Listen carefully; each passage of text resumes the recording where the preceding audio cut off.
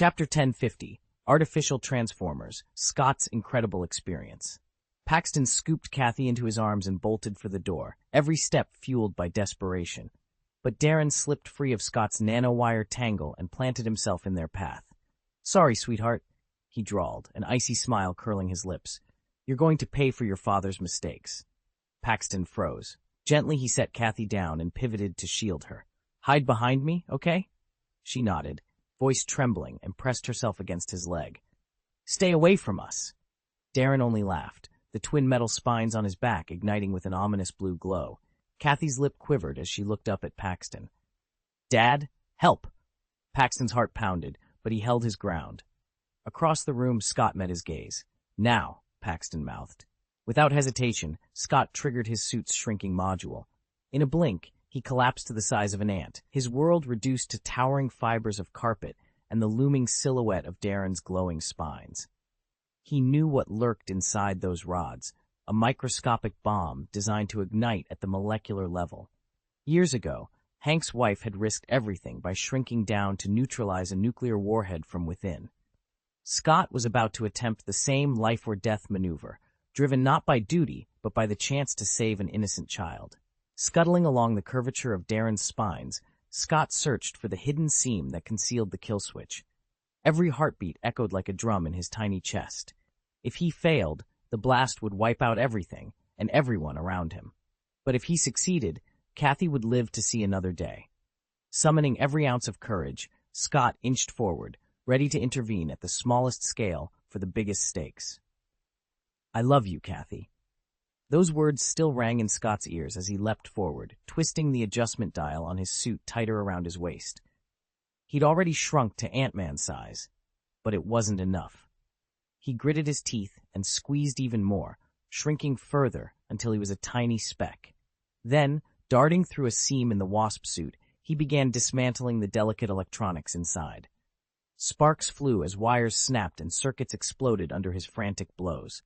The suit convulsed violently, its surface crackling with white-hot arcs of electricity.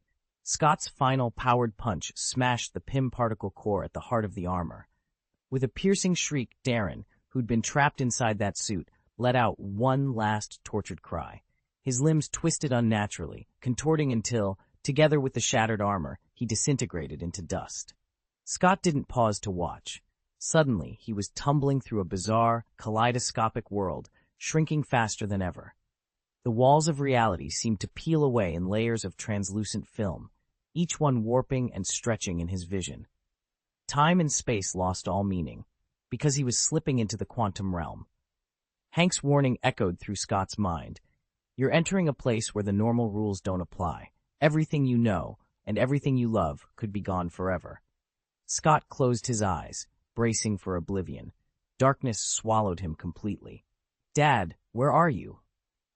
In that endless void, his daughter's voice cut through the blackness like a beacon. Scott's eyes snapped open, and he jabbed the magnification button on his left wrist device, only to realize it did nothing. In this warped field, zooming in or out offered no advantage. Panic flared until he remembered the blue disc tucked into his pocket. With shaking fingers, he pried it free and forced it into the adjuster clipped to his waist. He pressed the button again, and in an instant, his body swelled to colossal proportions, filling the room. Back in the real world, Kathy sat on her bed, clutching her favorite doll, her eyes fixed on the spot where her father had vanished. Then a pinpoint of radiant light blossomed in midair, like a miniature vortex, drawing in every mote of dust around it. In a blinding flash, Scott plunged back the portal. "Dad!"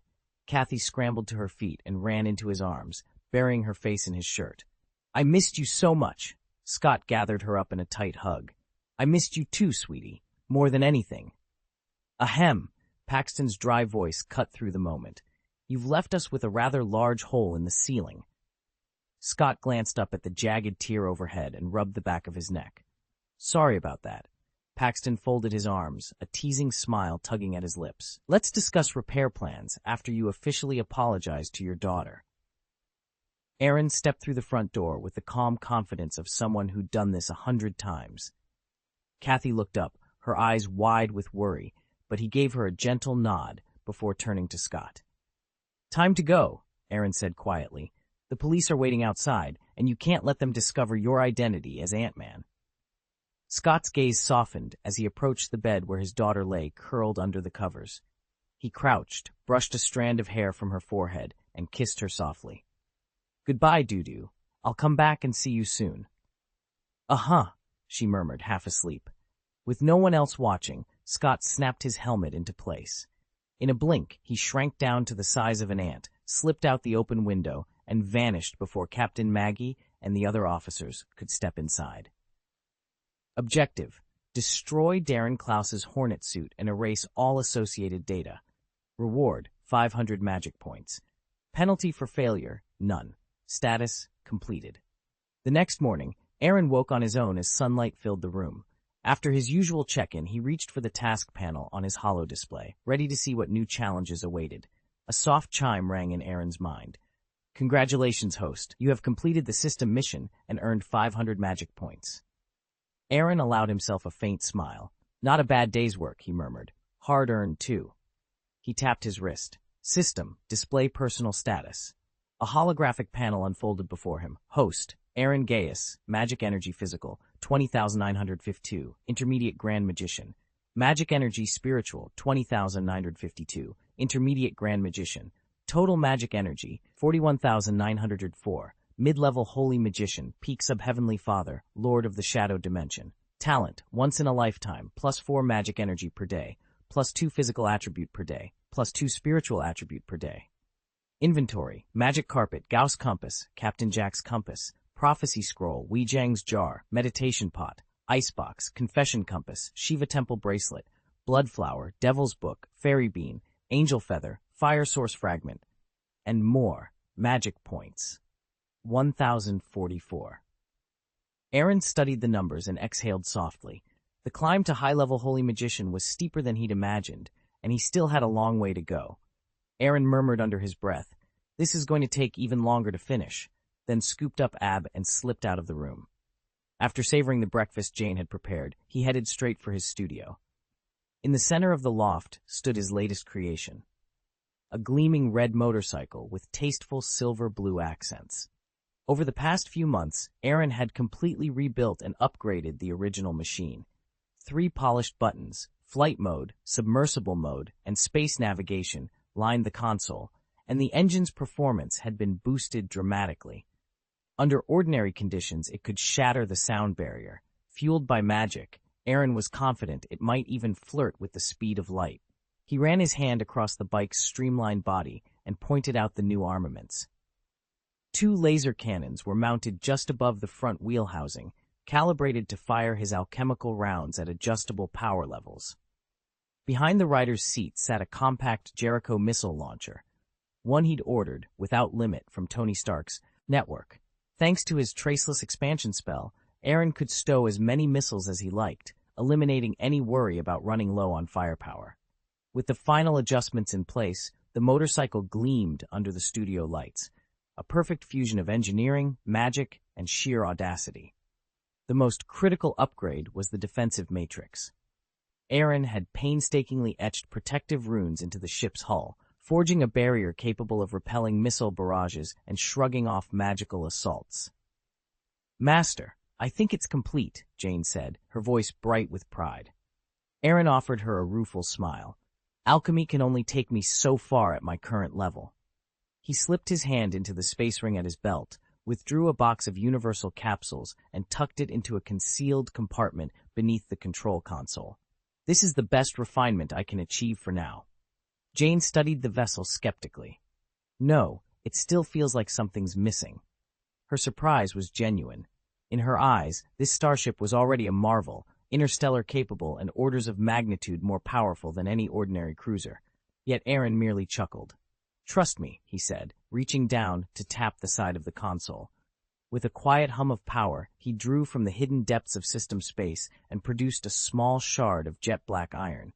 "Add this, and she'll be flawless." He held the glinting fragment up to the light. Jane's eyes widened. In that moment, she knew he was right. This final touch would transform their ship from extraordinary to invincible. Jane stared in disbelief at the battered motorcycle before her. "Master, what is that thing?" Aaron offered a calm smile as he produced a small, glowing fragment. This is the fire core shard. It can give any machine life. With a swift motion, he pressed the shard into the bike's engine. A jolt of electricity arced across the metal frame. The motorcycle shuddered violently, groaning with creaks and clangs. Under Jane's astonished gaze, the headlights flared to life. The chassis reconfigured itself. Handlebars shifted, wheels folded, and panels slid until, with a final hiss of hydraulics, a towering red robot, over 2 meters tall, stood in its place. For a heartbeat, the robot remained motionless, as if awakening to self-awareness. Then it lowered itself to one knee before Aaron and spoke in a clear, modulated voice, "Master." Aaron nodded approvingly. "You need a name. How about Supersonic?"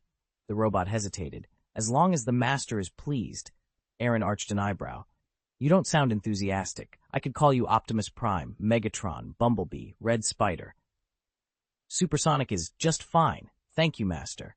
"Excellent." Aaron beamed. "You've only just come online, so no test drive today. Rest and familiarize yourself with your new form." Supersonic straightened, servos whirring softly. Jane stepped forward, still rattled but eager. Together, the three of them watched the setting sun, ready to embark on whatever adventure lay ahead. Jane nodded. "I'll stay and fill Supersonic in on everything, our world situation, potential dangers, and the location of our camp." "Perfect," the woman in charge said with a warm smile.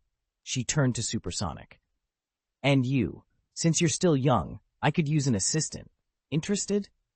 Supersonic opened his mouth to reply, but at that moment the scene shifted to another part of the compound. Aaron closed up his studio with a satisfied grin. He padded over to a plush recliner, sank into its cushions, and produced the Book of Demons. He cracked it open and began to write, weaving a tale so dark and cunning it would give the demon within fresh power. As he penned each line, the book absorbed the remnants of his potion, its pages shimmering with new energy. Within minutes, the Book of Demons glowed with an otherworldly light. Its power had surged to Sequence 7, the Folded Wing Angel. Only one more ascent remained before it could achieve true Sequence 6 demon status. But Aaron wasn't about to stop now. He needed the story to be flawless, to ensure the demon would never be stuck at Sequence 6 longer than necessary. So he leaned forward, ink flowing, utterly absorbed in his task. The sudden swing of the divination room's door jolted him out of his concentration. Hank Pym strode in, his arm in a makeshift sling. Right behind him came his daughter, Hope, and the second-generation Ant-Man, Scott Lang Jr. Aaron set down his pen and glanced at his unexpected guests. "Well, look who's here," he said with a mock sigh. "I've missed you all, far more than I'd ever admit." He managed a wry smile. "How long has it been?" Scott Lang jolted awake at dawn to the sound of frantic knocking on his front door. He glanced at his clock. 6:30 a.m.? Who on earth would be at his place this early? He swung the door open to find Hope Van Dyne and Dr. Hank Pym standing on his porch, grave expressions on both their faces. 24 hours? Scott rubbed his eyes. "And you still come knocking?" Hope bit her lip, looking apologetic. "I'm sorry, Scott. We had to sort some things out. We went straight to the High Court this morning to sign the confidentiality agreement with Senator Paxton." Hank chimed in. "And the kids, Louis and the others, ended up getting involved too." Hope nodded.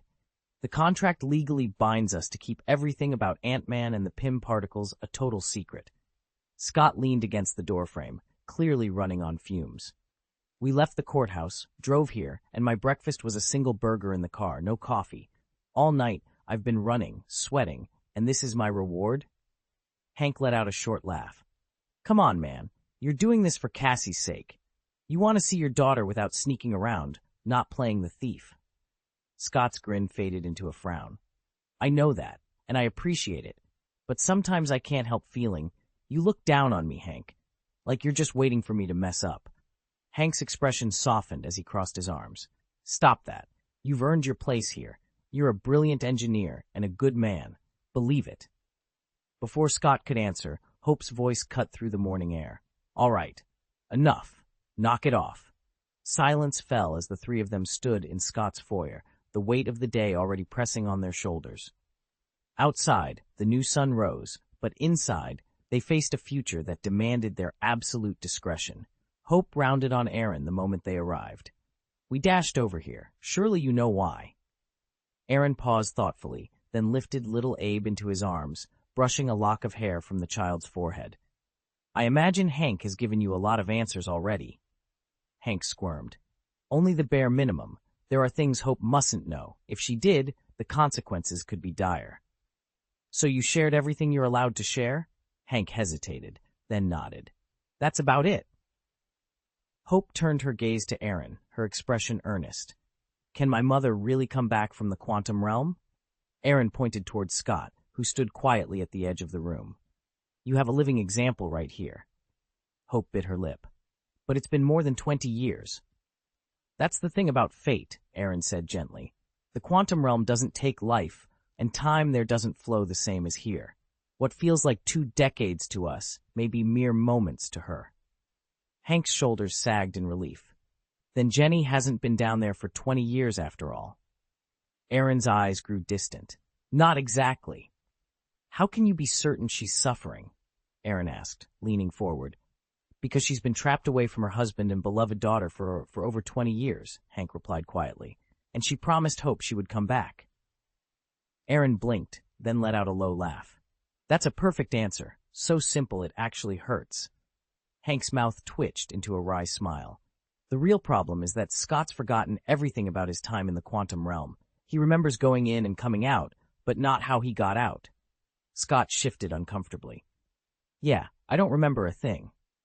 Hank said maybe my brain just couldn't handle it. Or something unexpected happened, Hank said, eyes narrowing. You know what they say. The moment you know the future changes. What if the only correct timeline is the one where Scott actually remembers his escape route, tells me, and then I figure out how to bring Janet back? But since he remembers nothing, we're stuck. Aaron's mouth twitched. If all they needed was the details of how Scott escaped, if knowing that could lead them straight to Janet, why not just come out and say it? Why skirt around the point when a woman's life hung in the balance? Hank's shoulders tensed. Aaron, I never saw this coming. I always thought you were a straight arrow kind of guy. Aaron's smirk was almost maternal. Believe me, neither did I. Hank managed an awkward smile. Losing a little pride was nothing compared to getting his wife back. Scott's recent experiment had proved that even ordinary people could slip in and out of the quantum realms safely, at least in theory. All Hank wanted was one quick trip, no ripple effects, then home again. I swear I won't change anything else, he said quietly. Aaron rolled his eyes and withdrew a slim notebook from the space ring on his finger. Everything you need to know is here. But I know the rules. Hank interrupted. I won't tell a soul. Aaron sighed and flipped to a marked page.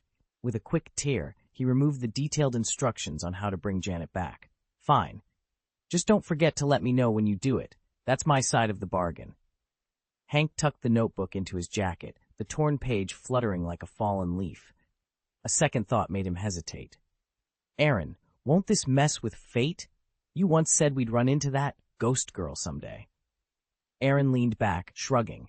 His dark eyes danced with amusement. Gaius's bloodline is already a glitch in the timeline. Whatever happens next won't touch him. Now, go. Time's not on your side. Friendly reminder, our website will soon undergo maintenance and an interface update. During this process, your reading progress may be lost. To avoid any inconvenience, please back up your bookshelf and reading records as soon as possible. Taking a screenshot is recommended. We apologize for any disruption and appreciate your patience. Chapter 1051, Temporarily Abandon the Divine Patron Spell, The Power of Raw Spirit Stones. High atop the mist-shrouded mountain in the spirit realm, Xiao Nao braced herself, staff raised. Who? Divine Guardian, she cried. In an instant, a colossal silver shield shimmered into existence around her, its opalescent aura rippling across a radius of several meters. Still no guardian, Xiao Nao muttered, lowering her staff in frustration. I don't understand. I can't summon it. Aaron stroked his chin, studying the shield's edges. Something isn't right. You've already refined your mastery of the divine patron curse. Otherwise, you wouldn't be able to produce a shield this large. Yet the guardian itself still won't appear, and your full magus potential remains locked. Xiao Nao sighed. I know that the patron guardian spell requires memories, specifically the happiest memories, but I've combed through every cheerful moment I have. This shield is the best I can do." Aaron clicked his tongue. "Sk. It seems the first half of your life didn't leave you with many blissful recollections. Otherwise, you'd have a handful of joyful memories to fuel the spell." Xiao now bristled. "Well, that's not exactly comforting." Aaron held up a hand. "All right, if you can't draw on your fondest memories right now, let's set the Divine Patron spell aside, at least for the moment. There's another way. Raw spirit stones. Their untamed energy can serve as a substitute catalyst. Rumor has it the caverns beneath this summit are rich with unrefined spirit ore. We'll descend and gather as many of those stones as we can. With their primal power, you'll be able to channel the magical force you need. No happy memories required." Xiao now met his gaze, determination returning to her eyes. "Very well. I'll follow your lead." Together, they turned from the peak and began their descent into the mountain's lower reaches, resolved to seek out the raw spirit stones that might finally unlock Xiao Nao's true potential. Aaron paced the length of the training hall, fingertips tracing the ancient runes carved into the floor. He paused, eyes narrowed on the faint glow pulsing beneath the arcane symbols. "Your progress is undeniable," he said at last, "but you're still missing the crucial leap from quantity to quality." From the corner of the room came a scoff. The little imp, known affectionately as Naughty, stood with arms folded, cheeks flushed. "Which memories are you tapping into for this spell?" Aaron pressed. Naughty bristled. "I'm not telling." Aaron arched an eyebrow. "Is that how you speak to me now?" With a theatrical huff, Naughty's scowl melted into a rehearsed smile. "Forgive me, dear teacher, some things are inconvenient to share." Aaron shook his head, half amused, half exasperated. "All right, I suppose a little mystery keeps you entertaining," he conceded. "At least you're polite about it." He turned back to the runic circle. "The guardian spell is nearly complete, yet you still haven't summoned your guardian saint." Naughty shifted from foot to foot. "It's only been 6 months. You said we needed time to build the patron sage vessel." Aaron rubbed his temples. "Time enough, I think. Remember, you're an ordinary mutant without any inherent magic. Had you not absorbed my powers, you wouldn't even be able to shape a spark of mana on your own. Reaching this level of the sage form, given your background, is nothing short of remarkable." The imp's white hair swirled as they shrugged. Their voice trailed off. "If you push any further right now," Aaron warned gently, "you risk burning out what we've built. Sometimes the best progress comes from rest. Let the magic settle. Allow the patron sage to mature on its own schedule." Naughty's shoulders dropped in reluctant agreement. "Fine," they muttered, "but you owe me another sparring session once I recover." Aaron chuckled and held out a hand. "Deal. Now come on, let's get you out of these wards before you start complaining about my cooking again." With that, they melted out of the lumen, circle, the runes dimming behind them. In the hush that followed, the faint echo of their laughter lingered, a promise of great things to come once rest had done its work. "You should wait until you've collected enough happy memories before you try that," Aaron blurted out. He immediately regretted his sharp tone when he saw the little rascal's crestfallen face. His heart inexplicably tightened. After a moment, he softened his voice. "But I know it's not right to give up halfway when you still can see it through." He studied her for a long beat, then continued more gently. "I'm stuck in this world, and I can't reveal who I really am. That's why I've poured all my energy into building up our family here. I need them to be strong enough to help me before I can go home. My time and magic are limited, though, so some things just aren't suited to your temperament right now. Do you understand?" The little rascal nodded reluctantly, her voice barely a whisper. I understand." "Good," Aaron said, patting her head. "Once I leave this world with that ancient defensive spell safely in hand, you'll be free to practice it at your own pace. But for now, I want to teach you another spell, one that's less well known, but incredibly practical." Her unhappy pout vanished in an instant, replaced by eager anticipation. "What spell?" "Curse Dispel," he replied. "As the name suggests, it's magic that undoes curses. A petrification curse, a silence curse, even the Venomai curse, all can be broken with a properly cast Dispel curse." The little rascal's brow furrowed. "Wait, I've never even heard of a Dispel curse." Aaron smiled reassuringly. "That's okay. I'll walk you through every step. Chapter 7, The Final Curse. Aaron leaned back in his chair and sighed. Curses are valuable in our world, but until now, they've always had serious limitations. What I want to teach you is the perfected version, a curse whose power knows no equal. Xiao Naughty raised an eyebrow. You make it sound more like the work of a saint than a dark spell.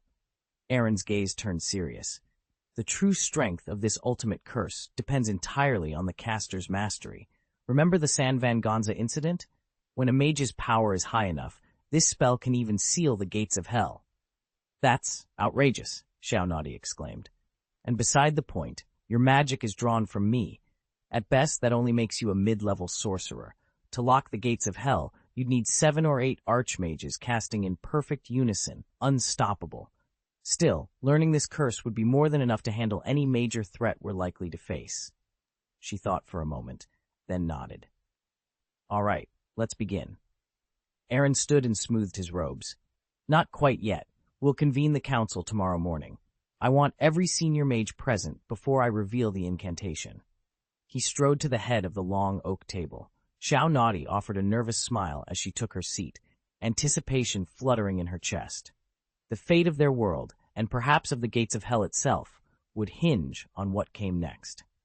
The grand chamber fell silent as more than 10 ethereal silhouettes materialized, each taking its place on a vacant seat. Within moments, the glowing outlines hardened into flesh and bone. Aaron lifted his hand, signaling readiness. Everyone is present. Let us commence. He turned to the front of the hall. Yake, your demonstration. With a confident smile, Yake stepped forward.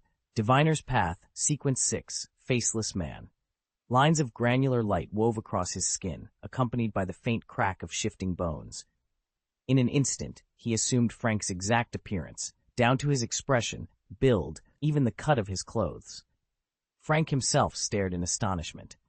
Is that truly the Faceless Man's talent? Frank whispered. Yake nodded. I can mimic anyone I choose. My proportions will grow more precise at higher sequences, but even now my disguise evades the diviner's scrutiny. With a small gesture, he let the illusion fall away and stood in his own form once more. Excellent, Aaron said, clapping. Yake's promotion was a welcome boon to the ranks of advanced artificers. Next, Ramon rose, pride gleaming in his eyes. Thief's Path, Sequence 6, Fire Thief. A small burst of crimson flame danced atop his palm without consuming him. He bowed. I admit I was a month behind Yake in advancing, but I've finally made it. Well done, Aaron pronounced, satisfaction in his voice as he applauded Ramon's achievement. What exactly does the Fire Stealer do? Frank asked, leaning forward with genuine curiosity. Ramon offered a calm smile.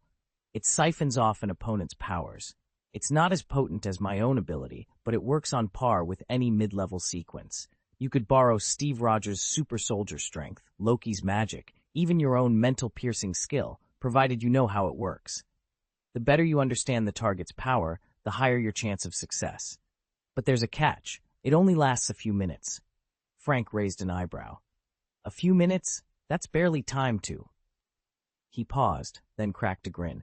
Kill me a dozen times over. Ramon shrugged, pretending not to hear. He'd have loved to point out that a few seconds might be more than enough to take Frank out, but diplomacy won out over blunt honesty. Where are you, Naga? Aaron's voice cut through the banter. He addressed the woman standing just beyond the circle, her expression as dark and dangerous as her title, the Gloomy Duchess. Naga rolled her shoulders, flicking a stray lock of hair from her face. Assassin's Pathway, Sequence 6, she announced smoothly. Codename Happy Witch. Congratulations, Ramon drawled, but don't get too comfortable. Sequence 6 is about to expire. She shot him a cool smile. You don't know the first thing about having fun, Ramon. There's more to pleasure than a restless night's sleep. And if you're so quick to forget my title, Gloomy Duchess, for the uninitiated, I'll be happy to remind you. All right, next, Frank said, clearing his throat. He glanced around the group before settling on his own reveal. Arbitrators wrote, Sequence 7, Interrogator. Silence fell as each member registered the latest addition to their ranks. The room hummed with anticipation and perhaps a little unease, knowing that these powers, even when shared for a few fleeting minutes, could tip the scales in any confrontation. Website maintenance notice. The site will soon be updated, which may erase your reading progress. Please back up your bookshelf and reading records. Screenshots are recommended. We apologize for any inconvenience. The potion has fully absorbed. You'll be eligible for promotion after the meeting. Don't rush me, Aaron teased with a grin. No pressure at all. Dr. Banner, you're up, someone called. Bruce Banner scratched his head, cheeks flushing. Monster Pathway, rank 6, Calamity Bishop. When were you promoted? Frank asked, sounding more annoyed than curious. Last month, Banner replied evenly. After a pause, he added, honestly, I regret it. I thought I was prepared, but I was wrong. He sighed. A Calamity Bishop passively attracts every disaster under the sun.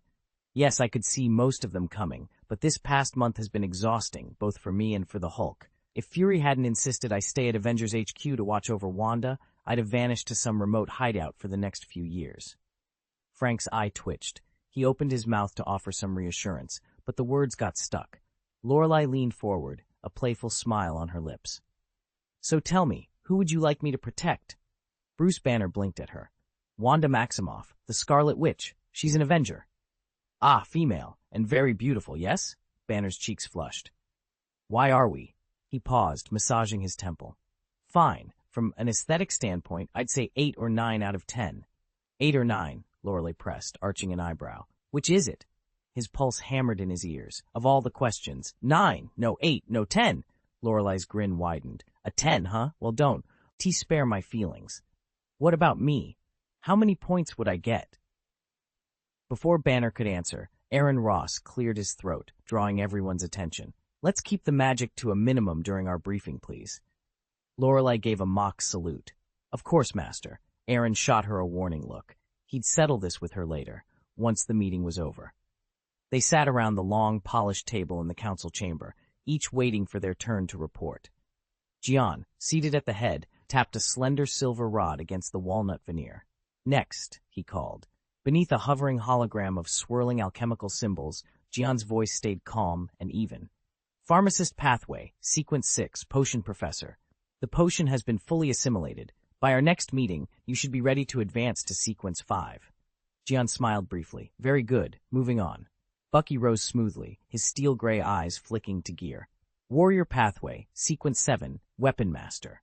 He paused. Your turn, Gear. Gear leaned forward and intoned, Pathway of Praise, Sequence 8, Singer.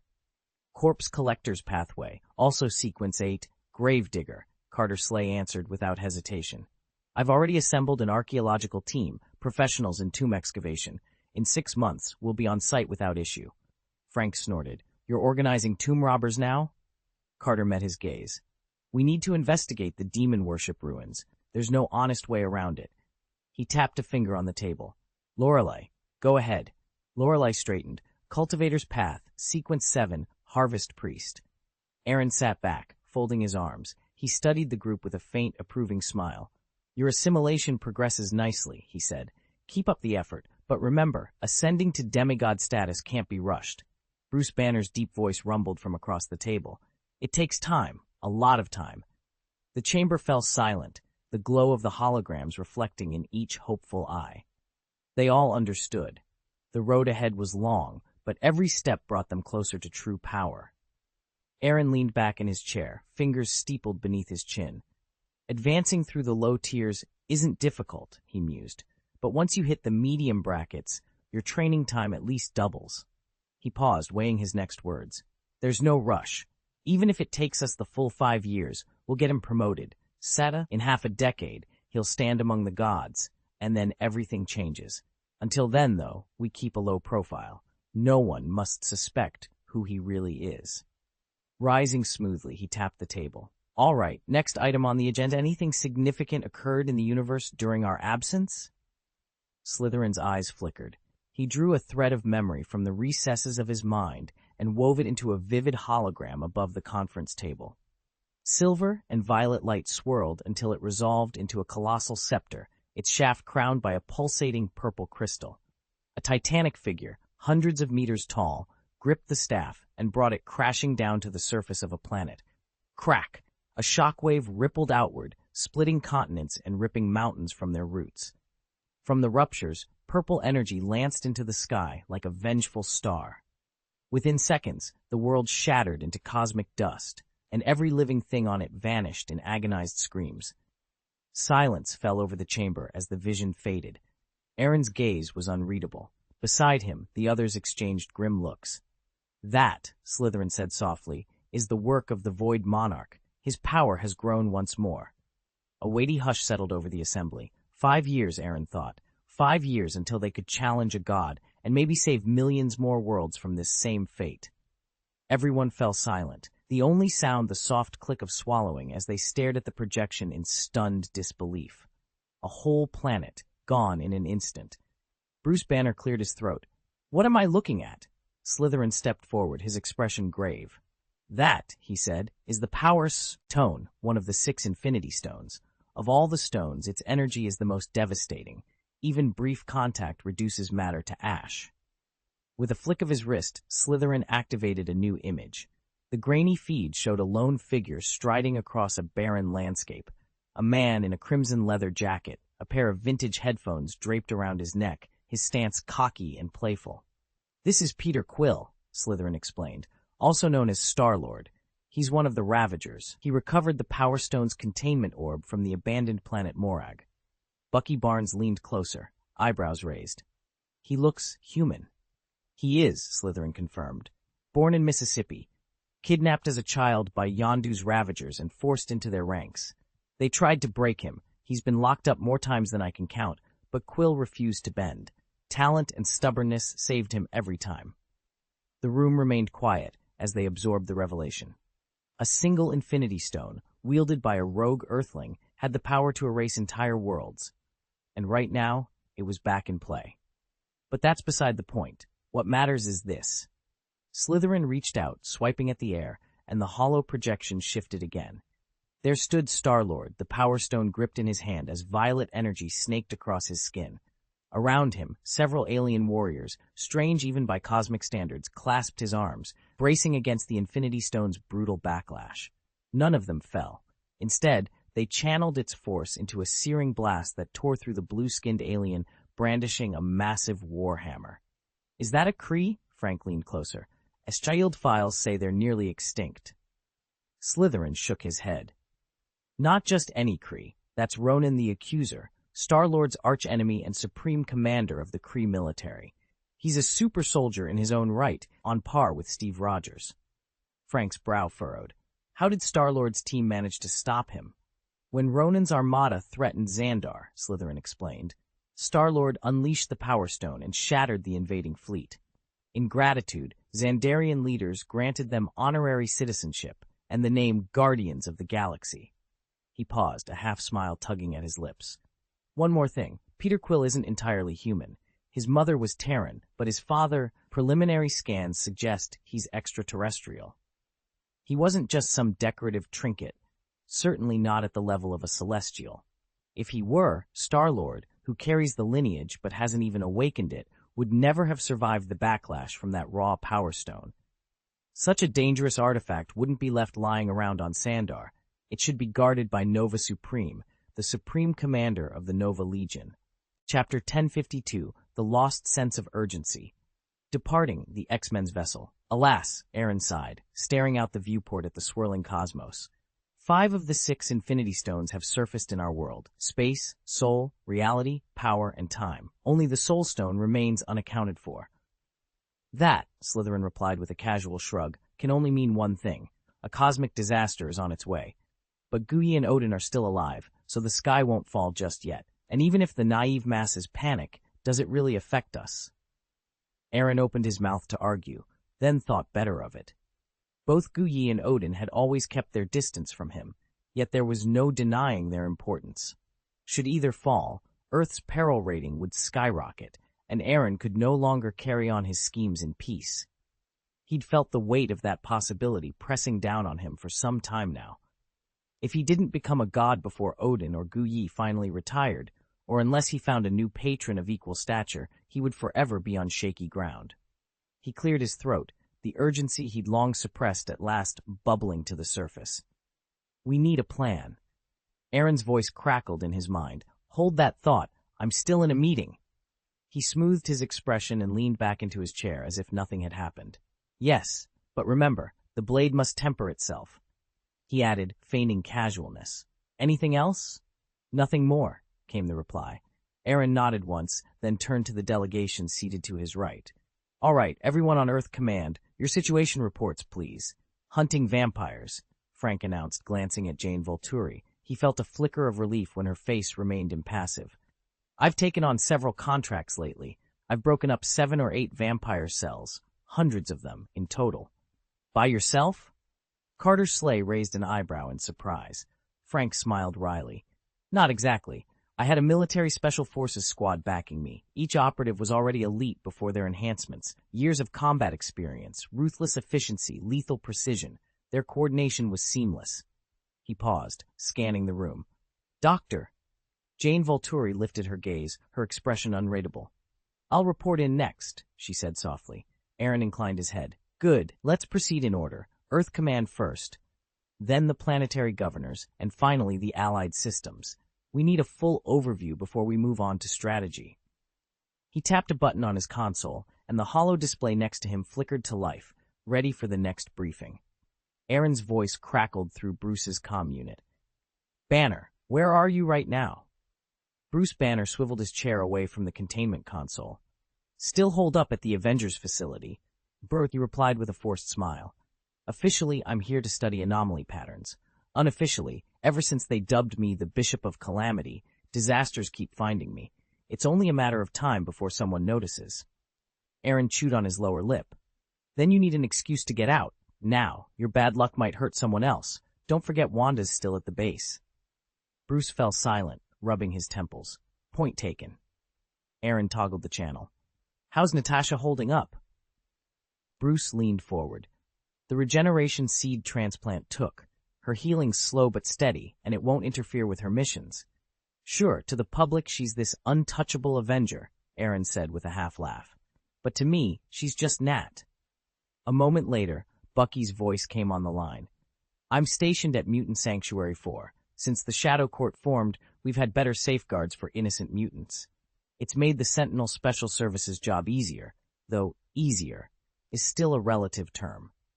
Social discrimination doesn't vanish just because someone holds a Holy Court certificate or wears its badge, Aaron said quietly. Even mutants who pose no threat or who never abuse their powers are still singled out and mistreated. At least a great many of them will no longer fear for their lives, he continued, eyes distant. When I return home, they'll become citizens of my kingdom of God. There, they can finally shed this persecution. It may be the greatest gift I can offer, since their original destiny was likely death. Aaron spoke without hesitation or remorse.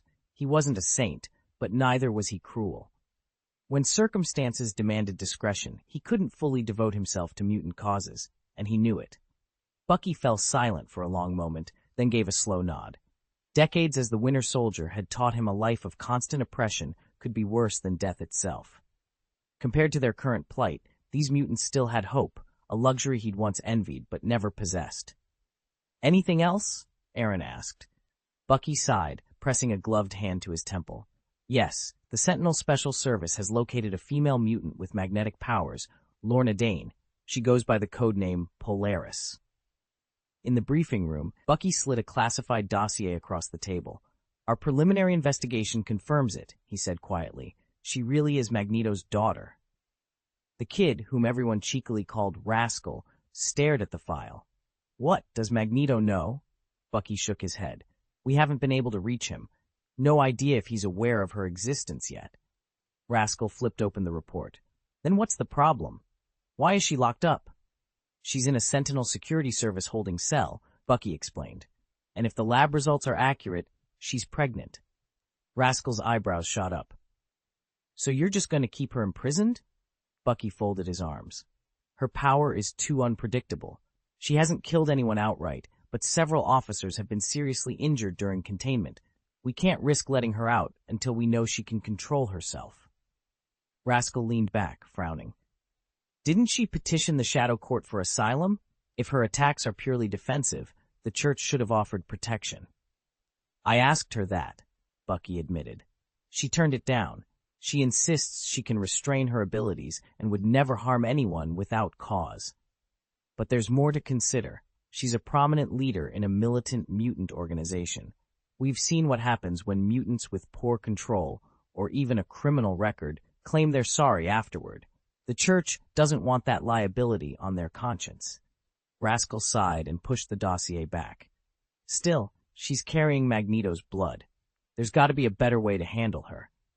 Bucky's expression was grave. Until we're certain her powers are stable, and until we get answers about her father's intentions, this is the safest option for everyone involved. The mutant church won't accept this easily, Aaron said, his voice low and tense. They're not about to take the fall for their past mistakes. Shaunauki frowned. Then what's our move? We only discovered she was pregnant after we captured her, Aaron continued. Her background is complicated. The Sentinel Special Service isn't going to release her just because she's expecting, but I still have enough pull at the SSS to arrange a single-occupancy cell for her, purely on humanitarian grounds. At least that way, the other detainees can't prey on her.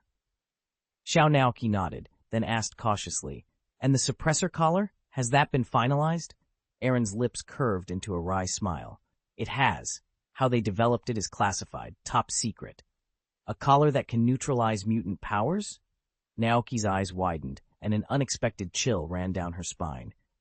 "Didn't Professor Xavier warn you about this?" Aaron shrugged. "I doubt Charles knows. Since the Shadow Holy Court emerged, he's been too distracted to catch wind of it." He shook his head, a rueful grin appearing. "Sometimes I really have to admire him, how he stays so calm in the eye of every storm." "He's as optimistic as a saint," Aaron said, "and his knack for fooling people, well, it's beyond me." The kid frowned. "That's going too far. Professor Xavier is the leader of the mutants. He's protected countless of our kind." "But he's got problems in his head," Aaron retorted. "Even ordinary folks know to stay on their guard when things are calm." "The professor knows that," the kid shot back. "That's why he formed the X-Men in the first place." Aaron scoffed. "I formed my opinion long ago. If mutants expect Charles Xavier to shield them, they're in for a rude awakening. My mind hasn't changed. He's just a pedantic old man. If he weren't a top-tier mutant himself, the Academy wouldn't even exist. And believe me, if Xavier found out Magneto's daughter was imprisoned, he'd be powerless to act. He'd probably be relieved that Bucky was handling it." The kid slumped, at a loss for words. After a moment, he glanced at Bucky. "Is there anything else to report?" Bucky's voice was low and steady. "Aside from the North Star situation, everything else is normal." The briefing room at Sentinel Special Service was quiet when Gear leaned forward across the polished table. "Our organization harbors plenty of secrets," he said in a low voice, "but as an auxiliary staffer, I barely scratched the surface." I gave him a curt nod. "Keep your eyes open. If you uncover anything new, you know where to find me." Suddenly, a system notice scrolled across the wall-mounted monitor. "Site maintenance is imminent. Please back up your bookshelf and reading records now to avoid data loss. We apologize for the inconvenience." I waved a hand dismissively. "Ignore that. Let's carry on." At that moment, Little Naughty slipped into the room, shoulders hunched, and cleared his throat. "Sir, I've been looking into Xavier Academy's student roster. Almost every mutant there has already obtained certification from the Shadow Sanctuary. And besides Professor Charles Xavier himself, the X-Men are officially on record as well." Gear's expression darkened. "That's precisely why the Sanctuary refused to admit them," he said gravely. "Professor Xavier's telepathic powers are off the charts. If he ever lost control, the casualties could be catastrophic. Add to that the X-Men's constant field missions, and you've got a powder keg of unpredictable variables." I tapped my pen against my notepad. "Understood. One more thing. Where does Chin fit into all of this?" "How is she doing?" Aaron asked, leaning forward. "She's left the X-Men," the little imp replied, an odd gleam in her eyes. "But she's still teaching at the Mutants Academy, and she's now got her church certificate and badge." Aaron let out a relieved breath. "That's good. It'll be a lot easier to pull her out of trouble next time." "She's been away a long while," the imp continued, smiling wryly. "Cyclops has started paying attention again, and Logan's gotten curious too." "Damn," Aaron muttered, shaking his head. "I haven't been around long enough to see them act this weird."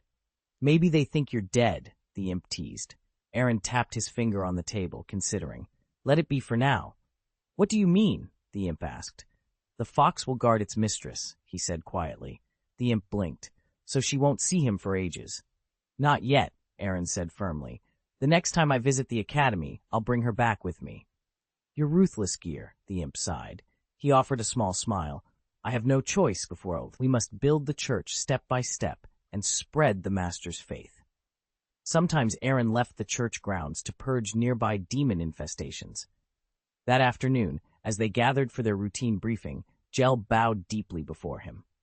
Master, the magic tome you entrusted to me has been invaluable, Gel said.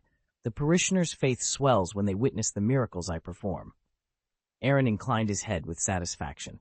Over the past weeks, he'd quietly harvested small streams of believers' faith, meager but better than nothing, and stored them safely in the spirit realm for emergencies. Carter Slay, leaning against a pew, offered a wry smile. Well, Carter remarked, these last few months have gone pretty smoothly. Aaron clapped his hands once. Excellent. That concludes today's meeting. The next morning dawned bright and clear. Following his usual routine, Aaron checked in on his progress logs, then escorted Abby downstairs for breakfast. When they returned, Aaron produced a small vial of crimson liquid and handed it to Jane. This, he announced, is your rank 5 pharmacist path elixir, the Crimson Scholar. To advance, you'll need to perform a formal ritual beneath the full moon, using specific metals, rare gemstones, and the blood of extraordinary creatures, each component symbolizing a different lunar phase. Jane's face flushed pink. Master, I've never gathered anything like that. I'm not prepared. Aaron simply smiled. With a quiet gesture, he reached into the dimensional pocket of his system space and withdrew polished moon-silver ingots that caught the light like liquid mercury, a handful of perfect moonstones, and several sealed vials of shimmering beast's blood. Consider it done, he said. We'll perform the rite tomorrow night. Until then, rest well and familiarize yourself with the ritual steps. Jane stared in awe as Aaron stowed the ritual implements in her satchel. Abby peered over her shoulder, eyes wide. Aaron ruffled Abby's hair. Come on, let's get some exercise before dusk. I'd like us all in top form. As they set off into the crisp morning air, Jane clutched the satchel with trembling excitement. Tomorrow's full moon held the promise of a new beginning, and Aaron's steady guidance gave her the confidence she needed to face it. Keep brewing small batches each night, and by the full moon's rise, you'll be ready for the ascension, Aaron instructed, leaning over the workbench crowded with simmering flasks. He drew his dagger, nicked his fingertip, and let a single drop of blood fall onto Jane's forehead. My blood seals the rite. Sequence 6 is stable enough on its own, but this safeguards against any complications. Jane pressed her palms together and bowed, an almost angelic smile lighting her usually solemn face. Thank you, Master Aaron. Your guidance and your protection mean everything. Aaron waved a dismissive hand. Nonsense. You've been my maid and the architect of these potions far longer than I can count. You deserve a proper reward for your hard work. From the velvet chaise by the tall window, Hela let out a slow, amused clap. A reward, he says? Aside from offering her body, can you think of any other way to show your gratitude? Aaron's cheeks flushed. Hela, must you speak so crudely? I'm a student of profound arcane lore, not some common libertine. Hela leaned back, eyes glittering with mischief. Oh, really?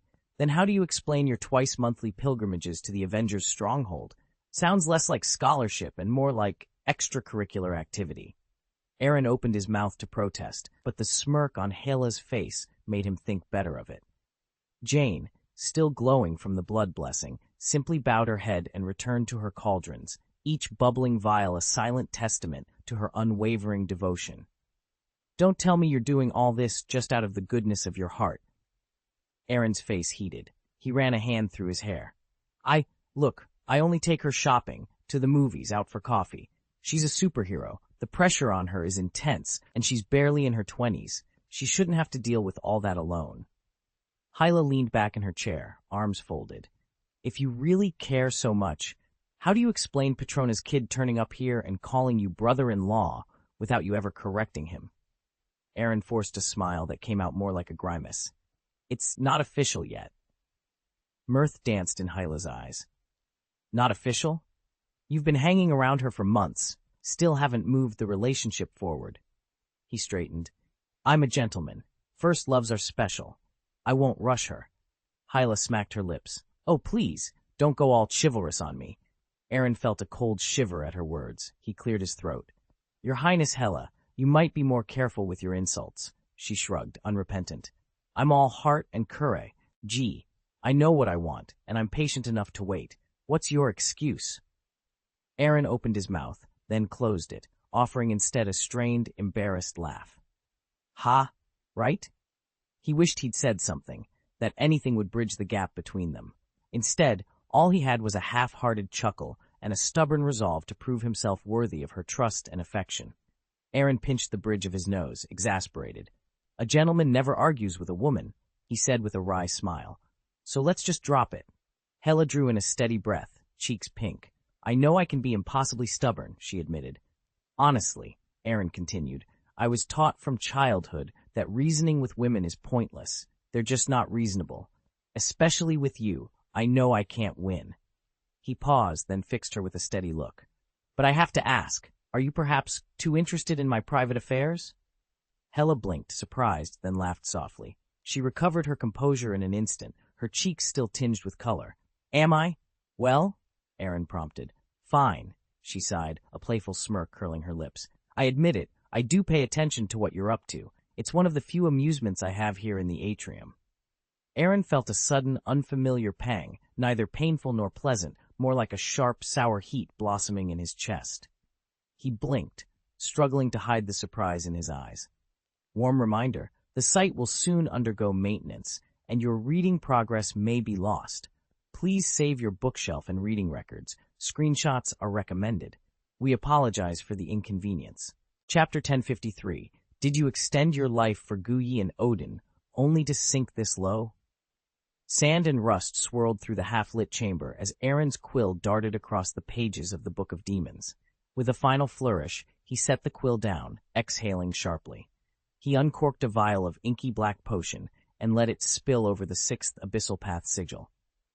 The liquid vanished into the parchment, and for a heartbeat, nothing seemed to happen. Then the entire grimoire trembled, its runes glowing brighter. It had just risen a sequence. Hold your celebration, Aaron warned. First, digest the potion. Only when your system has fully absorbed its power will I allow you to complete your transformation. The Book of Demons quivered in delight, its pages rustling as though eager to comply. Aaron raised a hand to still it. Listen carefully. To advance from a Sequence 6 demon to a Sequence 5 Apostle of Desire, you must endure a savage ritual, serial killings. After each murder, you must consume your victim's internal organs. From that moment on, a feral hunger will gnaw at you, a bloodthirsty craving that compels you to kill again and again until it's momentarily sated. His gaze turned steely. There must be at least 3 days between kills, or you risk losing all control. But if you wait longer than 9 days, the ceremony will reset, and you'll have to start the ordeal from scratch. The ritual demands a minimum of 13 victims and allows up to 49. The more lives you take, the more complete the ceremony, and the greater your chance of promotion, Aaron said, his voice calm, but his heart heavy. The path of the abyss was twisted indeed. The system's upgrade gift package contained every godly ascension rite imaginable, except one that spared life. To become an Apostle of Desire, a demon had to kill, and at least 13 souls were required. He paused, meeting the demon's eyes. You have 2 choices. First, you can forfeit the Apostle of Desire promotion. In that case, I'll grant you a fire demon heart, a shard of pure demonic flame, and a spark of life. With those, you'll rise to the rank of sub-heavenly lord among the fire demons. Or you can proceed with the 5 Desire Apostles ritual. Yes, it's drenched in blood, but this world teems with sinners more corrupt than you can imagine. 13 sacrifices are a mere formality. The demon hesitated, the weight of the decision pressing down. Aaron watched in silence, knowing that once the first life was taken, there could be no turning back. I don't like this cannibalistic promotion method, especially since you're a life form I poured so much effort into creating. The demon book shuddered, confusion rippling through its pages.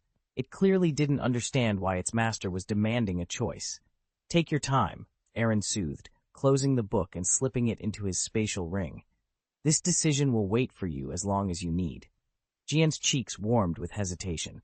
Master, I've drunk a lot of people's blood in the past. That was your past, Aaron said with a reassuring shrug and a gentle smile. Remember, now that you serve me, you're simply my maid. Whatever you did before doesn't matter to me. But the Book of Demons is different, Jian insisted, her voice earnest. It's a life I created. I want it to grow into a wise, sensible demon, not an unrestrained spawn of hell. Her words hung in the air. Slowly, Jian's expression softened as understanding dawned in her eyes. She nodded, resolved to guide her creation toward the path she envisioned. I never took you for the gentle type, Hyla teased, a knowing smile playing on her lips as she surveyed the two options laid before them. Surely each choice must lead down a completely different path. Your Highness Hela, you truly are brilliant, Aaron said with a thumbs up, then quickly shifted gears. But honestly, you're overthinking it. Either one works for me, though if you ask me, the first option is the easiest. A sudden jolt of urgency shot through him. He just remembered, 5 of the 6 Infinity Stones had already surfaced. Slamming his notebook onto the table, he flipped it open and began sketching his next move. It wasn't Thanos' finger snap, wiping out half the universe, that worried him. Neither he nor his closest allies would have been affected. No, the real threat was that 5 raw stones were already in play. Thanos would soon set off to gather them all, and he wouldn't dare attempt it unless the Ancient One and Odin were no longer obstacles. According to the timeline Aaron had painstakingly reconstructed, Gu Yi and Odin still had at least 2 years before they'd vacate their posts, and he intended to use every second of it. Gu Yi had one goal above all else: train Stephen Strange into a genuine prodigy before he could consider stepping down. After all, his own track record barely qualified him as a responsible supreme mage. Odin, by contrast, had reigned for millennia and already secured his own escape hatch in the halls of heroic Valhalla. When, or even if, he chose to die was entirely his decision. He showed little concern for the world's perils. He stayed on Asgard's throne simply for Frigga, his devoted queen, his brawny but dim-witted eldest son Thor, the scheming Loki, and that merciless daughter Hela, whose murderous streak both terrified and fascinated him. As much as Gu Yi hated to admit it, he'd come of age under the protection, some would say the tyranny, of these two titans, Strange and Odin. Without them, who would stand between Earth and the 9 realms and the ravenous dimensional lords, Mephisto, Lucifer, Dormammu? Chaos would reign, and for someone like Gu Yi, still hiding his true identity and far from ascending to godhood, that chaos spelled disaster. He needed a bulwark of his own making. 2 paths lay before him. The first was clear: shepherd Strange and Odin toward full divinity, helping them become true patriarchs of heaven, and thus seize the initiative before any interdimensional warlords could move against them. Aaron paced the dimly lit room, his mind racing. Even if he managed to seize Mephisto's or Lucifer's body, he'd gain formidable power, and no matter how unskilled the vessel, he could still fight his way out. But Aaron's original timeline, becoming a god within 5 years, had been cut to less than half that. Now he wasn't at all certain he could pull it off on schedule. Then another thought occurred to him. If he could prolong the lives of the Ancient One or Odin, every extra day they lived would buy him more time to prepare. Grabbing his notebook, he drew a vertical line down the center of the page. On the left, he wrote Ancient One, on the right, Odin. Beneath the Ancient One, he drew a branch and labeled it Strange. On Odin's side, he scrawled multiple lines, each ending with the names of potential heirs in the Odin bloodline. On the surface, the chart looked straightforward, but its implications were anything but simple. The Ancient One could not step down without a successor to the title of Sorcerer Supreme, and her only known candidate was Stephen Strange. If Strange vanished, she'd be forced either to find another heir or remain in service indefinitely. The most direct solution, locate Strange now and eliminate him, was brutally simple, yet the price would be steep. With her chosen apprentice dead, the Ancient One would surely unleash her fury, and by the rules she upheld, she'd demand a new Sorcerer Supreme in his place. Aaron sighed and flipped the page. Time was slipping away, and every option carried its own deadly consequences. He closed the notebook, determination hardening in his eyes. There was no turning back now. Aaron let the thought drift away. If he'd been in the Ancient One's shoes, he'd naturally have anointed Strange as Sorcerer Supreme, an undeniably bold move, but far from uncontroversial. Hissing to himself, he firmly set the notion aside. Murdering someone to keep them quiet only breeds more chaos. It would do him no good. What else could he do? Stopping Strange from reaching Camartage would delay the Ancient One's retirement, but Gu Yi's mastery of the Time Stone and her watchful care for Strange meant any direct interference would be spotted at once. No, this had to be a long game. He needed to locate Strange first and quietly extinguish the young doctor's appetite for magic so that Camartage would no longer hold any appeal. Every step had to be calculated to avoid Gu Yi's notice. Then there was Odin. Unless fate intervened, the All-Father would eventually welcome death to protect his family's future. Aaron decided to hasten that outcome, slowly but surely draining Odin of his divine power, nudging him closer to the release he would ultimately seek. Note to readers: our website is about to undergo revisions, which may cause your reading progress to be lost. Please be sure to back up your bookshelf and reading records. Taking screenshots is recommended. We apologize for any inconvenience. Queen Frigga, ever steadfast and composed, need not lose sleep over the looming changes.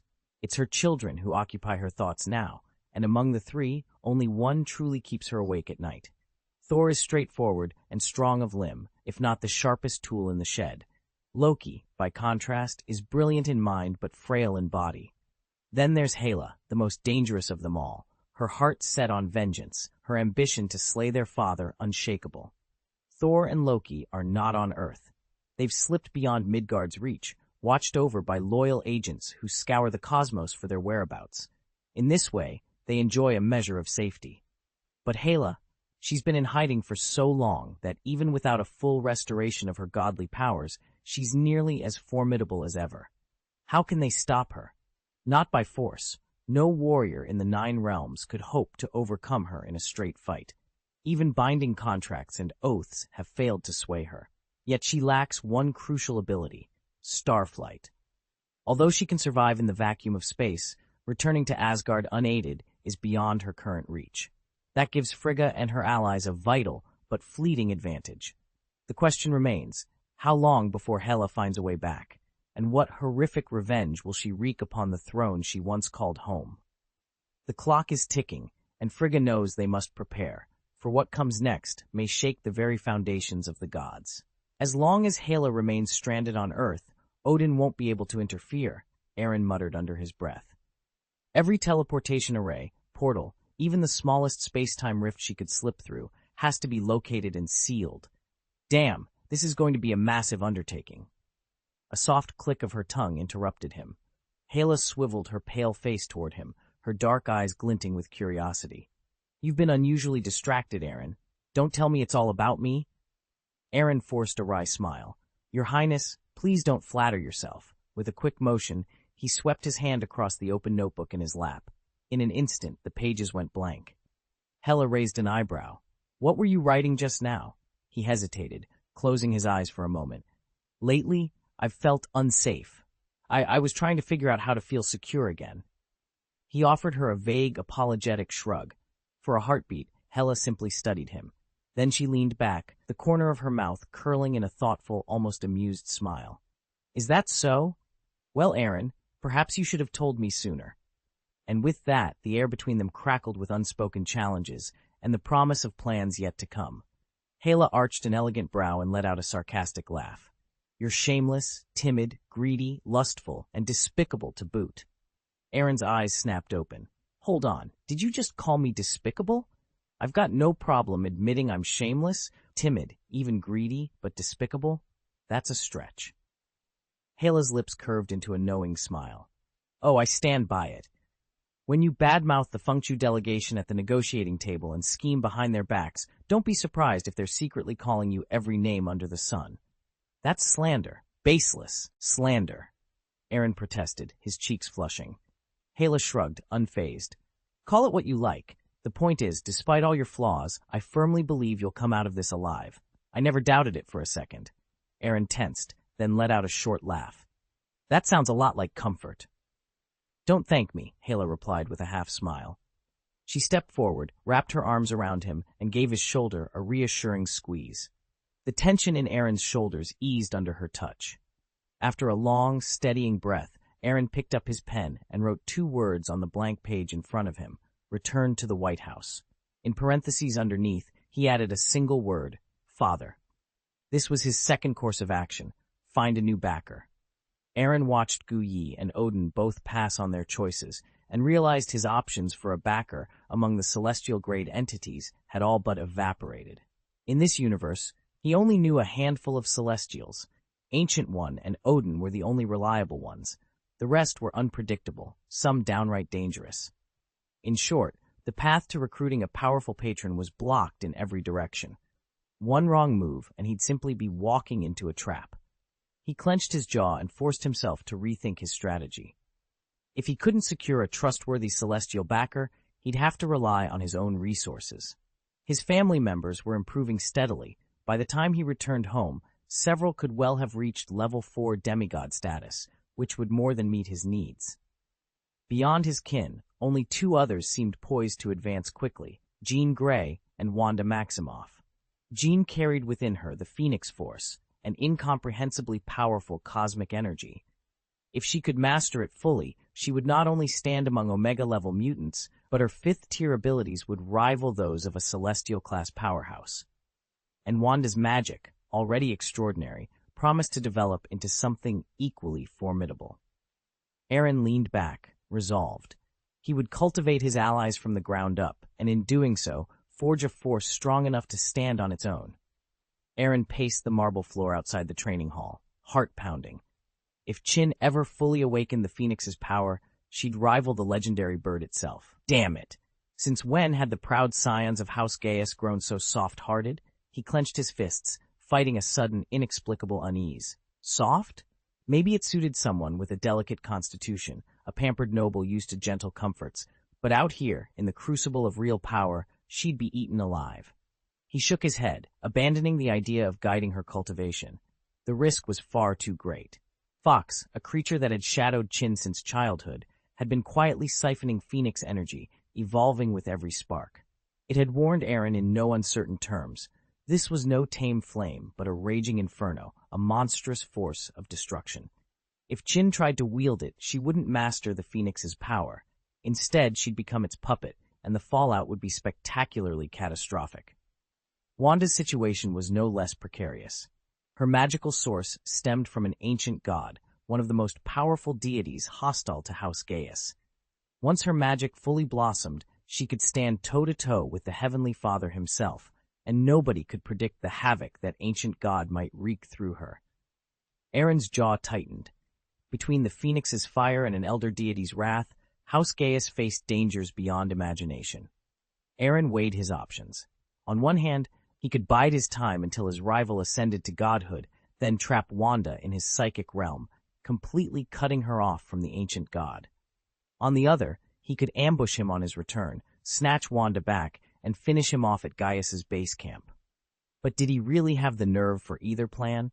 No, he refused to become a kept man, depending on someone else to do his fighting. He was a true man, upright and self-reliant, and it shamed him to rely on others. He sighed and glanced over at Hela, who was quietly stroking Abe's hair. A daring idea flickered through his mind. Perhaps Hela could be his ally.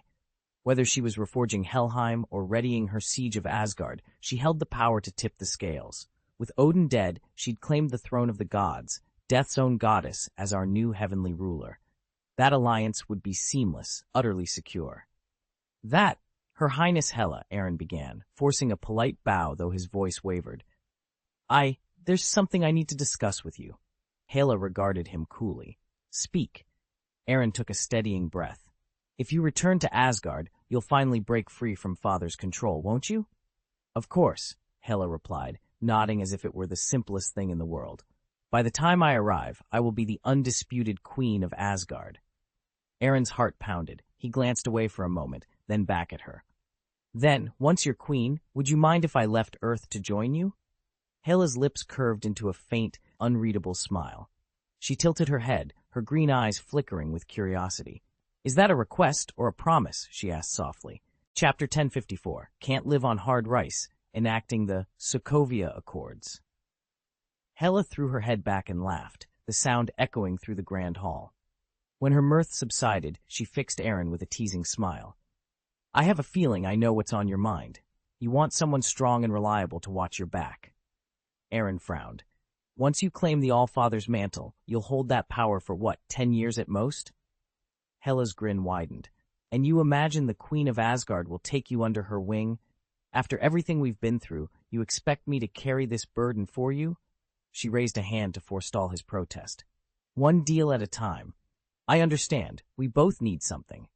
If I become All-Father, I can indeed offer you protection. But don't forget, taking on that role puts me in danger too. Aaron blinked in surprise. He'd never pictured the goddess of death worrying about foes of equal might. So, you're afraid. Hela's expression turned deadpan. I'm not afraid. I just refuse to shoulder unnecessary risk without good cause. Aaron sighed, running a hand through his hair.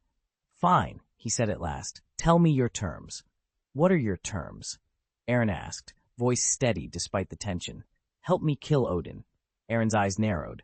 Trade one of them, he said without hesitating. I'm not volunteering to die. Hela merely nodded, her gaze flicking to Ab, terrified and clinging to Jane Volturi's arm, and then to Jane herself. Hand me both of them. Abby and Jane exchanged panicked glances. Though they served as his attendants, Aaron would never sacrifice them. No. His refusal was firm. You can't have them. Hela's lips curved into a cold smile.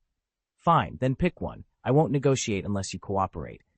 Aaron's jaw clenched. I refuse to trade the people I care about for a hollow promise of safety. You've seen my offer, Hela replied smoothly. Believe me, I won't harm them. They'll be far better off under my protection. For a long moment, Aaron studied her. Then, with a brisk motion, he scooped Abby off Jane's arm and set the trembling boy on the table between them. Happy? Now what's your next demand? That cruel, predatory smile returned to Hela's face. My final term. You will kneel before me. A heavy silence fell. Aaron ran a frustrated hand through his hair. Your Highness Hela, you can't be serious. Her eyes glittered with amusement. I see nothing unreasonable about it. Aaron steadied his gaze on hers, equal parts fury and disbelief. Really? You find this entertaining? More than you can imagine, Hela purred. Now rise and decide. After the battle in the underworld, Aaron couldn't resist taunting Hela. I've thought more than once about making you kneel, he said with a crooked grin. Hela's eyes flashed. Kneel? Is that a serious question? Aaron laughed softly. Don't worry, no orders here. I value my dignity as much as my ancestors did. Aside from my elders, only my wife can ever make a Gaius man bow his knee. Hela's mouth twitched at the corner. She'd always suspected Aaron of toying with her, but proof had never surfaced. You're shameless, she accused. Aaron raised an eyebrow. Your Highness, is there still an order to kneel? I never told you to, Hela shot back, teeth clenched. I'll give you my answer once you agree to those first two conditions, but I advise you to decide quickly. Time's not on your side. Aaron straightened and squared his shoulders, his calm voice unruffled. No need to deliberate. Gaius men are born with steel in their bones. We don't beg for mercy. I won't disgrace my family by pleading for a woman's protection. Hela paused, studying him with cool amusement.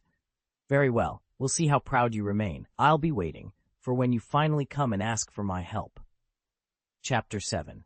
You didn't ask for me, Aaron shot back, refusing to be cowed. Queen Hyla's lips curled in a mocking smile. Oh, but I did, she replied smoothly. I'm the queen after all. I can have any favorite I choose, even a man. With your looks and scent talents, you're just barely suitable.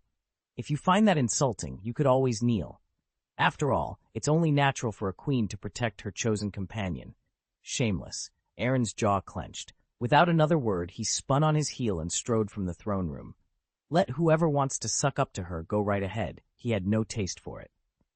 Prosecuting the Avengers, global counter-violence. Last month in Lagos, Nigeria, an Avengers operation against a cell of mercenaries ended in tragedy when 11 Wakandan volunteers were killed. These citizens, hailing from a nation long committed to isolation, had been performing public service duties when they were caught in the crossfire. The incident has sparked international outrage and urgent calls for a formal investigation into the Avengers' actions. King Chaka demands accountability from the Avengers. On live television, King Chaka of Wakanda addressed the world with a grave intensity. Our people's blood has been shed on foreign soil, not only because of outright crimes, but also because those who had the power to prevent them chose indifference. A victory bought at the price of innocent lives cannot be called a victory. He continued, his voice calm but unwavering. The Avengers insist they stand above international law. If we allow this to go unchallenged, it becomes the new norm. What legal authority does Wanda Maximoff have to intervene in Nigeria as she sees fit? Aaron snapped off the TV and let out a long, frustrated sigh. He ran a hand through his hair. See, this is exactly why I don't trust her, or any of them, as superheroes. Pietro glanced at him blankly. I know, Aaron, this has really damaged her reputation. A lot of people died. Aaron struck his chest with a dramatic thump. A villain does one good deed, and everyone hails his redemption. A hero slips up once, and everyone calls them a fraud. It's ridiculous. Superheroes get all the glory up front, but the moment public opinion shifts just a little, they're torn apart. He paced the small room, shoulders tense. This world is so unfair. As soon as you put on a mask or a cape, you surrender your right to make mistakes. One misstep, and suddenly you're the enemy. Aaron ran a hand through his hair, pressing his temples as though to ward off a headache. Everything I feared has happened, he muttered, eyes dark with frustration. But I never expected her to be the one behind it. Framing Wanda like that, it must have taken a lot of careful planning. Pietro folded his arms. We need to get to the Avengers' headquarters. She's going to need someone she trusts right now. Aaron shook his head, stepping forward as if to forestall any argument. I'll go myself, he said quietly. But you're staying here. The Avengers are in chaos, morale is shaky, and you, Wanda's own brother, walking through those doors will only make things worse. Pietro bristled, an edge of hurt in his voice. So you want me to stand by and do nothing? There's nothing more helpful you can do than keep your head down, Aaron replied. Right now, staying calm, watching how things develop, and not stirring the pot is your best strategy. Pietro's jaw tightened, but he nodded. Fine, I'll trust you to look out for her. Aaron offered a brief, reassuring smile. Don't worry, I'll make sure she's safe. But honestly, superheroes, the Avengers, they're not going to be what she needs right now. It's time she walked away from all of this. Pietro hesitated. Are you sure that's the right call? Aaron's gaze was steady. I've never been more certain. Agent Carter rubbed her temples as she scrolled through yet another newsfeed. Wanda's devoted years of her life to the Avengers, she said quietly. Now everybody's ready to write her off. How is that fair? Agent Reyes didn't look up from his tablet. Fair? You're asking me about fairness? Ask the public. Ask the families of the casualties. Civilian losses happen on our missions. It's regrettable, but it's part of the job. Hundreds died in Sokovia, and nobody made a fuss. A handful in Legacies barely registers. That's easy for you to say when it's not your name in the headlines, Carter shot back. Truth rarely feels comfortable, Reyes replied. But this time's different. A king has publicly condemned us and demanded answers. That transforms a PR problem into an international crisis. Politicians, military chiefs, power brokers, even supervillains, they'll all use this controversy to their advantage. They're waiting to pounce on any sign of weakness within the Avengers. He set the tablet aside and met Carter's gaze. Wanda deserves better, he admitted softly, but right now we're playing defense on every front. Don't pretend you haven't seen their play, Aaron said, voice low but fierce. They intend to strip all superheroes of their hard-won freedoms and put the Avengers completely under political command. From that point on, our team becomes nothing more than a puppet, a tool for power and influence. Pietro frowned in disbelief. It can't really be that dark, can it? We're not that naive. It's exactly what they want, Aaron replied. Once they force us to take that first concession, lose a little autonomy, each subsequent demand will follow. The Avengers aren't a single unified block. Every member has their own convictions. That inevitable rift is their real target. He allowed himself a brief, almost smug smile. Thanks to the binding contract he'd arranged for his own unit, an unbreakable master and servant oath, his team could never fracture from within. The Avengers, however, lacked such safeguards. I'm especially worried about Wanda, Pietro admitted, eyes downcast. She won't stand down quietly. We're in deep trouble if she decides to fight. He looked to Aaron with both hope and desperation. We need a plan. You've got to find one. Aaron squared his shoulders, determination flashing in his eyes. Don't underestimate me. I'll do everything in my power to keep the Avengers together. Wanda touched down without a hitch, and with no one calling her back in after she quit, it felt like a blessing in disguise. Aaron gave a soft sigh, stepped outside, and cleared his throat. Supersound. No sooner had he spoken than a scarlet motorcycle thundered to life behind him. Its twin wheels spun up in a blur, and in the blink of an eye it shot from the underground garage. The bike's headlights pulsed with a sharp, mechanical stutter.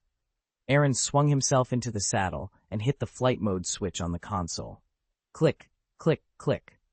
The front wheel folded back until it lay flush with the rear, and a pale white glow flickered beneath the frame, holding the machine aloft. Engage, he murmured, twisting the throttle. A brilliant jet of blue-white flame roared out of the tailpipe and coalesced into a beam of light that rocketed straight for the sky.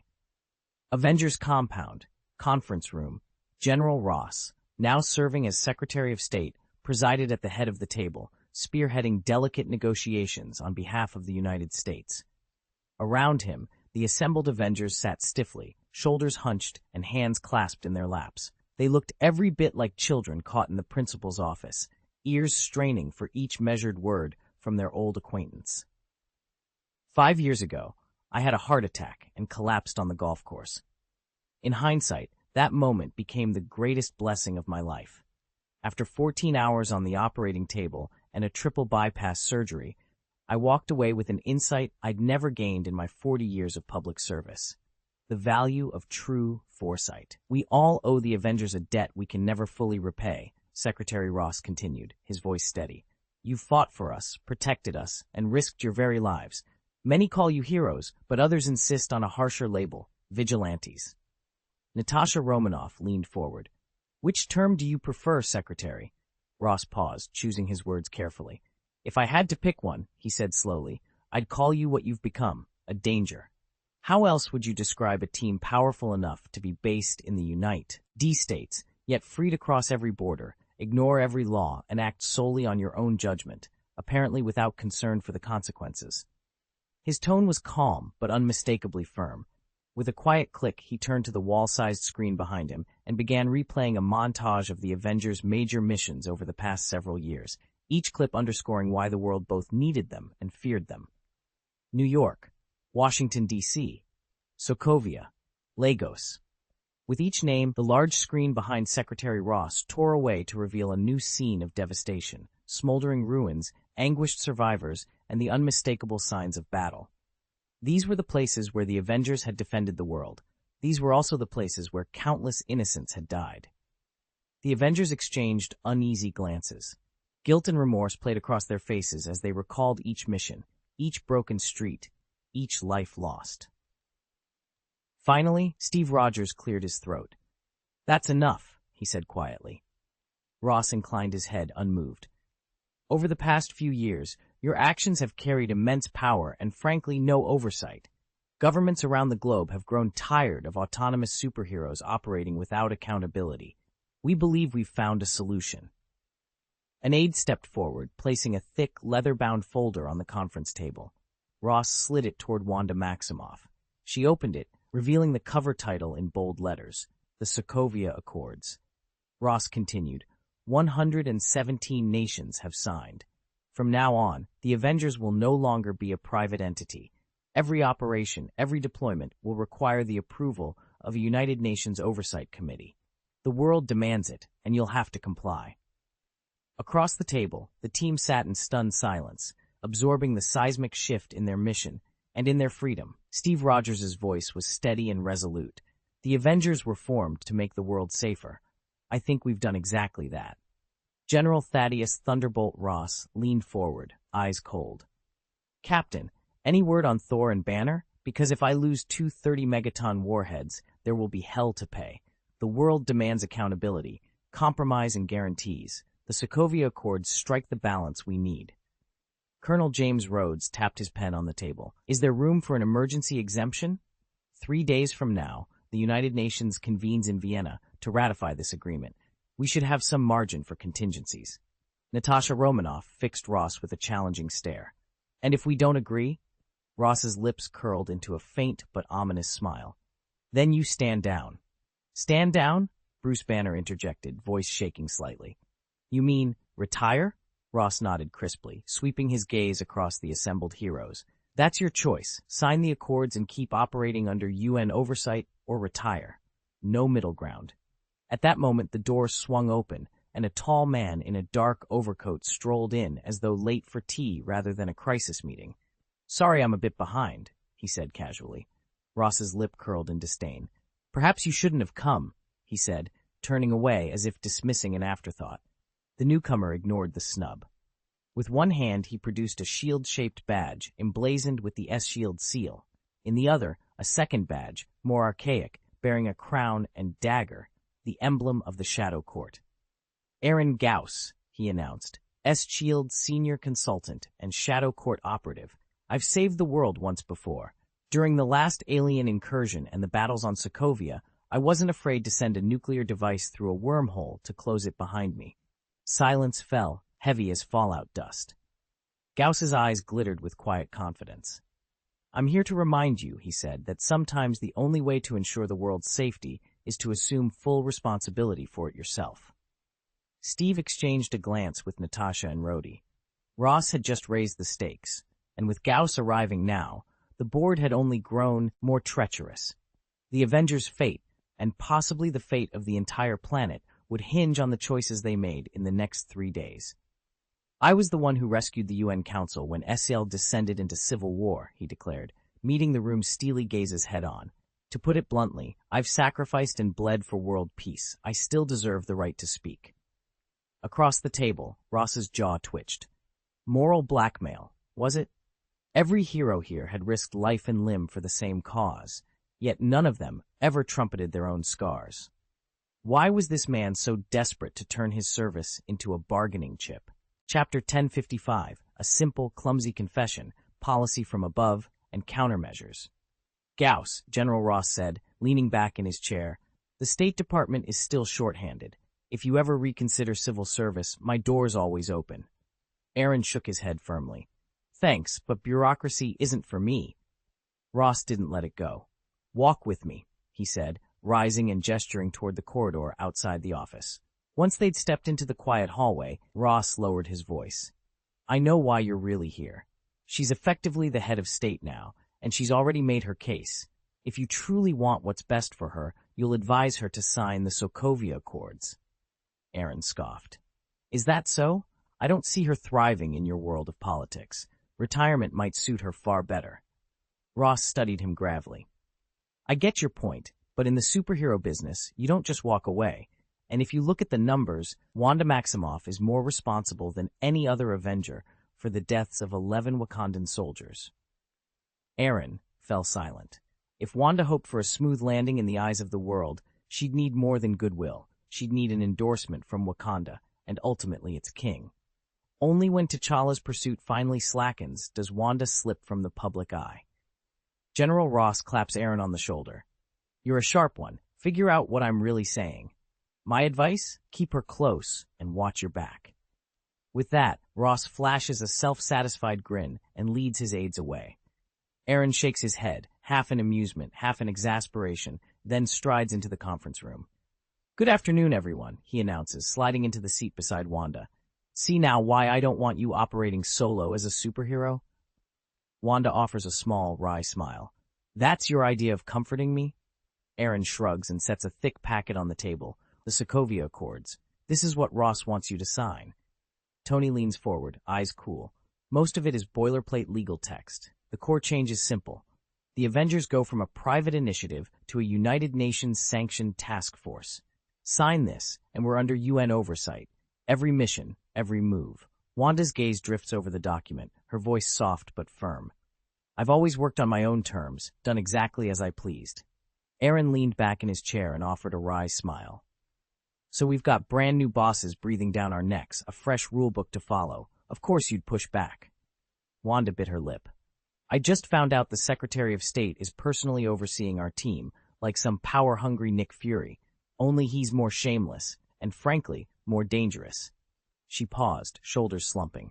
It's my fault. If I hadn't lost control in Lagos, none of this would be happening. Aaron tapped her forehead lightly. Quit taking all the blame. They were already planning the Sokovia Accords. Lagos just gave them an excuse to fast-track it. Wanda shook her head. But even the Sokovia Accords, she trailed off, then added, it's not like I'm responsible for everything that went down in Sokovia. Aaron studied her for a beat, then let out a low, ironic laugh. Exactly, and that's why I'm here, to persuade you to retire. Steve, standing in the doorway, snapped out of his shock. Retire? Are you serious? Are you really asking Wanda to retire? Captain Rogers raised an eyebrow. She's had the idea bouncing around in her head for weeks, Natasha smiled. Now Aaron's just seizing the moment. Moment? Aaron blinked, genuinely puzzled. I can't just make her give it all up for me. Of course not, Steve said with an apologetic shrug. But you could at least ask Wanda how she feels about stepping away. Right, Aaron turned to Wanda, determination shining in his eyes. Wanda, would you come home with me? Just live a quiet, peaceful life together? Wanda's cheeks flamed scarlet. She dropped her gaze and stared at the floor, heart pounding. A proposal, so casual, so unadorned. No ring, no grand speech. Still, the simplicity tugged at her. Why did she feel so unworthy? Well, Aaron prompted gently. Wanda's voice trembled, barely above a whisper. Her throat felt tight, her mind spiraling. When she didn't answer, Aaron's face lit up. He reached for her hand. Then it's settled. You'll come with me? Wait! She yanked her hand back and took a steadying breath. I want that. I really do. But leaving everything behind isn't that easy. Rhodey leaned back against the wall, arms crossed, offering a wry grin. Tell me about it. You don't just turn in your superpowers like you're trading in an old video game. Steve stepped forward, placing a reassuring hand on Wanda's shoulder. She's right. It's a lot to consider. Aaron nodded slowly, his hopeful smile softening into understanding. Okay, we'll figure it out together. Natasha gave Wanda a knowing look. One step at a time.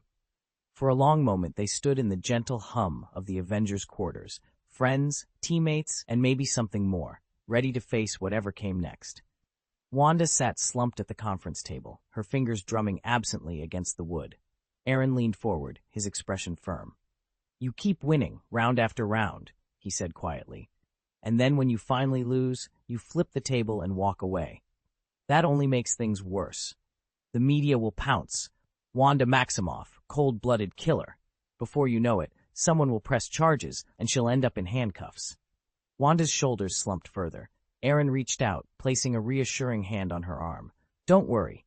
I've got this. I promised you I'd clean up the mess. She looked up, searching his face. And how exactly do you plan to do that? He smiled, as if it were the simplest thing in the world. I'm finding us a referee. Someone with real authority, whose word nobody can ignore. I happen to know the itinerary for King T'Chaka of Wakanda, and I'm going to meet with him. Tony Stark folded his arms, skepticism etched in every line of his face. Even if you persuade King T'Chaka, that doesn't guarantee the rest of the world will just let us off the hook. James Rhodey Rhodes nodded solemnly. Tony's right, but if Wanda can step back and sign the Sokovia Accords, at least for now, it could calm the storm. We keep her out of the headlines, let things settle, and then we'll have time to plan our next move. Sam Wilson glanced between Rhodey and Wanda. So you're really pushing for her to sign? Rhodey met Sam's gaze without flinching.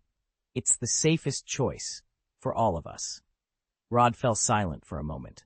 All right, he finally admitted, but having the Avengers under official oversight isn't the worst idea. His teammate crossed his arms. You've been a soldier for too long. You're used to taking orders. Rod shrugged. Maybe so, but orders don't have to mean blind obedience. You've served in the military too. You know how it works. When command gives us a mission, we adapt however we need to in order to get it done. And if it succeeds or fails, it's the brass who answer for it. There's a catch, though, his friend pressed. General Ross would be in charge. How do you think Dr. Banner will feel about that? It's the same man who once tried to capture him for study. Rod let out a wry laugh. Ross isn't just a general anymore. He's the Secretary of State. He's got more medals on his chest than any of us. One more Congressional Medal of Honor than you, in fact. So let's say we sign, his friend asked, voice low. How long before the government treats us like common criminals? Rod's tone turned grim. 117 countries have already agreed to these accords. He paused, letting the number sink in. 117. Sam folded his arms, eyes locked on Bucky. Do you even realize how serious this is? Bucky shot him a sidelong glance, half amused. How long are you going to keep playing both sides? Aaron ran a hand through his hair. Civil strife, inevitable as ever. He turned to Wanda. By the way, heads up, the site's about to go under maintenance. Back up your reading progress and bookshelf, screenshots, whatever. Trust me, you don't want to lose it. Wanda blinked in confusion. Steve let out a low growl. We're in the middle of a crisis, and you're warning us about reading records? I take the little things seriously, Aaron said with a wry smile. He grew more solemn. Now, the big picture. I can get you all down safely, but the UN is dead set on treating superheroes as liabilities. If you refuse to retire, they'll come down hard. Wanda's brow furrowed. No other way? Aaron shook his head gravely. Silence fell over the room as everyone fixed him with expectant stares. Steve stepped forward, tension flashing in his eyes. If you've got a plan, spit it out. Stop teasing us. Aaron's lips curved into a half smile. This isn't just any emergency. It's doomsday level. But here's the kicker. Humans forget. Once the Avengers swoop in and save the day again, public opinion will swing right back around. The UN won't have the stomach to ground you, no matter how furious they get. You can relax. Enjoy all the perks without paying a cent. The restaurant owners would be too sheepish to bill you, or they'd risk looking like backstabbers. That's hardly a joke, Steve grumbled, rolling his eyes. Natasha chimed in. So it looks like we have no choice but to split up. Aaron raised his hands in a shrug. All right, then let's split. Anyone willing to compromise can stay here at the base. Those who aren't can head off on independent missions. We're still Avengers after all. Just leave your contact info, and we'll call each other in when needed. Everyone exchanged glances. Steve tapped his chin thoughtfully. I don't know. That seems kind of unreliable. Yeah, Natasha agreed with a nod. You know how these officials are. They'll promise the sun and the moon, then vanish when things get tough. Aaron paced slowly across the conference room, his eyes fixed on the group of Avengers seated before him. If we don't sign the Sokovia Accords, he said at last, it's only a matter of time before we're declared fugitives and hunted down. Steve met his gaze. If you want freedom, you have to accept the cost. Aaron nodded. Someone once said the price of freedom is high, and he was ready to pay it himself. Tony rolled his eyes. I'm honored you remember my little speech. Aaron offered a half smile. Actually, there's another path for those who refuse to sign. S-Shield. I'm certain Nick Fury would welcome a team of independent heroes. After all, S-Shield's true oversight comes from the United Nations, not Secretary Ross. Fury may be tough, even ruthless at times, but at least you know where you stand with him. He won't turn on you when your back is turned. Tony leaned forward, tapping his fingers. That sounds okay in theory, but something about it bothers me. Steve's expression grew serious. It would split the Avengers in two. Half of us under Ross's thumb, the rest under Fury's protection, but at least those who join S-Shield wouldn't be branded criminals. Wanda frowned, her brow furrowed. So, all of us could sign on with S-Shield, even those who don't want to cooperate with the Accords? Aaron met her question directly. In principle, yes. Fury has resources, jurisdiction, and, more importantly, an understanding of what it means to fight for freedom, unbound by bureaucratic red tape. Silence fell over the room as each hero weighed his words. The Sokovia Accords loomed ahead, and alongside them, the choice between standing with their government or charting a new course under the eye of Nick Fury. Natasha shook her head, a bitter smile tugging at her lips. It's impossible. The Sokovia Accords have already been ratified by 117 countries. Even Nick Fury can't defy the will of more than 100 governments. Aaron offered a half smile. True, but at least you won't have to keep jumping from one safe house to another. Now you've just got to figure out who's willing to sign and who's joining S-Shield. Natasha exhaled slowly. First, I'm calling Fury. She pulled Ed out her phone, flipped on the speaker, and dialed. Within seconds, the familiar voice came through. Natasha, shouldn't you be in the middle of those Accords meetings? Fury's tone was dry but calm, just the sound they all needed to hear. That's why I'm calling, she said. Listen, some of us refused to sign, and we're not retiring either, so any missions we won't authorize, S.H.I.E.L.D. will have to pick them up. Fury sat behind the long conference table, arms folded, gaze steady. Across from him, Natasha Romanoff looked calm, even defiant.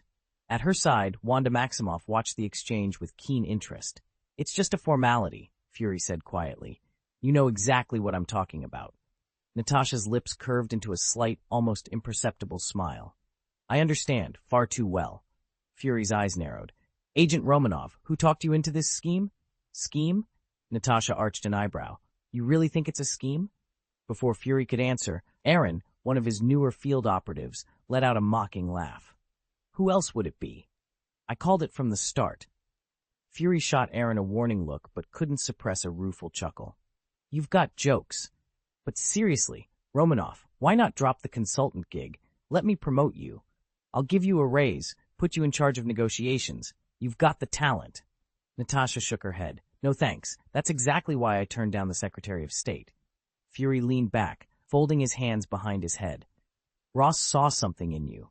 Wanda frowned, glancing between them. Then why does he think this whole idea is, well, a bad one? Natasha met Fury's eyes evenly. Because it's risky, but that's exactly why we have to do it. Silence fell over the table as each person weighed her words. The stakes were high, but for Natasha Romanoff, the mission was worth every danger it promised. Sam leaned back in his chair, tapping his fingers thoughtfully on the tabletop.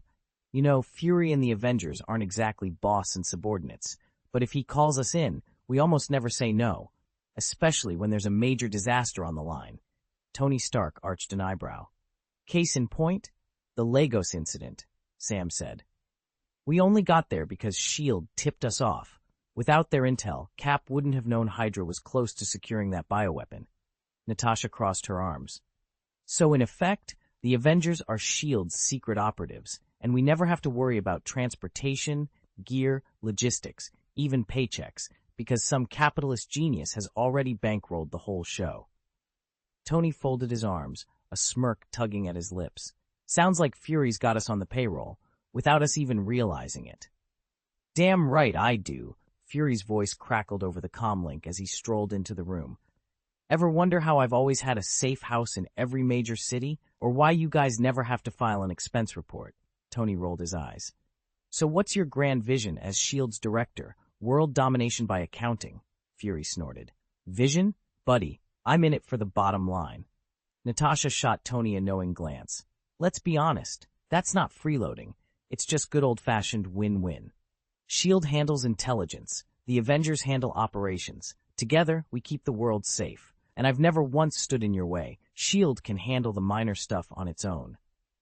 Before Fury can finish, Aaron cuts in, his tone barely concealing a smirk.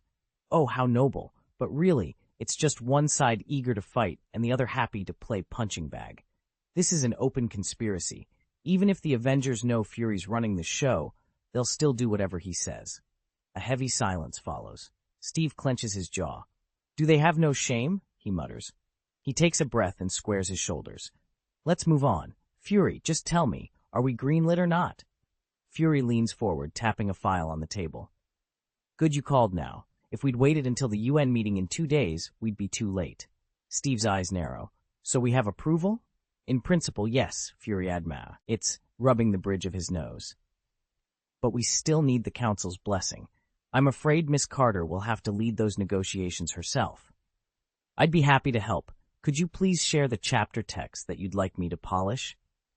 Chapter 1056, Moral Blackmail Doesn't Work on Ordinary People. Paige, Steve froze. Is she going to be all right? You can thank S.H.I.E.L.D.'s pharmacist for that, Captain, Nick Fury said in a calm voice. Those serums have kept Agent Paige alive, but lately their potency has been slipping. But why? Steve pressed. Fury sighed. We're seeing diminished effectiveness. Steve shot Aaron a reproachful look. What do you take me for? Aaron bristled. I'm not a machine, Captain. I was only pointing out that if something goes wrong, you'd want the medicine ready and delivered immediately. Steve opened his mouth, then closed it. He turned back to Fury. Still, thanks. Don't thank me just yet, Fury cautioned, his tone serious. There's something else you need to know. S.H.I.E.L.D. can consider new Avengers recruits, but that offer doesn't extend to Wanda Maximoff. Wanda frowned. Why not? Because of Lagos, Fury replied quietly.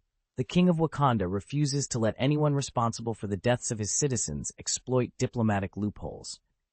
He glanced at Wanda, regret in his eyes. He'd hoped she'd choose S.H.I.E.L.D. Instead, politics would keep her out. Aaron leaned back, shaking his head.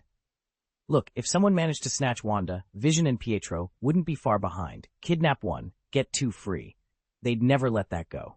But setting a trap that bold? S.H.I.E.L.D. would swoop in the moment they caught wind of it. Whoever's planning this wouldn't leave such an obvious bait unless they were already half mad. Nick Fury folded his arms, not convinced. Okay, let's drop the 20 questions. Just hear me out.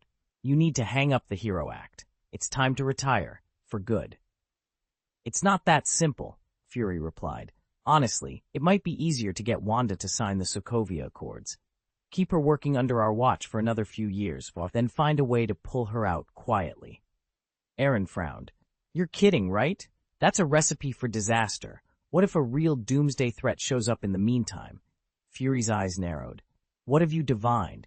Aaron forced a casual grin, inwardly cursing S.H.I.E.L.D.'s director for always treating his predictions so seriously. Relax, it was just idle chatter. Fury exhaled and, almost without thinking, let his hand drift to the well-worn pager tucked into his pocket. His instincts had never led him astray, and right now Fury felt a chill crawl up his spine. Something was very wrong. Gaius had lied, and a doomsday threat was closing in faster than anyone realized. It was as if the planet itself had offended the heavens, inviting catastrophe after catastrophe. Nick Fury's jaw tightened. He picked up his secure line and called Aaron. Aaron, are you absolutely certain there's nothing? No trace of the device? No hidden signals? Nothing at all? No. Aaron's answer was instant and unwavering. He didn't need to consult his runes. He already knew the truth. Fury sighed. All right, then let's move on. We've got to decide who's actually going to sign the Sokovia Accords. With that, he ended the call. In the Avengers briefing room, Steve Rogers stood and cleared his throat. All right, team, let's vote. If you're opposed to signing the Sokovia Accords, raise your hand. Steve raised his own hand. A moment's hesitation, then Sam Wilson followed suit, his hand shooting up beside Steve's. Tony Stark leaned back in his chair, rubbing his temples. 2 votes against, he observed wryly. Not bad. Keeps it simple. Both S.H.I.E.L.D. and the United Nations can live with that tally. Steve turned his steely gray eyes on Tony. So that means you accept UN oversight, Stark? You're ready to hand over your armor? Tony set his phone on the table with deliberate calm. The screen lit up, projecting a single photograph of a young black boy into the air. The room fell silent. Tony glanced around at his teammates before he spoke. There are 2 things you need to know, Captain. Charlie Spencer is a standout kid. He's wrapping up a computer engineering degree with a 3.6 GPA and has an offer to join Intel's entry-level program this fall. But Charlie doesn't want to dive straight into a cubicle. He told us he's using his summer break to volunteer and see the world. If you asked me, I'd be hitting Las Vegas or Fort Lauderdale for some sun, or maybe touring Paris or Amsterdam. Not Charlie. He's off to build eco-friendly homes for impoverished communities in Sokovia. Look, Tony said, meeting our eyes, he genuinely wants to make a difference. And fair enough, but we don't know the whole story. Remember the last time we were happily fighting? We leveled half a city on him. He paused. We've got 0 oversight, no chain of command. I don't care how you slice it. Some kind of regulation is overdue. Otherwise, we're just as lawless as the bad guys. Aaron nudged Tony, a half smile on his face. That, my friend, is what they call enlightenment. Tony's jaw tightened. Save the lectures.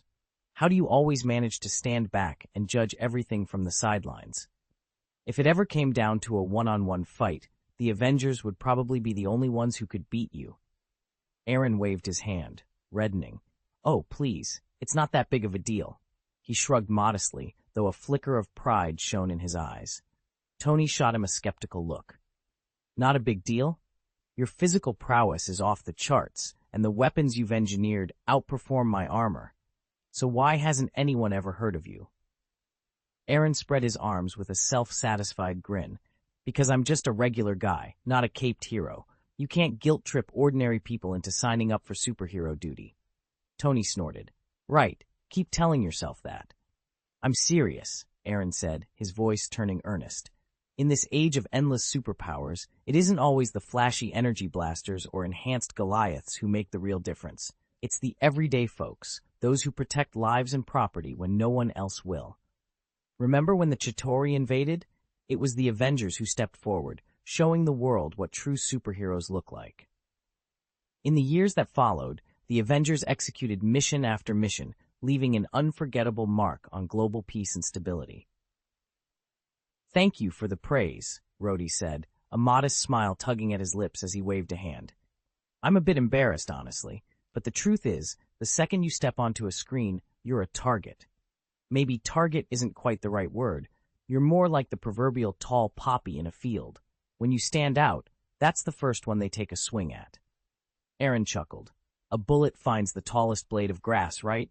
You all know exactly what I mean by now. The room fell quiet. Everyone exchanged glances, weighing his words. Finally, Sam broke the silence. Even if that's true, being a superhero is one thing. Danger comes with the job. But how do you manage to walk around as if you were just another ordinary person? Aaron tapped his lip thoughtfully. That's the serious question, isn't it? You're all aware I'm a pharmacist. Every month I supply a shipment of specialized medicines to S.H.I.E.L.D. Nick Fury is brilliant at squeezing the most out of every resource. For instance, he'll use my formulas to extend the lives of people like Miss Peggy Carter. There are several high-priority figures under his protection, and they all know these life-saving drugs come from Aaron Gaius, S.H.I.E.L.D.'s go-to pharmaceutical consultant. He paused, letting the implications settle in. The agent who could disguise an Avenger as everyday passerby was the same one quietly saving lives behind the scenes. And in a world full of threats, staying out of sight was often the greatest superpower of all. Aaron leaned back, steepling his fingers. To be perfectly honest, I've got contacts in politics, industry, even the military who owe me favors. They won't vouch for me officially, but they'll certainly believe I'm not here to do harm. Sam frowned. That's it? Just because a few people owe you a favor? Sounds oversimplified and a little crude. Believe it or not, Aaron replied, coolly, if I stopped supplying Miss Peggy with that all-purpose serum right now, the first person to try and stop me would be sitting right here. Steve shot Aaron a sharp glare. This is a business meeting. Let's keep it professional. Aaron smiled, unfazed. Fair enough, but don't forget, I'm a law-abiding citizen and an accredited S.H.I.E.L.D. consultant. As long as I stay within their rules, no one can touch me. They're not about to tear down the framework they built. He rested his gaze on both of them. After all, the true duty of any superhero is to protect the everyday lives of ordinary people.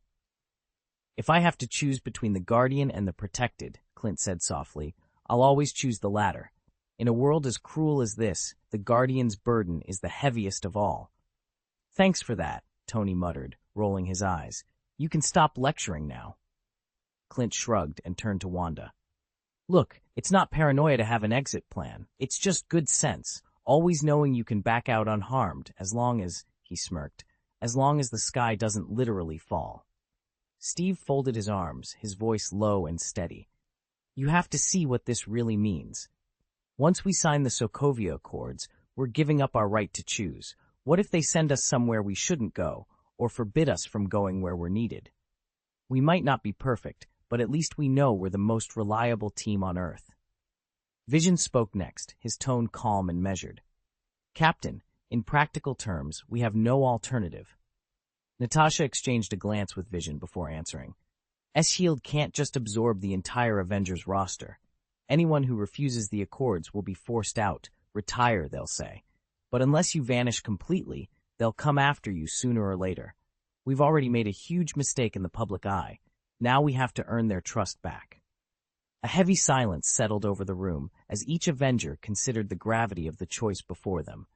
The stakes had never been higher, and the world was watching.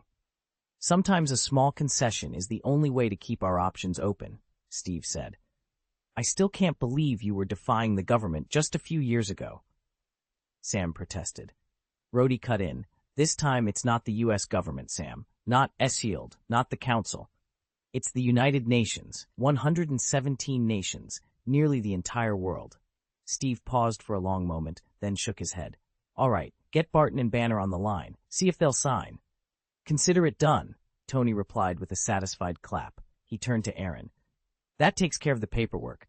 Now, how do we get Wanda out of there? You told us you had a plan.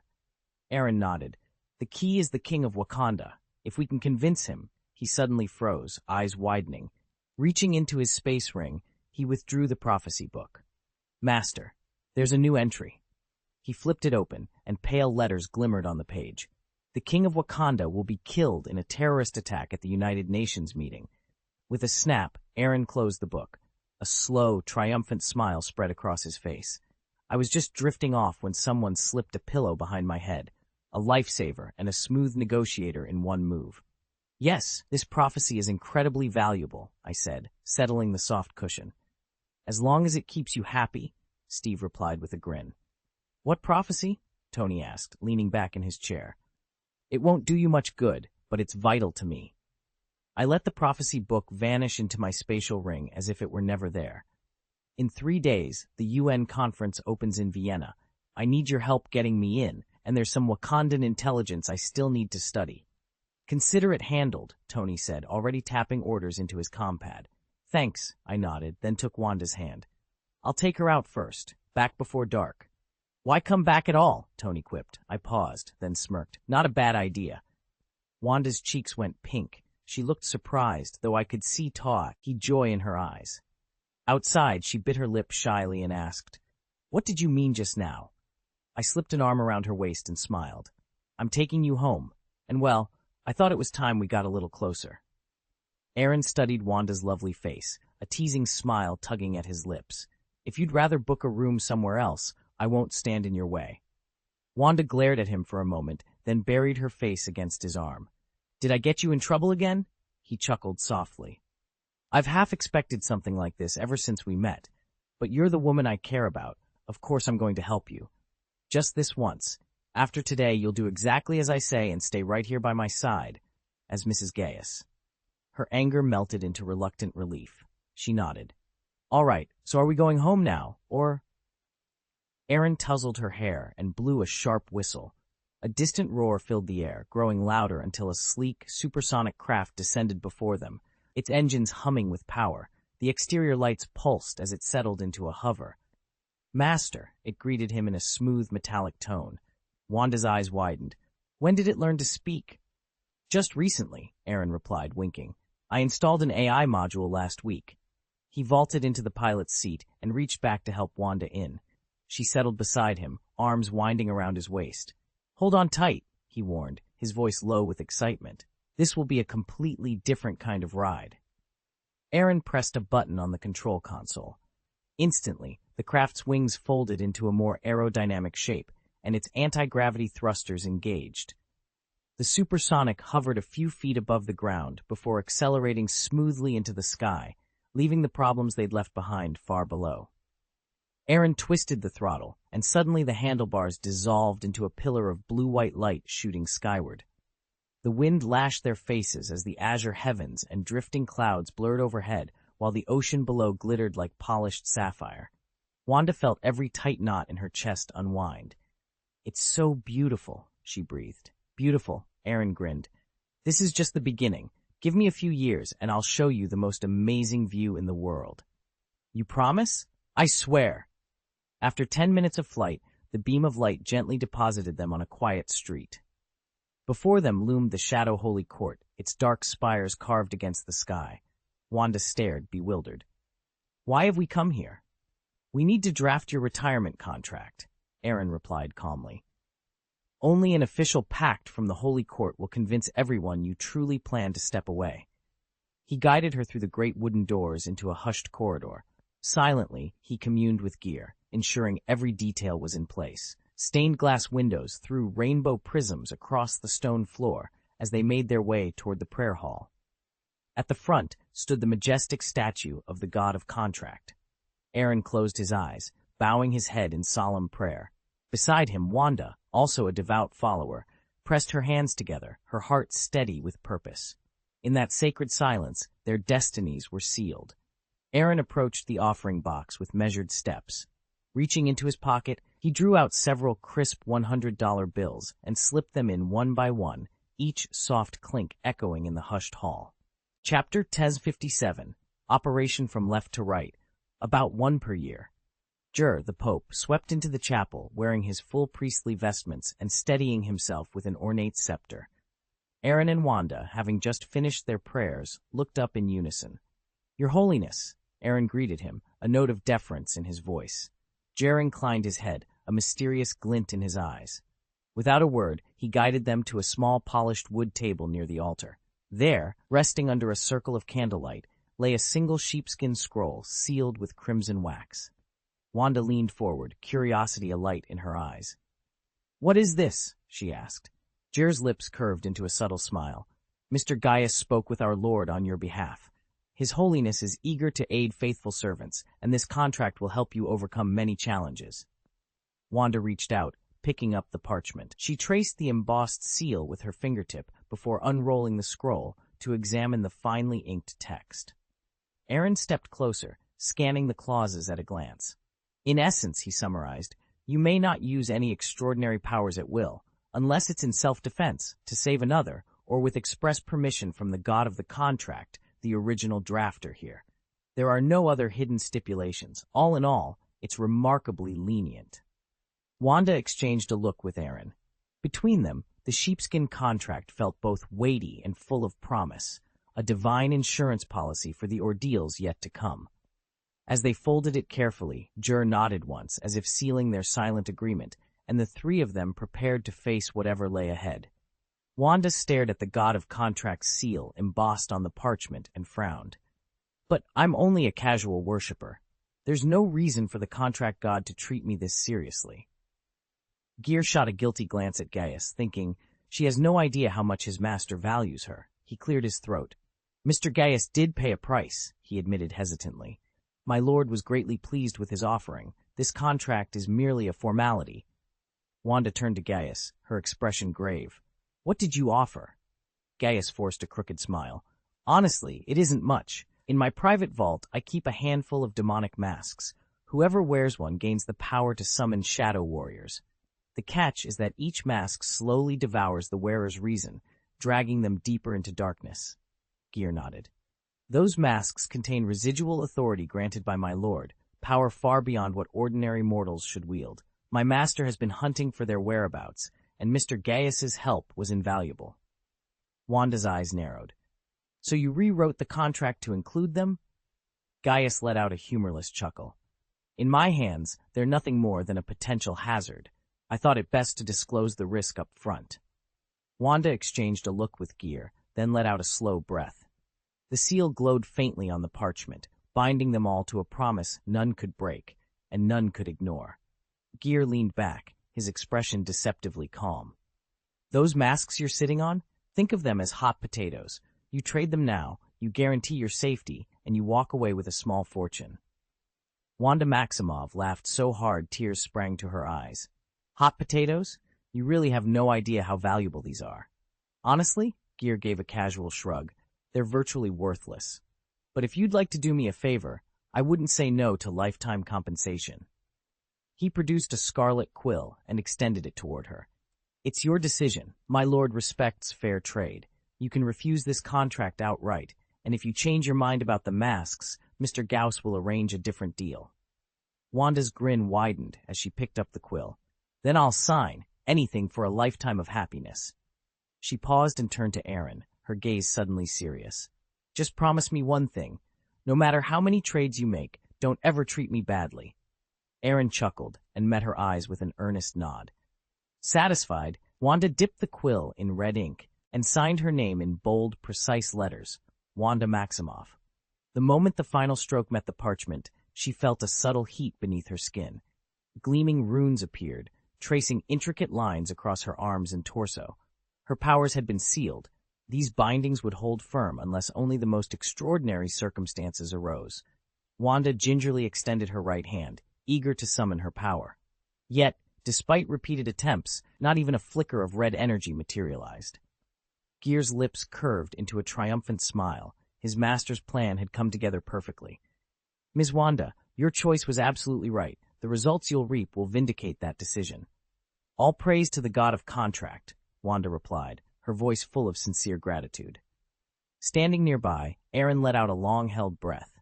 On the surface, the maneuver had looked like a simple transfer of responsibility, moving an obligation from his left hand to his right.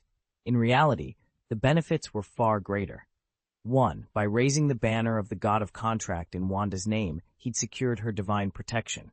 Even the United Nations would think twice before acting against someone under that aegis. 2. He deftly placed the entire Ghost Masks Order under the Shadow Holy Court, bolstering the Church's combat strength and solving its chronic manpower shortage.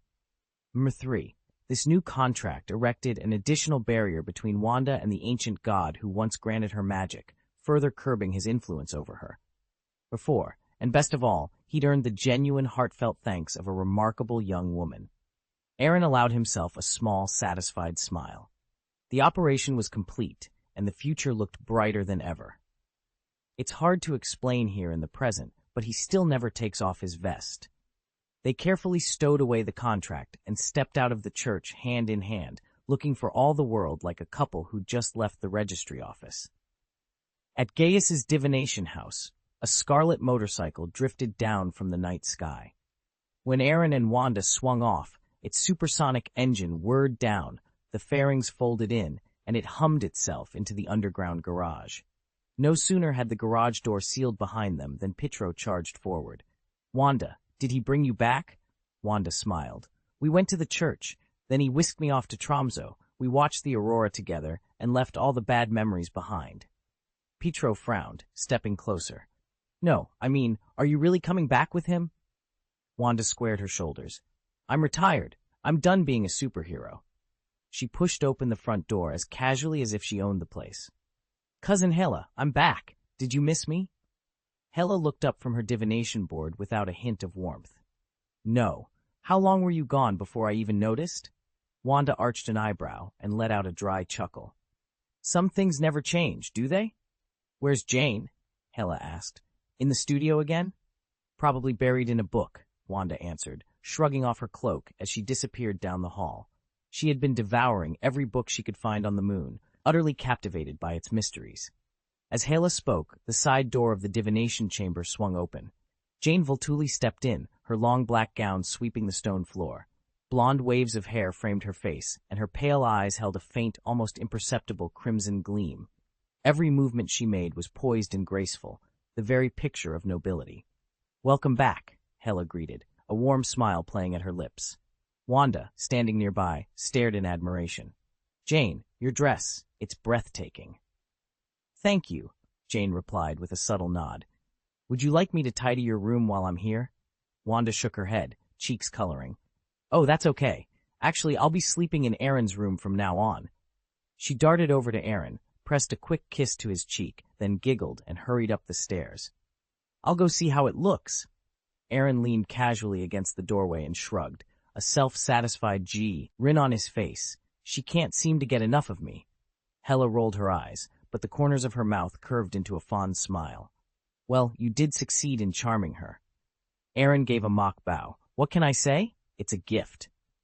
At the bottom of the stairs, Pietro lingered, uncertainty in his eyes. With a polite, wry smile, he cleared his throat. Mistress, do you think it's improper for me to stay here with everyone else?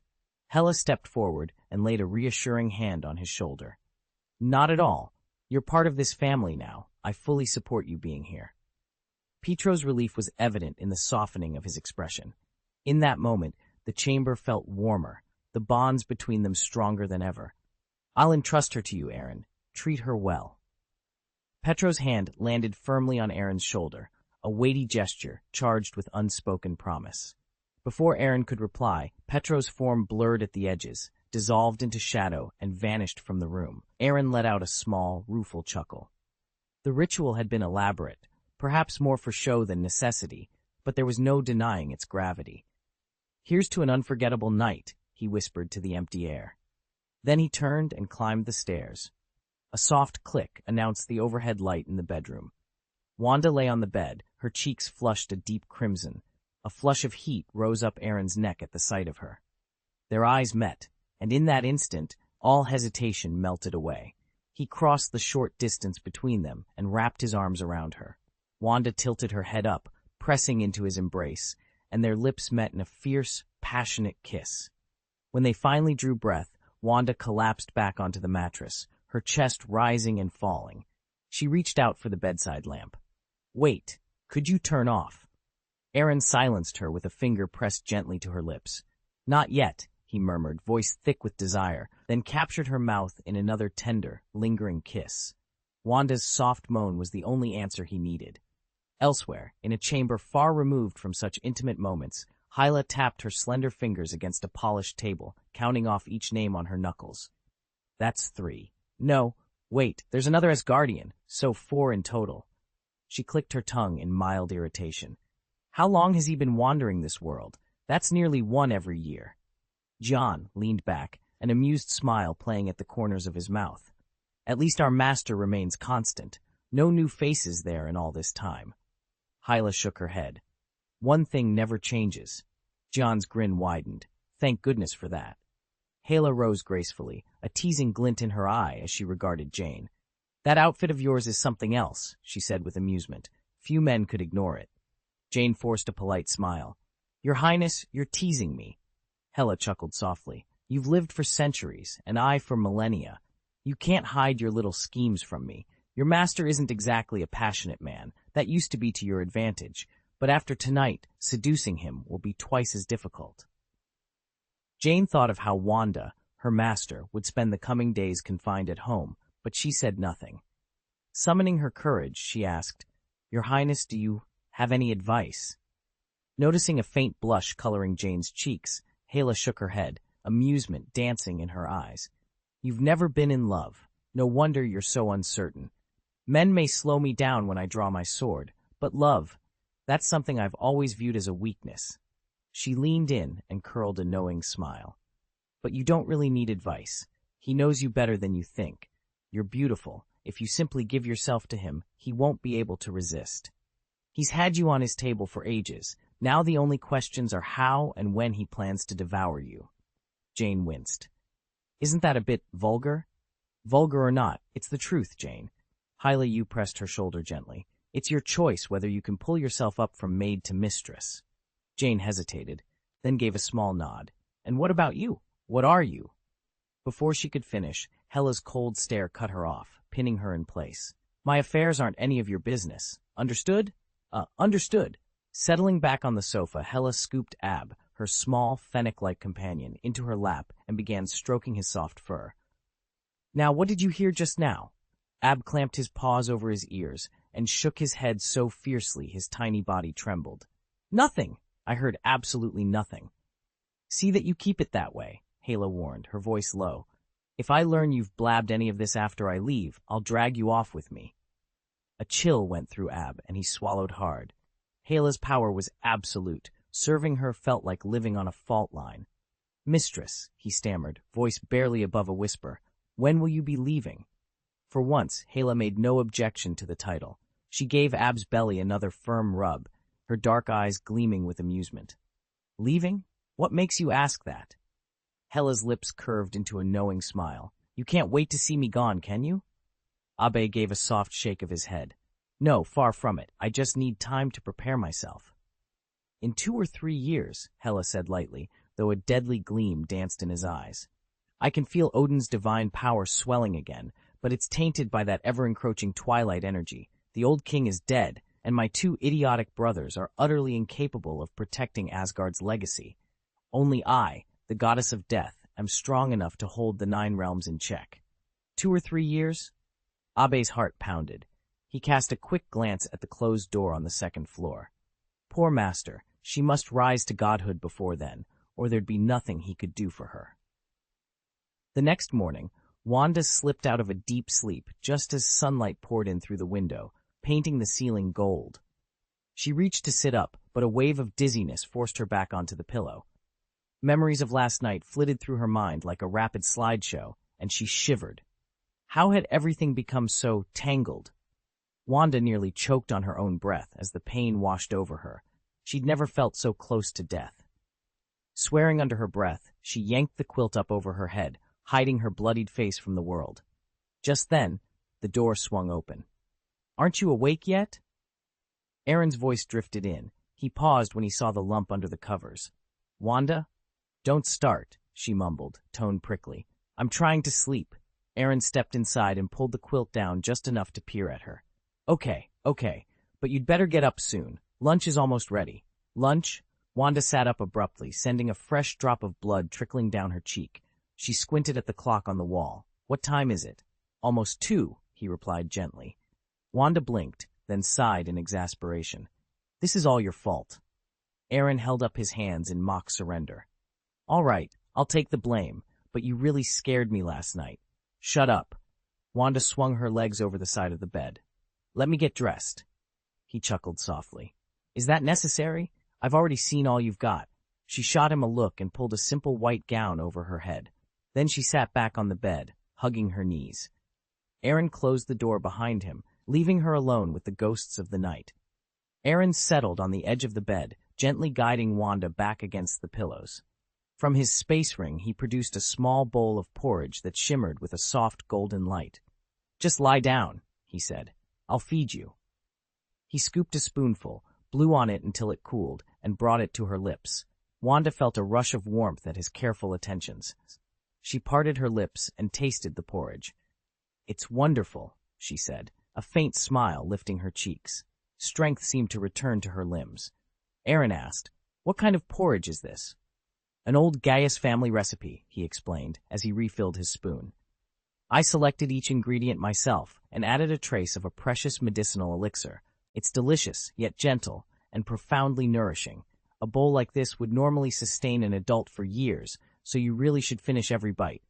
Then, he offered her another spoonful. "Would you like more?"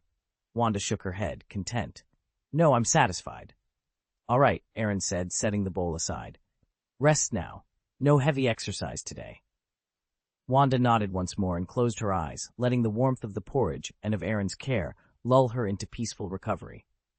Aaron set the empty bowl aside, drew the curtains closed, and stifled a yawn. He burrowed under the quilt, pulling Wanda close to his side. "Time for sleep," he whispered. Editor's note: this website will soon undergo maintenance, which may erase your reading progress. We strongly recommend saving your bookshelf and reading records now. Screenshots work best. We apologize for any inconvenience. Chapter 1058, Convincing T'Chaka is Necessary to Close the Deal. Vienna buzzed with activity as journalists from across the globe gathered outside the United Nations headquarters for this special summit.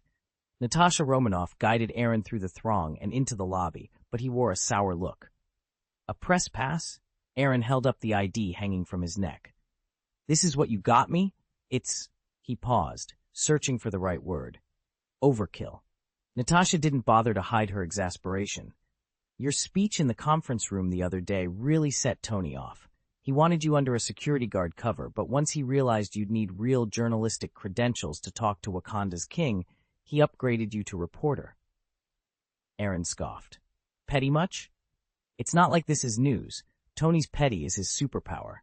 Besides, being a reporter gives you legitimate access. It's exactly what we need to pull this off." He rolled his eyes. "So where do we stand? Have we all agreed?" Natasha glanced around as if making sure no one else was within earshot. "Yes, Tony, Rhodes, Vision, and I will sign the Sokovia Accords. Steve and Sam are heading up Eschild Fury, and Peggy already sold the board on her plan. All that's left is convincing King T'Chaka. Once he's on board, the deal's sealed." Aaron nodded, shoulders relaxing at last. "Then let's get to work." They exchanged a determined look.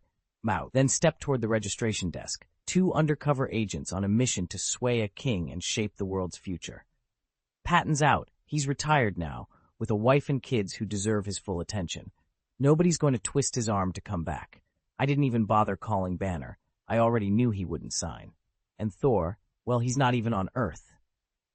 Natasha folded her arms. "That leaves only Wanda. Whether she can retire in peace depends entirely on Wakanda's stance." I offered a confident smile. "Don't worry, I'm certain we can change their minds." Just then, an assistant in a navy suit approached. "Miss Romanoff?" she asked politely, handing over a folder. "I need your signature." Natasha returned a warm smile, signed the forms, and handed them back. "Thank you." Moments later, a young man in his early 20s stepped into view. His bearing was calm, but undeniably regal. "Neither of us is accustomed to being the center of attention," he said with a knowing smile. "I'm T'Challa, sole heir to the Wakandan throne." Natasha leaned close to me and murmured, "Not always a blessing." Straightening, she addressed T'Challa with a casual nod. "So far, everything's going smoothly, and honestly, with your Capitol Hill experience, you're probably the least likely person to feel out of place here." He chuckled softly. "Indeed, and on that account alone, Ms. Romanoff, I am grateful you agreed to come." Natasha arched an eyebrow. "Grateful? Why's that? Don't you support this?" "I back the Accords," T'Challa replied evenly, "but not the politics behind them. Sometimes two people in a quiet room can accomplish more than 100 arguing in public." King Chaka smiled, pleased by his son's poise on such a high-stakes stage. "True enough, unless you need 100 people to move a piano." The crowd of diplomats and press fell silent at the exchange. T'Challa dipped his head toward his father. "Father." "My son." Natasha Romanoff stepped forward, her posture respectful. "Your Majesty, may I again apologize for the events in Nigeria." Before Chaka could respond, a sharp clearing of the throat cut through the ceremony. A young man, camera slung over one shoulder, stepped into the circle of light. "The conference is about to begin," he said, voice uncomfortably urgent. "Could I have just 2 minutes of your time?" Chaka's brow rose. "And who?" Natasha's polite smile faltered for a heartbeat. She turned to the newcomer. "Your Majesty, this is Aaron Gaius." "My brother's boyfriend, actually," Aaron interjected, stepping fully forward. "I need to speak with you now, before the summit gets underway." Chaka's expression stiffened. "The agenda starts in 5 minutes. We can speak afterward." "I'm afraid that won't work," Aaron said, tension edging his words. "If we wait, there won't be any point to our conversation." The king's frown deepened as cameras clicked and the air charged with anticipation. Before T'Challa could find his voice, he blurted out, "What do you mean by that?" Aaron leaned back, exasperated by the need for explanation.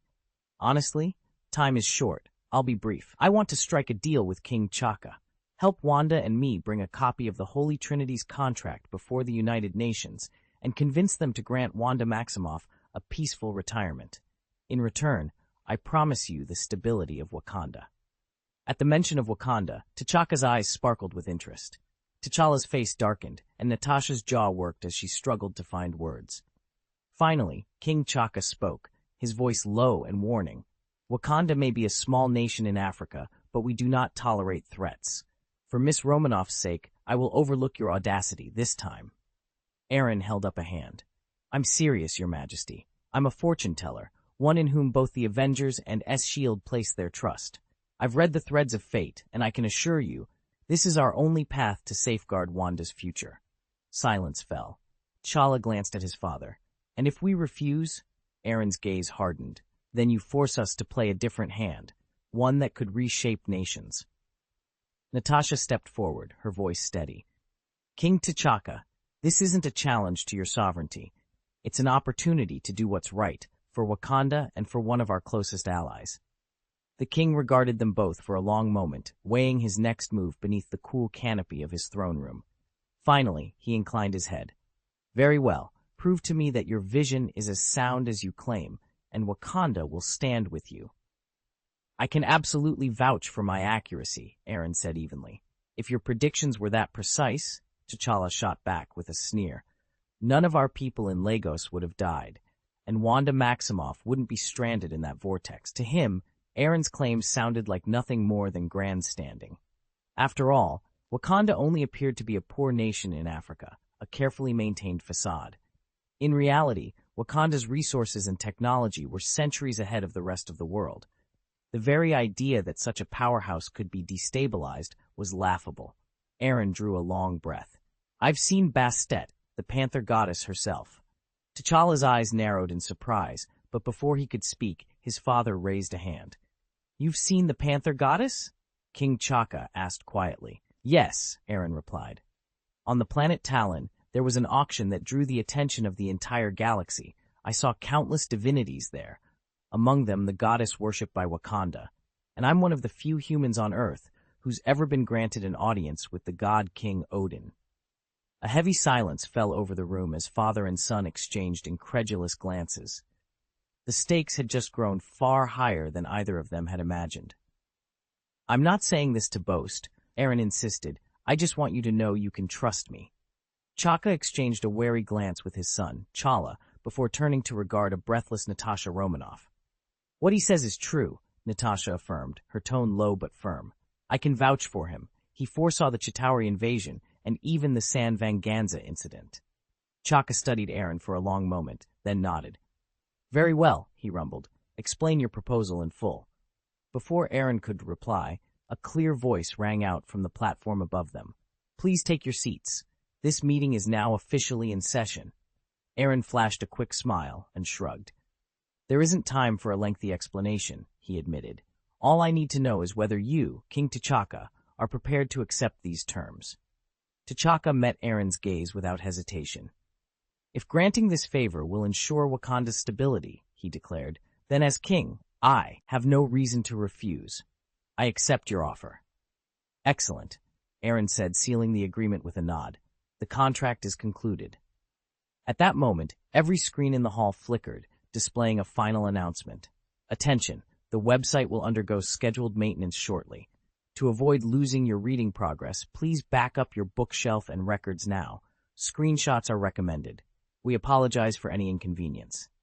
I promise you won't regret this, Your Majesty." With that, Aaron settled into a chair by the window, close enough to hear every word from the podium, yet discreetly out of the way. T'Challa watched him for a moment, then rose and followed. "You call yourself a fortune-teller," T'Challa said as he sat down. "What have you seen? Why is Wakanda teetering on the edge of chaos?"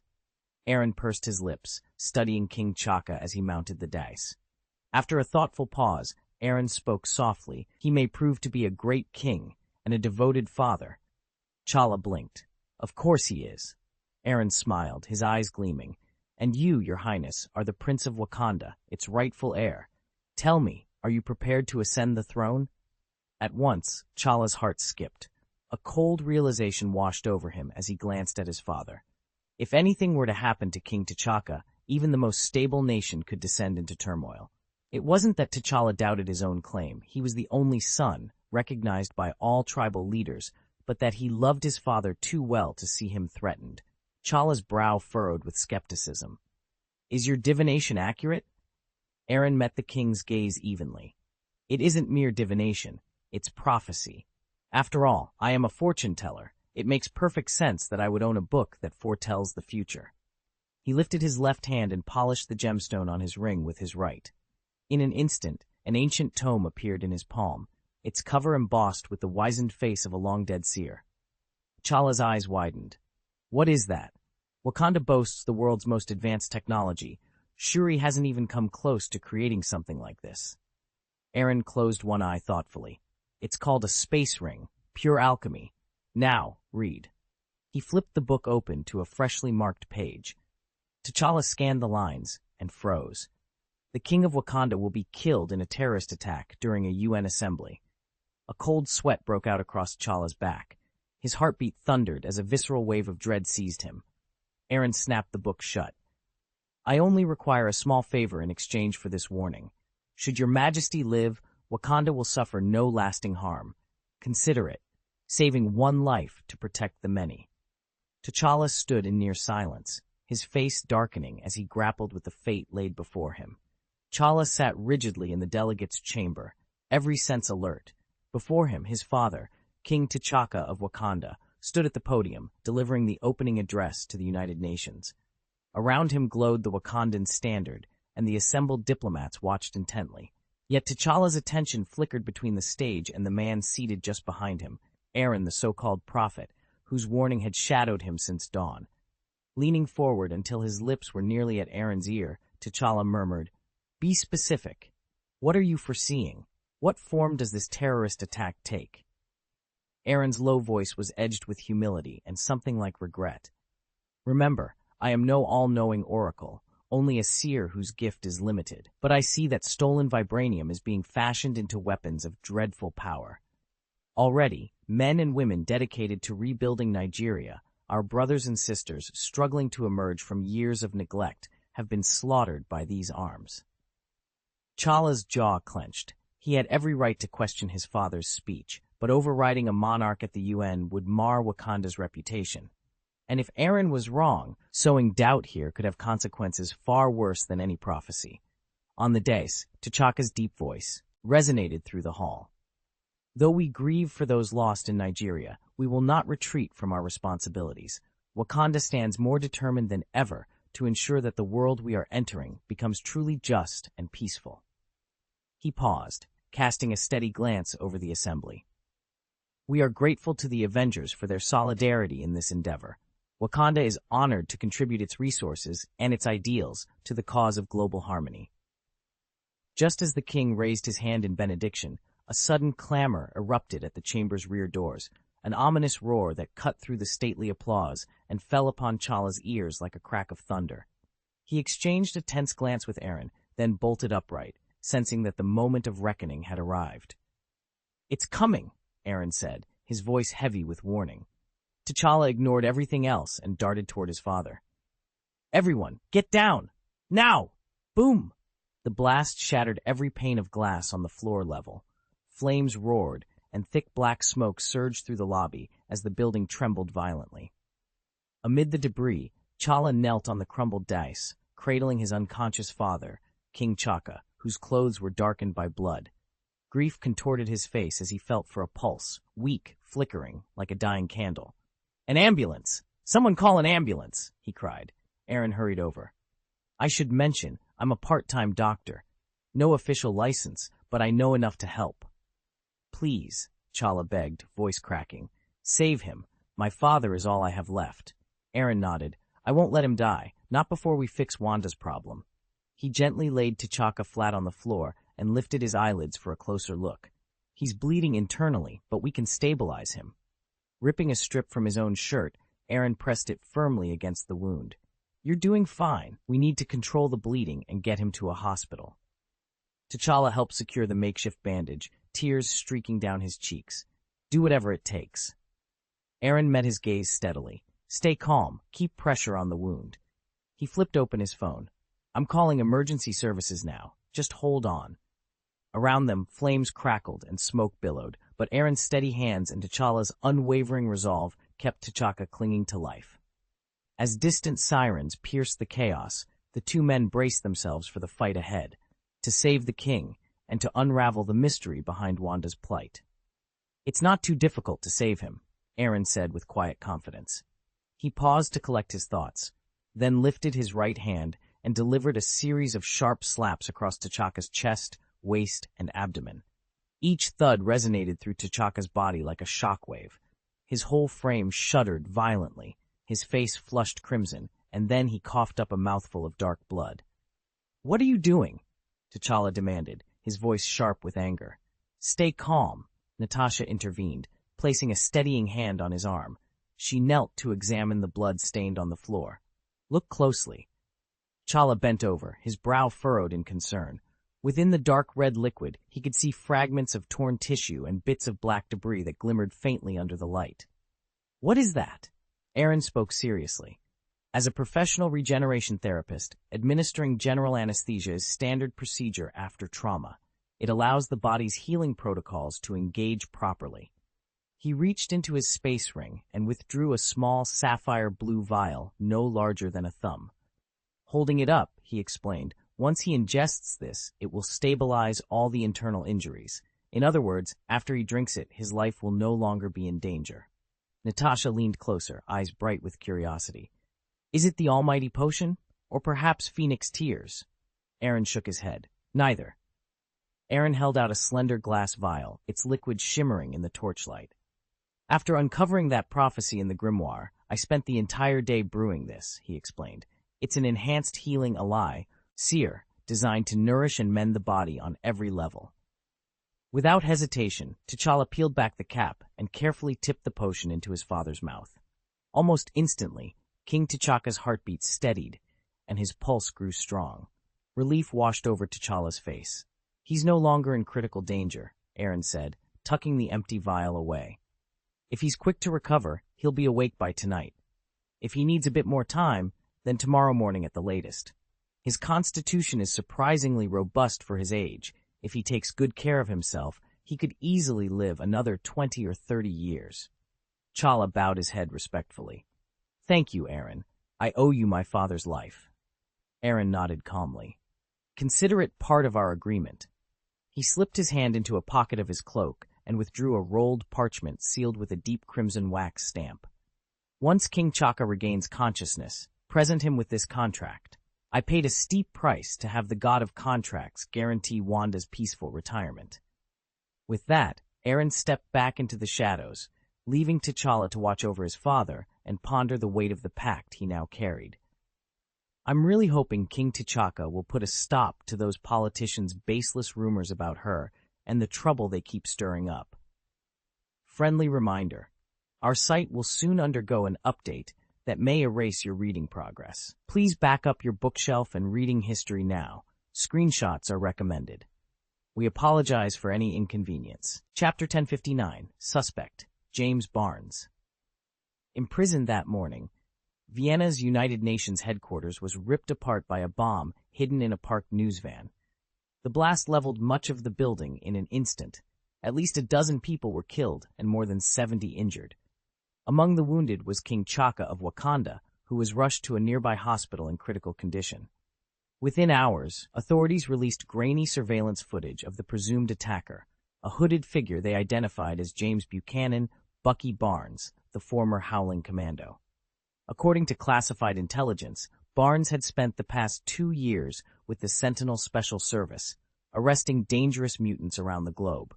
Yet somehow, he vanished without a trace just before the security sweep for the UN summit.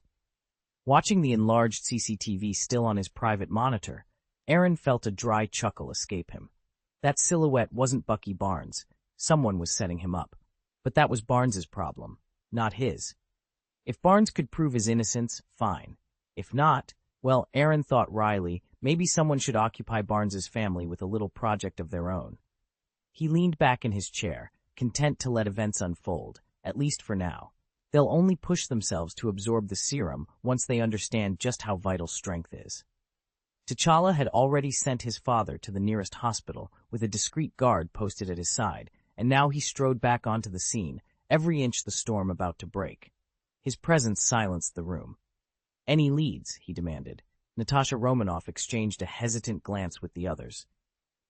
"We've alerted MI6. The microforensics team is on its way, probably 15 minutes out, but it may not be Bucky Barnes." T'Challa's jaw tightened. "Then who is it?" Natasha swallowed. "We don't know. The task force will assign someone to track him down once we're certain." "I don't need the task force." T'Challa's voice was a low growl. "Romanoff, I'll handle this myself. I'll kill Barnes if I have to." Aaron stepped forward, his tone measured. "First you have to find him, and it might not even be Barnes. Facial reconstruction and deepfake tech are everywhere now. And Barnes, he's trained to vanish. He could have kept his face off every camera in the district if he wanted to." T'Challa's frown deepened. "You're saying you know where he is?" "I could trace him," Aaron admitted, "but I won't. Right now, my priority is getting Wanda down safely. I'm not taking on anything else." He held T'Challa's gaze steadily. "That's final." T'Challa's silence said everything. The hunt had only just begun. "It would be terrible if this led to any unnecessary complications," Gaius said quietly.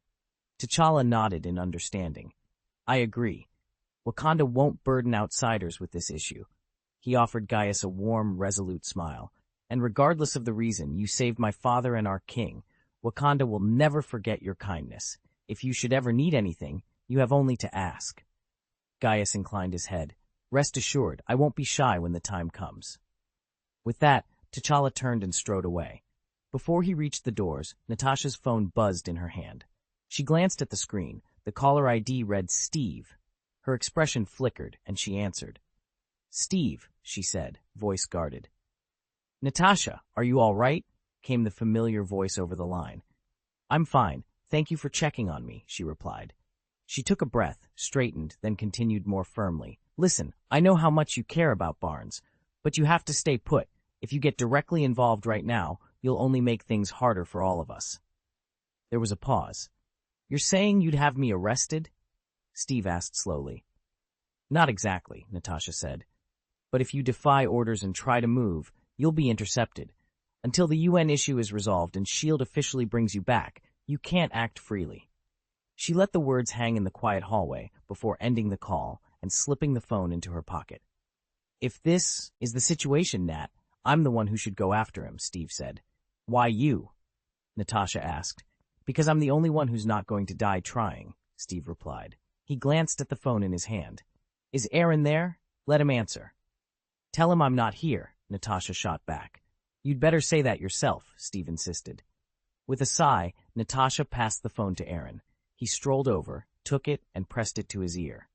Rolling his eyes, he snapped, Steve Rogers, I can guess why you're calling. My answer is 2 words, no way. Steve paused before replying more calmly. We both know Bucky wouldn't plan some terrorist attack. He left the Winter Soldier behind a long time ago. There's no motive here. But if we can't find him soon, people are only going to become more suspicious. He's vanished, Natasha said. I called Sentinel Special Service. They picked him up on some urgent assignment hours ago and haven't heard a word since. They assumed he was on a classified mission. Fury's S.H.I.E.L.D. network turned up nothing, either. It's as if he's dropped off the face of the earth. Chapter 12. The Compass Dilemma. Only your compass can guide us to him in the shortest possible time. Steve Rogers stared at his phone, jaw working. I know how you feel, Aaron, but you have to understand my position too. Right now, Wanda's exit strategy is fragile.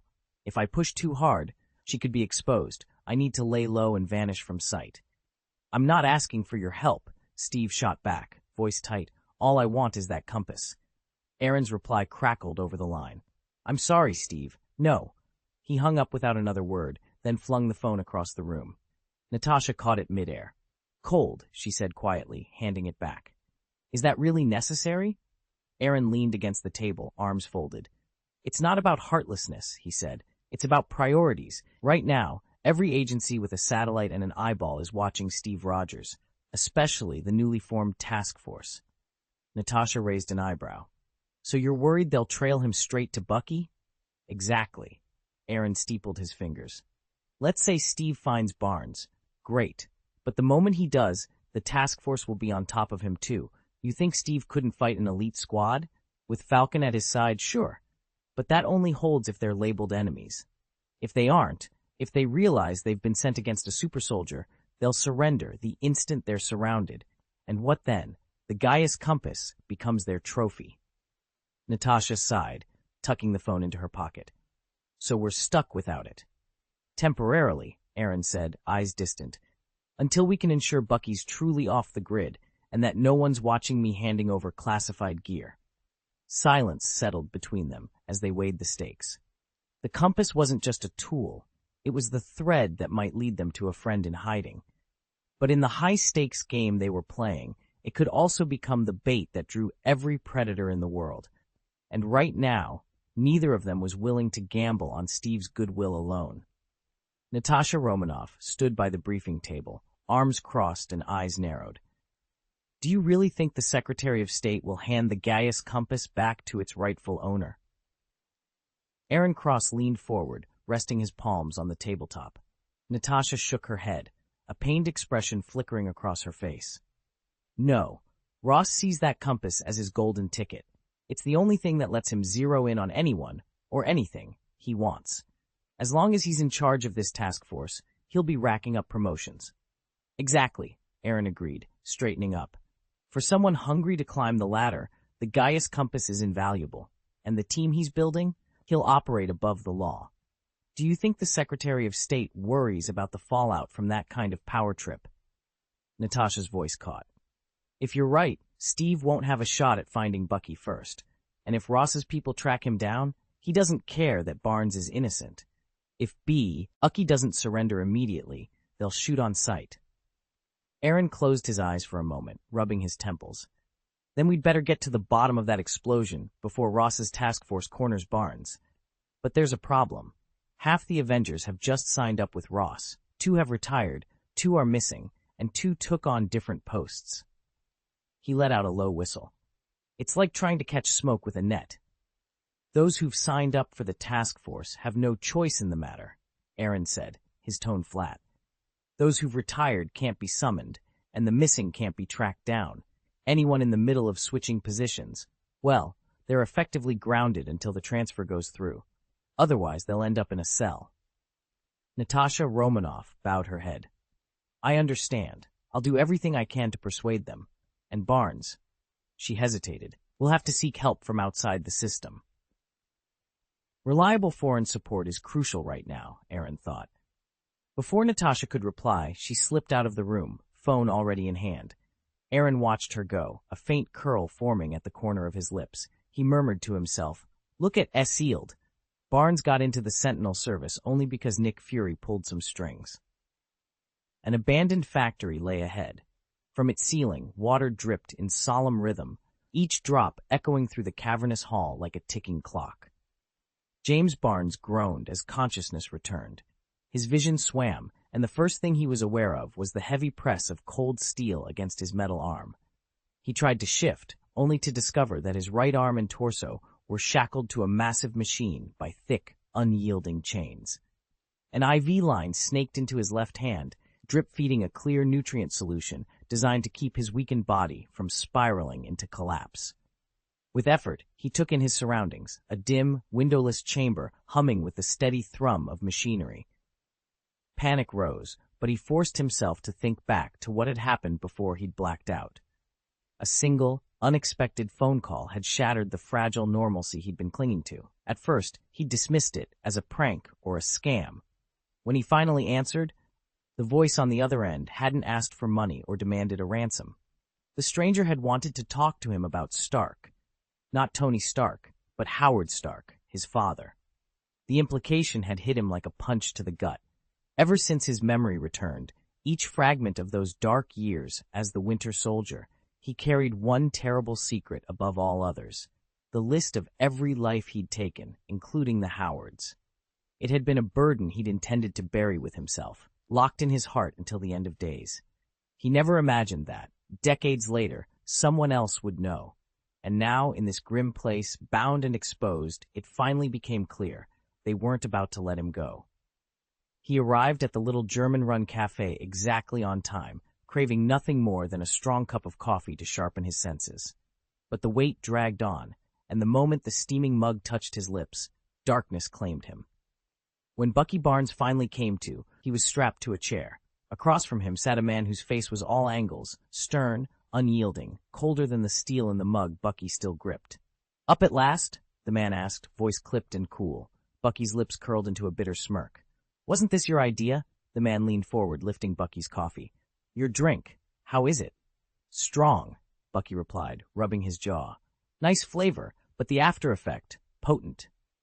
I spiked it, the man admitted, straightening a stack of medicine bottles nearly a meter high by Bucky's side. Ordinary sedatives don't touch super soldiers. You woke up faster than I expected. How long have I been out? Bucky demanded. Instead of answering, the man tapped the teetering pile of vials. Forgive me, but until I'm sure there won't be any incidents, you're going to remain as immobile as a vegetable. Bucky's eyes narrowed. Hydra? The man shook his head. Nothing to do with Hydra. He paused, surveying the captive with cold calculation.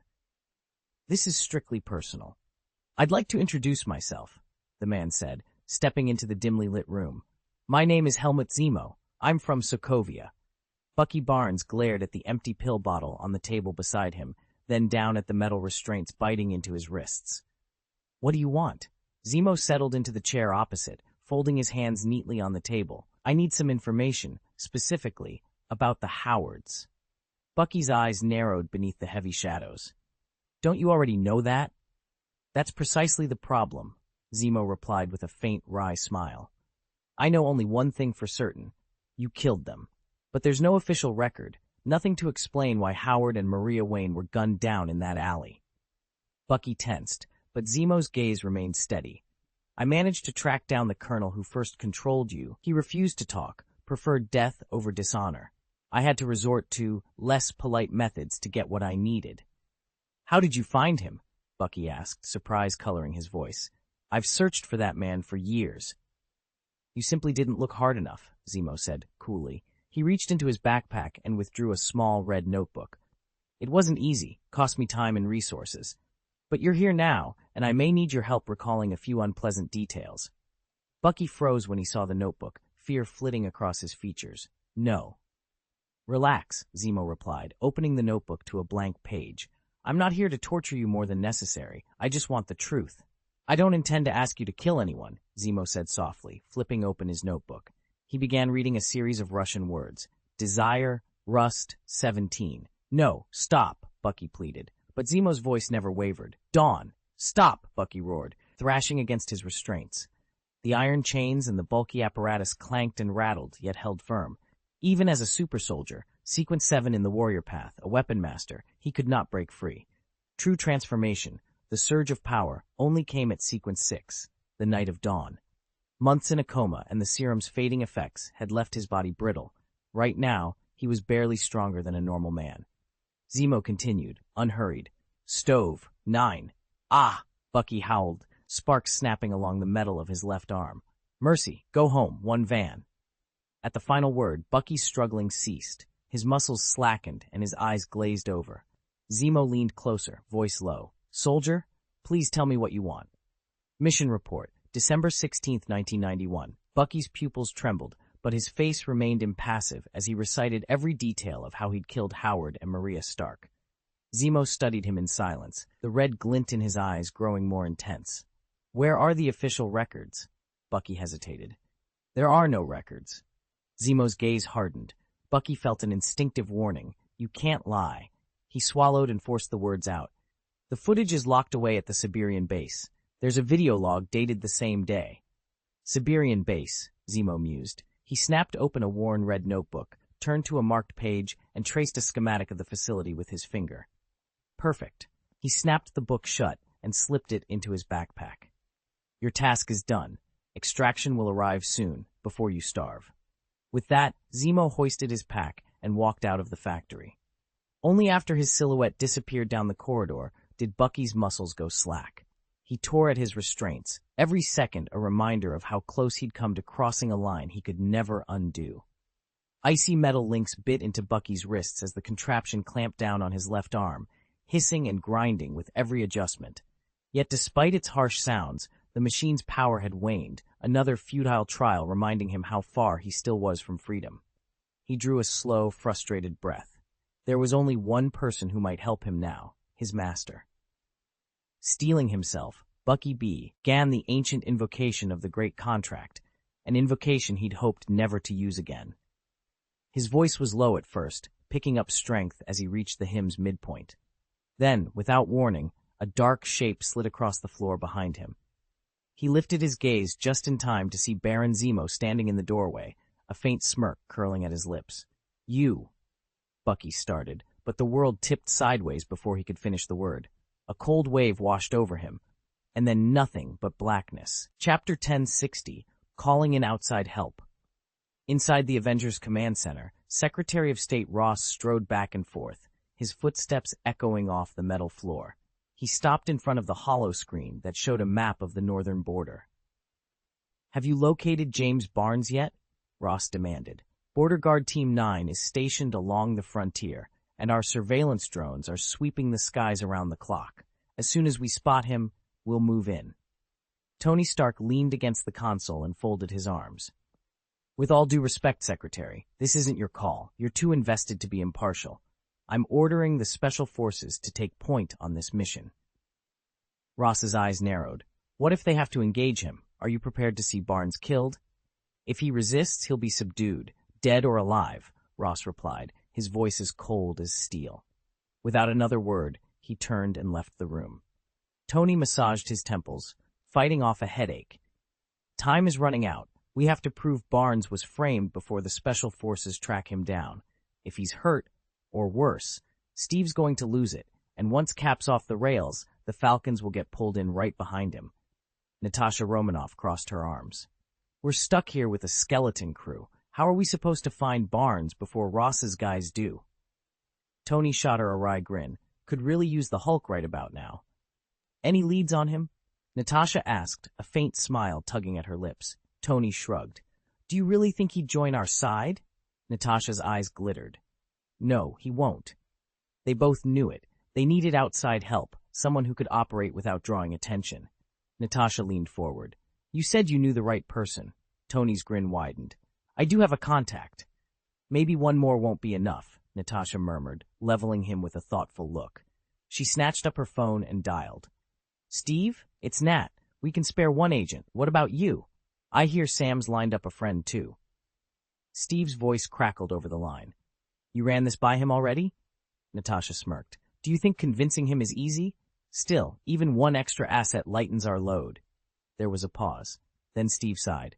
2 foreign operatives won't solve everything. They're not as plugged in as the UN. They'll need support, intel, logistics we can't provide on that scale. Natasha set her jaw. Then we find a way to win him over. Steve's laugh was low and bitter. He'll never agree. She exchanged a glance with Tony, determination flaring in her eyes. He will, at a price. Steve frowned, as if he suddenly grasped the full weight of the demand. You're saying there's no other way? Captain, Natasha said gently, you know him. There really isn't. He'll hate us forever, Tony groaned, running a hand through his hair. We could ruin our relationship completely. Steve stayed silent for a moment, rolling the problem over in his mind. Finally, he said, All right, first we clear Bucky of any suspicion. Then, if need be, we can ask for his forgiveness. He's not exactly petty. Tony and Natasha exchanged uneasy looks. Steve's optimism seemed a thin veil over their own doubts. Later that afternoon in Queens, Peter Parker, backpack slung over one shoulder, headphones around his neck, pushed open the front door of Aunt May's apartment. Hey, Aunt May. Welcome home, kiddo. How was school today? Pretty good.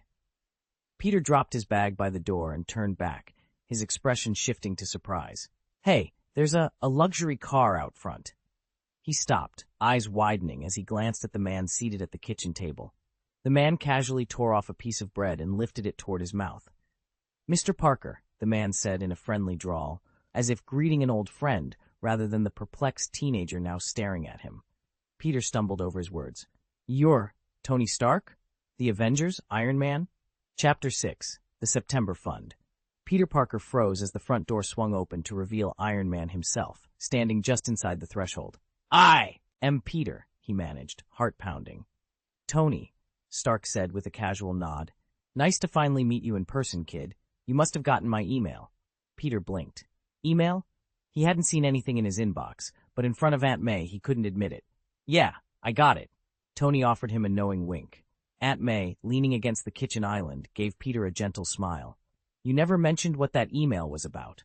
Peter's pulse quickened. It was about, What exactly was it about? It was about the funding, Aunt May prompted. You applied for some kind of grant, didn't you? Peter glanced at Tony, who stepped into the room and shrugged. The September Fund, Peter? You remember now? He did not, but Aunt May's hopeful expression made him swallow his doubts. Right, I remember. Tony reached behind him, pulled out an envelope, and handed it to Peter. Congratulations, it's been approved and dispersed, all set. Aunt May crossed her arms, pretending mild reproach. And you didn't tell me this was happening? Are you hiding things from me again? Peter flushed, caught between relief and guilty surprise. Tony ruffled his hair. Come on, Aunt May, he's still getting used to surprises. But everything checks out. This fund will cover Peter's lab equipment and tuition. May's eyes softened with pride. Peter let out a breath he hadn't realized he'd been holding. Tony's unexpected approval meant more than just money. It was a vote of confidence from the man who'd become his mentor. As Aunt May congratulated him, Peter realized that some secrets were worth keeping, at least until he was ready to share the full story. And if Iron Man thought he could handle it, maybe he could too. I know you love surprises, Peter said sheepishly, so I was going to tell you later. He glanced at Tony, uncertainty in his eyes. By the way, what exactly did I apply for? That's why I'm here, Tony replied. All right, problem solved, Peter conceded a little too quickly. Tony smirked. I can't believe she's already an aunt. He tipped his head toward May, who was busy pouring tea in the kitchen. May smiled and gave a little shrug. There are all kinds of aunts, she said, amusement in her voice. Tony took another bite of the walnut and red date bread Peter had brought over. This stuff is amazing. He flashed a winning grin, though Peter thought it looked more forced than genuine. Hang on a second, Peter interrupted. What's this fund you mentioned? Is it money-related? Tony set the pastry aside. Yes, it's all about the funding, quite substantial in fact, and they don't even care who I am. He looked back at May. May I have him for 5 minutes? By all means, May said, ushering Peter toward his bedroom. Tony and Peter stepped inside, and May gently closed the door behind them. As soon as her back was turned, Tony lurched toward the wastebasket, spit out the half-chewed bread, and tossed it away. Not bad for a health pastry, though, he remarked calmly. He straightened up and surveyed the room, an eclectic mix of old gadgets, hand-me-down furniture, walls plastered with vintage movie posters. Tony blinked. What is all this? Retro tech? A thrift store haul? The Salvation Army? Peter shrugged, shifting awkwardly under Tony's gaze. He wasn't sure how to answer, and Tony's raised eyebrow made it clear this conversation was far from over. I just picked up some trash. Garbage collector now? Tony quipped, raising an eyebrow. Sure, why not? Peter Parker replied with a wry grin. But seriously, Tony, I've never applied for your funding. Tony sighed, folding his arms. All right, your turn. Peter rolled his eyes but stepped back as Tony whipped out his phone. A pop-up notification blinked on the screen. Site maintenance ahead. Please save your bookshelf and reading progress. We apologize for the inconvenience. Tony swiped it away. He projected a video hologram between them. In the grainy footage, a man with a backpack tries to slip into a parked car through its window, when suddenly a masked figure, in red tights, kicks him clean off his feet. The camera swings around to reveal Spider-Man in a homemade, slightly rough-around-the-edges suit, mid-kick. Tony froze the frame. Is that you? Peter's heart skipped. No, no way. It is, Tony insisted, tapping his screen. The next clip began. A speeding car hurtles toward a crowded street, tires screeching, until it comes to an abrupt halt. No skid marks, no tire smoke, as if an invisible hand yanked the wheel. Tony smiled. 40 miles an hour, 3,000 pounds of metal, stopped dead in its tracks. Not too shabby. You're pretty amazing. Peter swallowed, eyes flicking between Tony and the frozen hologram. He had no idea how much more of his secret identity Tony already knew, and what he planned to do with it. Tony glanced up from his tablet without much interest. That's from one of those video-sharing sites, right? You found it online? It's all CGI, just like that so-called Phoenix UFO. Peter barely heard him. His eyes were fixed on the clothesline Tony had just flipped on, activating the ceiling fan. A flash of red fabric spiraled downward. Peter lunged, yanking the suit out of sight behind a hanger. Tony raised an eyebrow. What's that? Peter froze. Nothing. Tony strolled over and snagged the hanger. The red costume, complete with webbing patterns and the familiar spider emblem, peeked out. So, Tony said, narrowing his eyes, you're Spider? Baby? Spider-Boy? The neighborhood crime fighter? Peter's shoulders slumped. Spider-Man, he muttered. And it's not a costume. He caught himself, then switched tactics. Look, I'm having a good day, okay? I took the subway without a hitch, scored a sweet DVD player on Fifth Avenue. Oh, and I aced my algebra test. Tony crossed his arms, unimpressed. Right, a caped kid who rides the subway and does math homework. And who else knows about this little hobby of yours? Peter held his breath, realizing the question would change everything. Does anyone know? Peter Parker shook his head. No one. Not even your wonderfully charming Aunt May? Tony Stark asked, an amused glint in his eye. Peter scowled. No, if she ever found out, she'd lose it. She's already worrying about me enough. I don't need her going into panic mode. Tony reached into his suit pocket and withdrew a tiny glass vial, no bigger than his thumb. He held it up to the light. This web fluid has unbelievable tensile strength. Who manufactured it? Peter shrugged casually. Me. With a flick of his wrist, he sent the vial tumbling behind a rack of costumes. Tony tapped the vial's glass. And the wall crawling? Sticky gloves? Peter snatched his old Spider-Man mask from Tony's hands. No gloves. My suit bonds directly with my body. As for these goggles, he pulled on the sleek lenses and peered at Tony. Yeah, I can see perfectly well. Since the accident, my senses are hyper-acute. I was drowning in information out there. These filter most of it out so I can focus. Tony studied him for a moment, then crossed his arms. Kid, you're overdue for an upgrade, from head to toe, every component retooled. That's why I'm here. He glanced at the ceiling, and with a sharp hand signal, a new Spider-Man suit, sleek, high-tech, and clearly out of Peter's league, descended on a magnetic rail behind him. Peter's jaw dropped. Tony offered a wide grin. Welcome to the next level, Spider-Man. Peter lifted the mask, eyes shining with a mix of excitement and awe. Thanks, Mr. Stark. I won't let you down. You've got to feed the horse if you want it to run, Tony said, eyeing the hastily assembled battlesuit. Even though he'd built it on the fly, its capabilities outstripped Peter Parker's homemade costume by leagues. He really had high hopes for this kid. Peter might be young, but his sense of justice was rock solid, and, most important of all, he'd never taken a life since his powers kicked in. Tony fixed him with a thoughtful look. Why do you do this, Parker? Seriously, what gets you out of bed every morning? Peter hesitated, choosing his words. I was an ordinary guy my whole life. 6 months ago, I got these powers. I read books, built computers, even played rugby. I'm a science geek, not a fighter. Before, I couldn't do anything about crime, and honestly, I still don't really know how to fight. Because you're different, Tony said softly. Peter shrugged, palms up.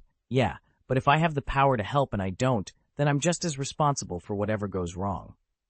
A moment of silence hung between them. Then Tony let out a relieved sigh. This kid's moral compass was as steady as Captain America's. He'd made the right choice. Tony sank into the seat beside Peter Parker and fixed him with a steady look. So, he began, you want to help the weak and make the world a better place, right? Peter blinked. Yeah, I believe in that. Helping people who can't help themselves. Tony nodded approvingly. Good answer. Now tell me, do you have a passport? Peter's eyes widened. A passport? No, I don't even have a driver's license yet. That's fine, Tony said, waving one hand as if dismissing the complication. We can take care of the paperwork. But I was thinking you might need to travel overseas soon. Go abroad? Peter repeated, sounding both excited and nervous. Mr. Stark, what are you talking about? Tony leaned forward. Have you been keeping up with the news? Peter shifted uncomfortably. Only what they show on the school TV channel. Why? Tony's face grew serious. Did you hear about the bombing at the United Nations building? Peter swallowed hard. Yeah, the suspect is James Barnes, Bucky, Captain America's old friend. Exactly. Tony folded his arms. Steve refuses to believe Bucky could carry out such a terrorist attack. He's convinced someone framed him. To be honest, so am I. The Hydra brainwashing that once controlled Bucky has been fully dismantled. No one can manipulate him anymore. Hydra did that to him? Peter's voice caught. What did they make him do? Tony's eyes darkened. They forced him to assassinate people, turning him into a living weapon. But that was then. Today, Bucky's free of their control. Our job now is to clear his name and stop whoever really planned this attack. We found a very reliable doctor who managed to pinpoint and neutralize the hidden threat in his brain, Tony explained patiently. But that doesn't change the fact that the United Nations has already identified James Barnes as the bomber and issued a global arrest warrant for him. Peter's eyes widened. If they can't find him now, you're saying once they do, they'll send in a special ops team without a second thought? Exactly. So, Peter frowned, thinking it through. You want me to help track him down? Not just find him, Tony corrected gently. We need to uncover the real story behind that bombing before the UN task force does. Whoever set Barnes up must have pretended to be him, so the real culprit has to know something. I don't get it, Mr. Stark. Peter scratched the back of his head. Isn't that exactly what the Avengers are for? Tracking down bad guys and sorting out the facts? Tony sighed, running a hand through his hair. We are professionals, Pete, but right now we're legally hamstrung. Under the Sokovia Accords, the Avengers answered directly to the UN. We have no authority to launch our own investigation without their official green light. If we step in without one, we'll be violating international law. Peter's shoulders slumped. So we sit and wait? For now, Tony said, meeting his gaze. But I think I have an idea, one that might let us bend the rules just enough to get the answers we need. At least for now, that's how it stands, unless the Avengers all officially retire and hang up their capes, Tony said. Peter Parker drained the last of his coffee and set the empty cup on the table. So that's why you came to me? Tony leaned back, steepling his fingers. Sharp observation. Peter gave a wry smile and waved him off.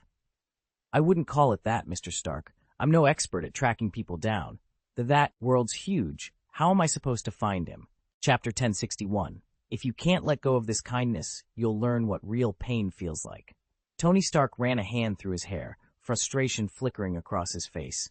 I know you've searched everywhere and still come up empty, he said. But I also know someone who can help you find it. You need to see Aaron Gaius. Who?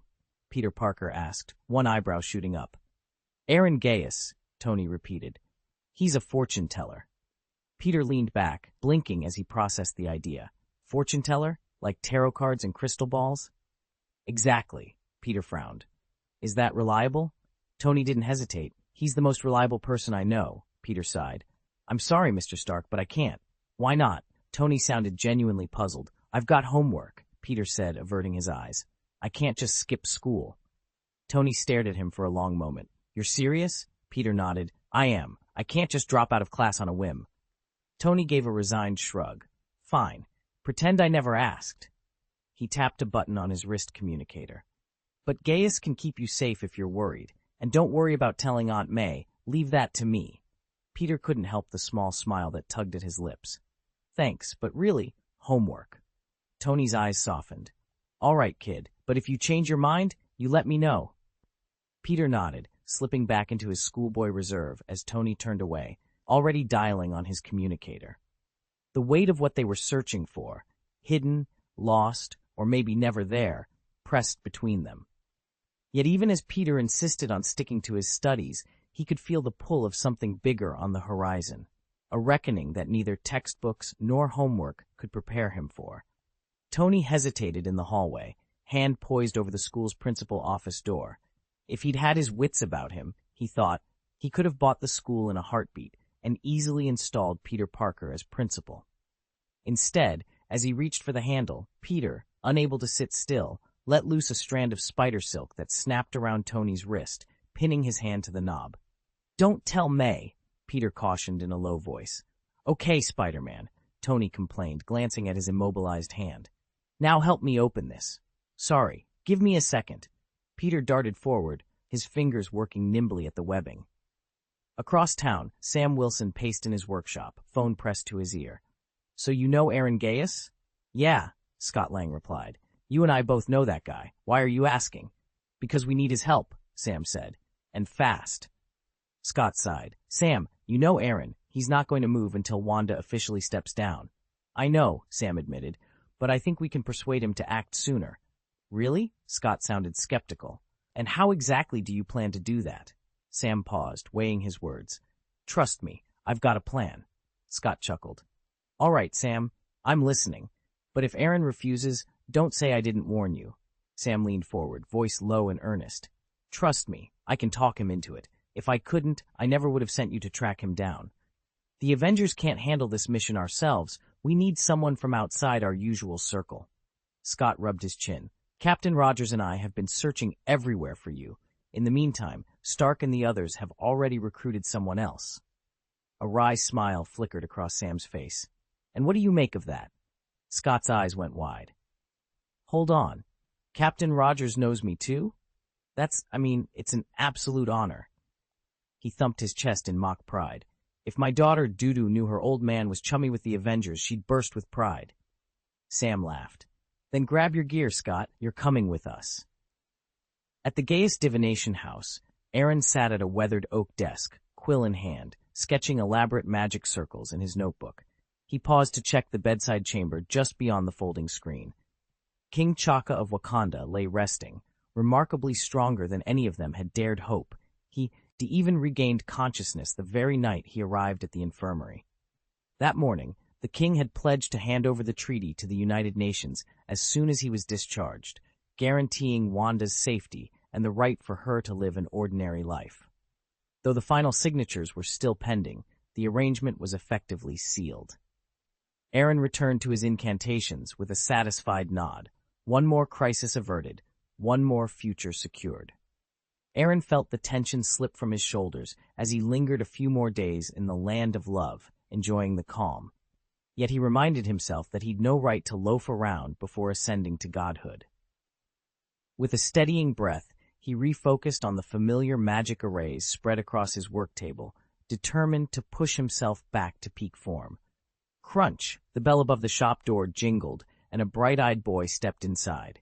He paused at the threshold, glanced around, then offered a shy wave. Aaron looked up from his parchments and ink pot, setting down his quill. "Welcome," Aaron said. Hi. I'm Peter Parker," the boy murmured, rubbing the back of his neck.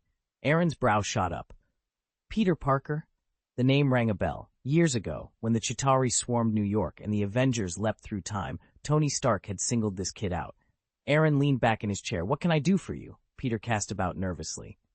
"Mr. Stark, he asked me to come. He wants your help finding someone. His name is James Barnes." Aaron snorted, curling his lips. "Sorry, kid. Tracking a man like James Barnes is way beyond my abilities. I can't help you." Peter opened his mouth to argue, but before he could speak, the door swung open again, and in strolled Scott Lang. Aaron glanced up from his tablet and motioned them forward. Then, fixing Peter Parker with a thoughtful look, he asked, "Are you the one Tony Stark wants?" Peter straightened. "Yes, sir. I'm Peter Parker." "And how old are you?" Peter flushed slightly. "Not quite an adult yet. I'm still in high school." At that moment, Scott Lang stepped forward, puffing out his chest as he extended a hand. "Scott Lang, Ant-Man." Peter took his hand with a friendly grip. "Peter Parker, Spider-Man." Scott's eyes lit up. "I know you. I've seen those videos online. That shot of you holding up a car with one hand, absolutely awesome. You're way younger than I expected." Before they could banter further, Aaron cleared his throat and shot them a cool glance. "Look, I get what you two are up to, but I'm not getting involved. The door you need is right over there. Good luck." Scott waved off Aaron's warning. "Come on, Aaron. Helping us isn't that hard. You're not an Avenger. No one's watching you. Think of it as a field trip." Peter hesitated, then exchanged a quick look with Aaron's retreating back. Finally, he turned to Scott and said, "All right, I'll help, Mr. Lang." Scott's grin widened. "Thanks, kid. Trust me, we're going to make a pretty great team." Tony Stark said all mission expenses would be reimbursed afterward. "Then why am I fronting him any money?" Aaron rolled his eyes. "Peter, I promised someone I'd look after you, so I'll be patient." "You're still a kid," Aaron muttered. "Kids should study hard, eat well, go home on time, and get a good night's sleep." "I'm still Spider-Man, sir," Peter Parker said solemnly. "With great power comes great responsibility. If Mr. Barnes's situation could affect the unity of the Avengers, and Mr. Stark asked for my help, then I can't let him down." Aaron slapped his forehead. At Parker's age, did he really need such a messenger boy sense of justice? He might have had ways to bring Wanda back, but Peter sounded like he'd been raised on nothing but inspirational quotes. Still, with that kind of unwavering conviction, it was hard to argue that Tony Stark had made the wrong call. Aaron's jaw tightened. "I'm not helping you track her down. Wanda hasn't exactly retired in peace."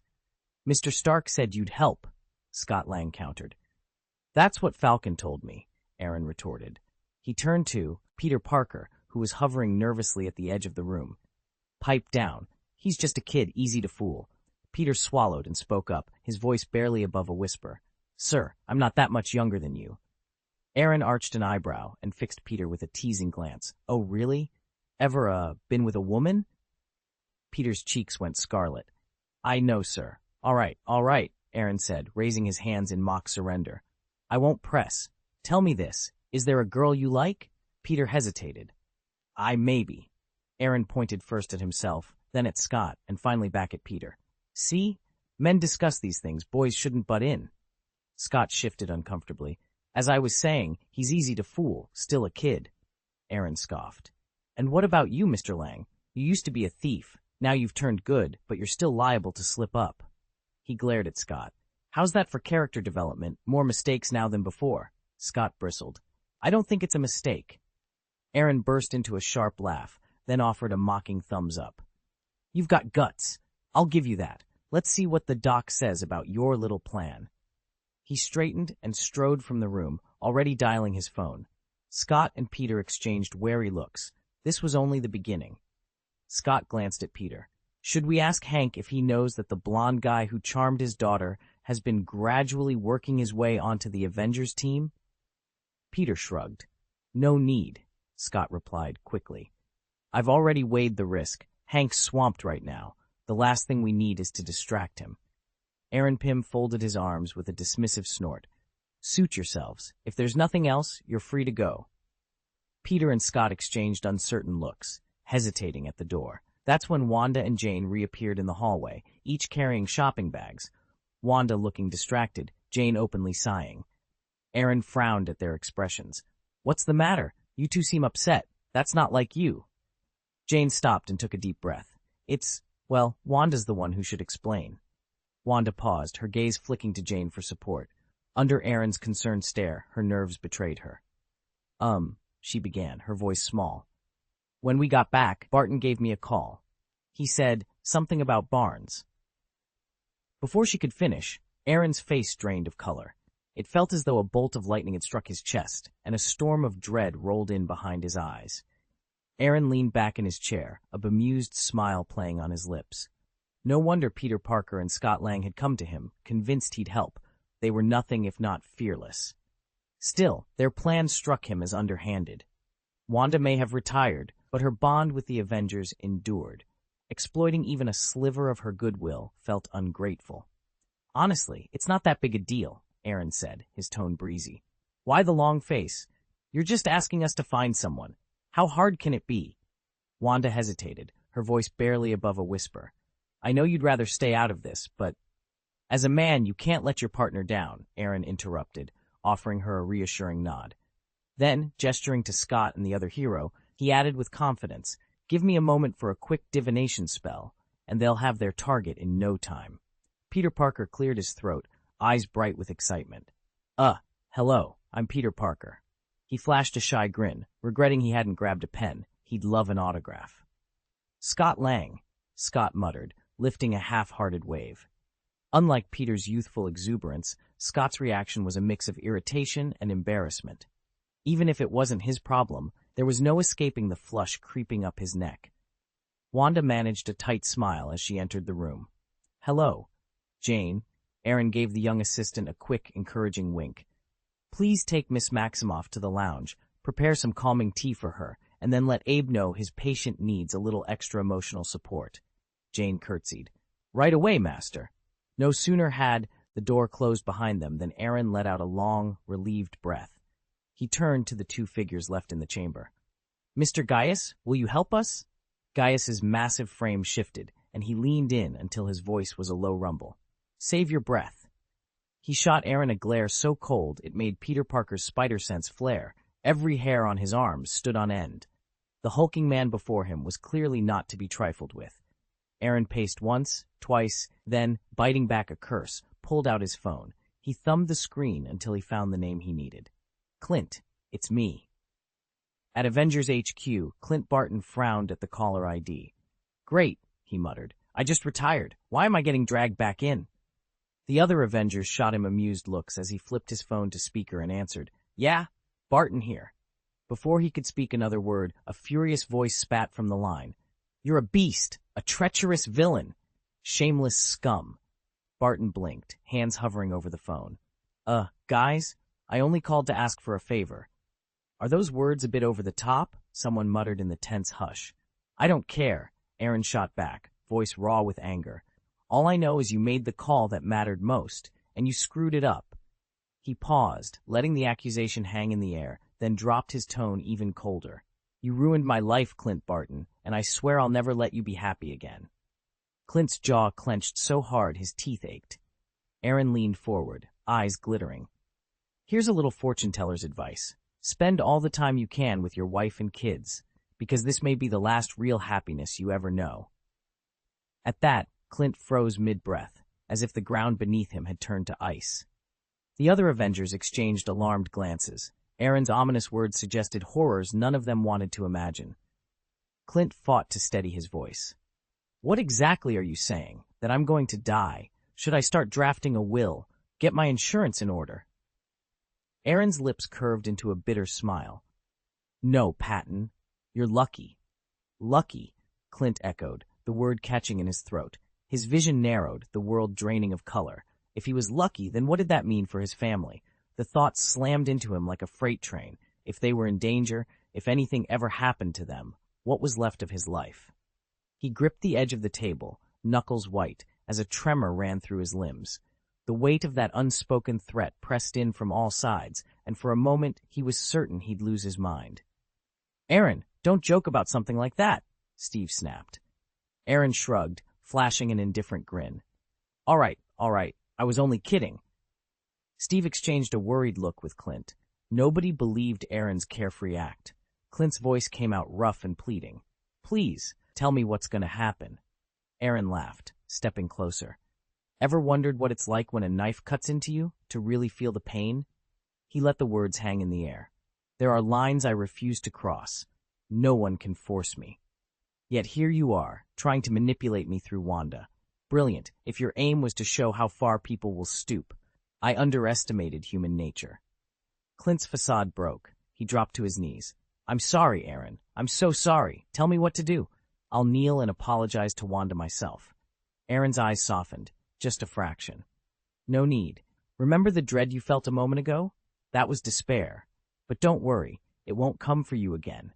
When the time comes, I'll protect what you hold dear. Just, let's hope this is the last lesson.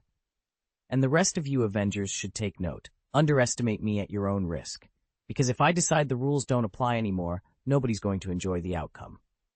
Here are a few quick methods to back up your virtual bookshelf and reading history so you won't lose track of what you're reading. 1. Take screenshots.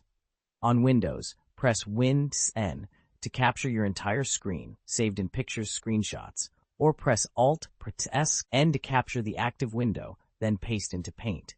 On Mac OS, press Shift-Command-4, then drag to select the area you want to capture.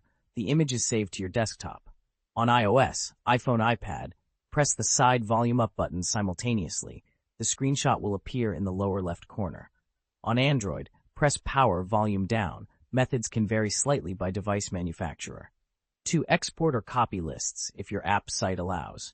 Look for an export, download, or print option in your account or library settings. Some services let you download a CSV or PDF of your bookshelf reading history. If there's no export feature, you can select Ctrl-A and copy Ctrl-C your list from the web page, then paste Ctrl-V into a text file or spreadsheet. 3. Save pages PDF. In most browsers, press Ctrl-P Windows or Command-P Mac, choose Save as PDF, and save the bookshelf reading record page for offline reference. Third-party tools. Web clipping extensions, Evernote Web Clipper, OneNote Web Clipper, can capture entire pages and save them to your Note account. Screenshot management tools, Lightshot, Greenshot, let you annotate and organize your captures. 5. Organize your backups. Create a dedicated folder on your computer or cloud service, Google Drive, Dropbox, named Bookshelf Backup. Label each file with the date, e.g., Bookshelf 2024-615.png or Reading History June 24.pdf, so you can track changes over time. By following these steps, you'll always have a local copy of your bookshelf and reading record, even if the website or app changes. Apologies for any inconvenience, and happy reading. Chapter 1062, a very timely call for help. Zemo possessed by the devil. Snap! Helmut Zemo ended the call and felt a rush of satisfaction. He'd never intended to deliver a crippling blow to Wanda Maximoff's morale, but their latest maneuver had been so reckless and frankly disgusting that he needed to put a stop to it.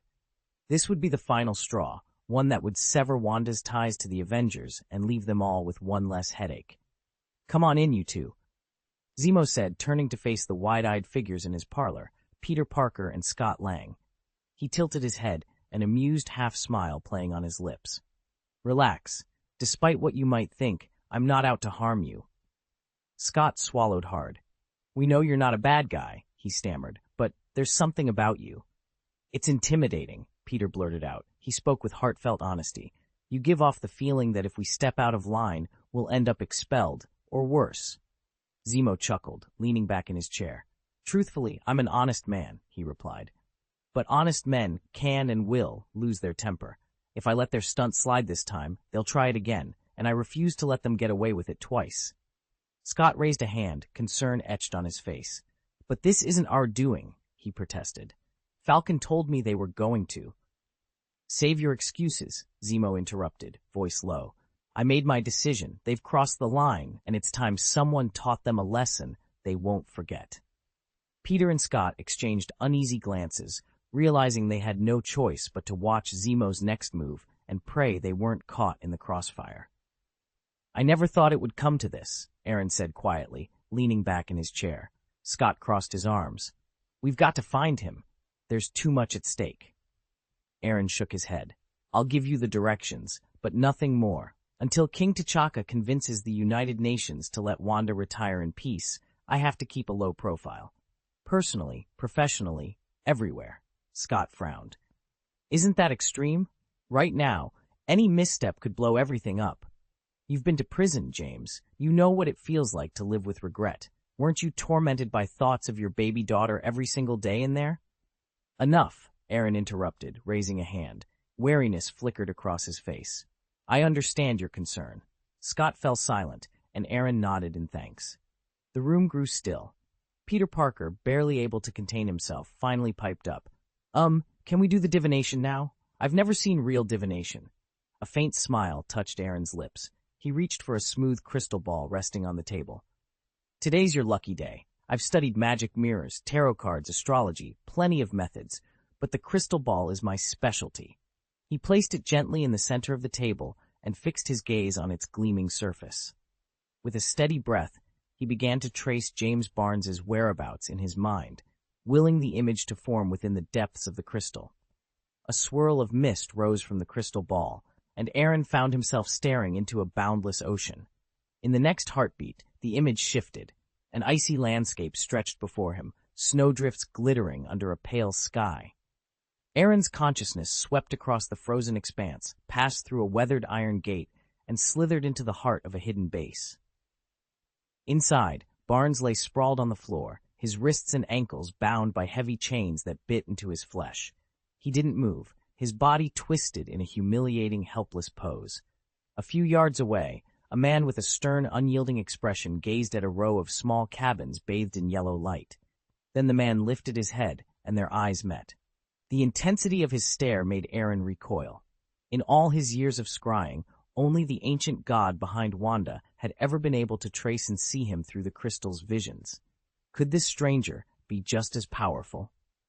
Before Aaron could answer that question, the man turned away from the glowing cabins and strode past the boundaries of Aaron's vision. He moved straight to a console of projection equipment on a nearby table and began to tinker with its controls, as if Aaron's intrusion had never happened. After the divination was complete, Aaron rubbed his temples, frustration plain on his face. You know, he muttered, that really pissed me off. He'd assumed Bucky hadn't asked for help because he didn't want it, that he preferred to handle things on his own. Now Aaron realized the truth. Bucky simply never got the chance. Without this ritual, he might still be unconscious, and who knew how long it would take before someone noticed. If Bucky had stayed out cold until their next family council, he might not have woken up at all. Peter Parker leaned forward, eyes bright with concern. Did you find him? Aaron lifted his head, blinking away swirling impressions of glowing runes. I did, he said. Sadly, I can't pinpoint his exact coordinates yet. Scott Lang folded his arms, brow furrowed. What did you see? Aaron took a steadying breath. Bucky's been captured. He's being held in a secret base that's completely buried under snow. He's alive for now, but I don't know for how long. A hush fell over the small group. The only sound was the soft crackle of residual magic drifting from the divination circle. Scott reached out for the enchanted compass lying on the table, the one Aaron had used to channel the spell. Before his fingers could close around it, Aaron slapped Scott's hand away. Not yet, Aaron snapped. That compass won't guide you until I've locked in the exact location. It's useless without my sight to steer it. Scott paused, surprised, but not offended. Peter exchanged a glance with him, worry lines deepening on both their faces. Aaron squared his shoulders. I'll refine the divination tonight and get us the coordinates. We leave at dawn. The team nodded, determination settling over them. Outside, the wind howled against the windows, a cold reminder of the hidden fortress waiting in the frozen north, and the friend they had to save before it was too late. Personal property. Look, but don't touch. Scott crossed his arms and pouted. That's so stingy. You won't even go find somebody yourself, but you won't lend us the compass either? Aaron pressed his lips together. True, but I'm not comfortable handing it over. If it breaks, I'll suffer a massive loss. If it goes missing, it'll be a nightmare. Don't you trust me at all? You've been convicted twice, Aaron said bluntly. What's to stop you from using it to buy a winning scratch ticket? Scott grinned, undeterred. May I? Absolutely not. Scott rolled his eyes. Then what do you suggest? Aaron carefully tucked the compass back into his satchel and rubbed his temple. Maybe he could ask Abe or Jane to run the errand. Ordinary people would never be targeted for the compass. After all, it wasn't just any trinket. It was under the protection of the god of the contract, the ancient and noble inheritor, the creator of the mind and master of shadows. Just then, a familiar, pleading voice echoed in his mind. Bucky's, begging for help again. Aaron couldn't suppress a bitter smile. Always running to me at the last minute, he chided himself inwardly. A Sequence 7 Beyonder treated like a common errand boy. Don't tell anyone you're hanging out with me anymore. I'm ashamed of it. Bucky's voice was strained.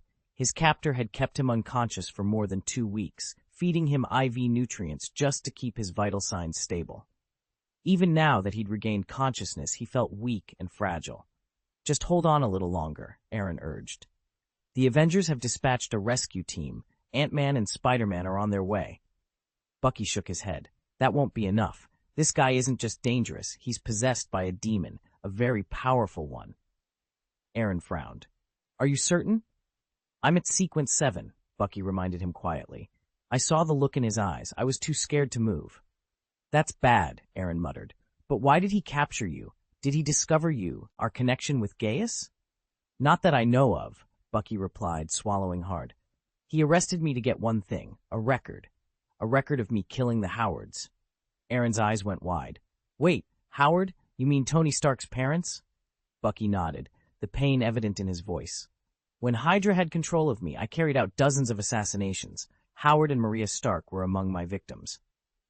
Translator's note. Please make sure to save your bookshelf and reading record. Screenshots are recommended. We apologize for any inconvenience. Aaron rubbed his temples as Bucky's voice crackled through the secure line. All right, he said at last. This is a lot more complicated than I thought. He didn't come looking for me, but what does he want? What's his goal? Bucky ran a hand over his face, clearly running out of patience. I don't know. All I know is he's got the record. Aaron pressed the heels of his palms against his forehead. Look, I don't care about your past. We'll pretend I've always been clueless, but if this catches up to you and you can't handle it alone, I'll help you cover it up, though you might not like my methods. You understand? There was a long pause before Bucky finally answered, his voice low. I understand. All right, Aaron said, leaning forward. Where are you right now? Siberia, Bucky replied. A secret Soviet military base. Aaron let out a low whistle. Of course, snow, sub-zero temperatures, the works. Siberia, he muttered. That's going to be tricky. I was only planning to drop a hint, not wade into the deep end. And now this, tying us to a devil. From your description, it's not some low-level demon. He sounds like a major player. He sat back in his chair, weighing the new stakes. Dealing with a high-ranking devil on a frozen Soviet installation was far beyond a simple warning. But he'd vowed to help Bucky keep this under wraps, and he intended to keep that promise, no matter how dangerous the assignment. Scott Lang and Peter Parker both knew they couldn't face a high-level demon on their own. They needed backup. This is way beyond us, Scott admitted, pacing the length of the room. Peter and I can't pull this off alone. Peter rubbed the back of his neck. Yeah, we all know it's not easy. Scott stopped and looked at him. But we have to do it. So, what now? Before Peter could answer, Aaron stepped forward. Save the strategizing. I'm coming with you. Scott's eyes widened. You serious? Aaron shrugged. Would I lie? Scott broke into a grin. That's awesome. You joining us just doubled our chances. Exactly, Aaron said. He glanced between them. Quick question. Do either of you have passports? Peter slumped against the wall. No, I still can't even get a full driver's license. Why? Because we're heading to Siberia, Aaron replied. And Barnes is holed up there. Scott and Peter exchanged a look. We should call in the Avengers, let them know what's happening, Peter suggested. And Aunt May, Scott added, a rueful smile tugging at his lips. She'd kill me if she found out I snuck out of the country without telling her. Fine, Aaron said. You two make the calls. I'll gear up. Oh, and just so you know, this mission is going to be a lot more intense than you're expecting. With that, he turned and walked through the door on the right side of the divination room, leaving Scott and Peter to scramble for phone numbers and boarding passes. Wanda sat cradling Abe on a cloud as soft as marshmallow. He murmured something incoherently, but just having him in her arms had already eased the grief that weighed on her. Turns out Abe's counseling skills are still pretty remarkable, someone remarked. Wanda gave a wry smile. All this time, and I never knew he was a psychiatrist. Why didn't you tell me? Aaron slid onto the cloud beside her, grinning. There wasn't really any need, until now. He leaned forward. Take off your coat. Are you crazy? If you want to go through my wardrobe, why don't you just head back to your own room? Wand, snapped. Hala, engrossed in a book and wearing her glasses low on her nose, looked up. Don't jump to conclusions, she said calmly. Aaron only wants that coat. It might be the most valuable piece of clothing in the entire universe. Wanda frowned. What are you talking about? With a gentle tap of his finger, Aaron touched the red fabric of her coat. In an instant, the material shifted, the bold scarlet giving way to a deep, midnight blue cloak, elegant, understated, and suffused with a quiet power. This, Aaron said softly, is one of my artifacts. Wanda's eyes widened. You mean, you planted it on me from the start? Aaron nodded. When you insisted on joining the Avengers, I couldn't stop you, so I made sure you had a safeguard of your own. I only ever wanted to give you the best protection. Now that you've retired and the protective suit has done its job, of course it has to come back. At home, as long as I'm here, no harm will ever reach you. Wanda felt her heart tighten. She blushed, slipped off her coat, and placed it gently in Aaron's hands. Aaron, wait. Take me with you. He shook his head. Wanda's smile faltered. But you said they'd send someone else. Why do they need you on this? Aaron's expression grew solemn. This isn't a simple assignment. They can't handle it alone. I'm the only one who knows exactly how to proceed. Wanda bit her lip. I thought after your last mission, you'd finally take it easy. He reached for her hand. I planned on letting you retire in peace, but if I stay here, Barnes dies, or worse. I can't let that happen. Trust me, the plan is foolproof, so long as I'm not caught. Her brow furrowed with worry. Is it dangerous? He gave her a small, reassuring smile. Not exactly dangerous. It's just a very long trip. Barnes was taken to Siberia. At that moment, Jane stepped forward in full combat gear, her armor plates catching the lantern light. Her battle falcon perched on her gauntleted shoulder, claws clicking softly. Ordinarily, she never left the keep unprepared, but tonight even her usual caution seemed understated. Master, Jane said, voice steady, may I come with you? Aaron glanced at Wanda, who gave a hesitant nod, and then turned back to Jane. Yes, I'll need your help. Look, you don't have to go, Aaron said after a moment's hesitation, producing a slim contract from his sling ring. Wanda, I need you to sign this non-disclosure agreement. It's not that I don't trust you. These secrets are just that explosive. Once you've signed, Jane will take you to my secret lab. Feel free to ask her anything. She'll fill you in on everything she knows. Wanda's shoulders relaxed. You're really going to tell me? He offered a small, wry smile. Honestly, I'm still not entirely comfortable with it myself, but since you've decided to retire, it no longer feels right to keep you in the dark. Wanda nodded and signed her name at the bottom. Aaron tucked the paperwork into his pocket with a satisfied grin, scooped Abe into his arms, and led the way back into the briefing room. He set Abe on the table and shrugged into a dark blue windbreaker. All right, you two, have you figured out how we're getting to Siberia? Scott slumped into a chair, rubbing his temples. Trust me, you really don't want the details. Aaron raised an eyebrow and turned to Peter Parker.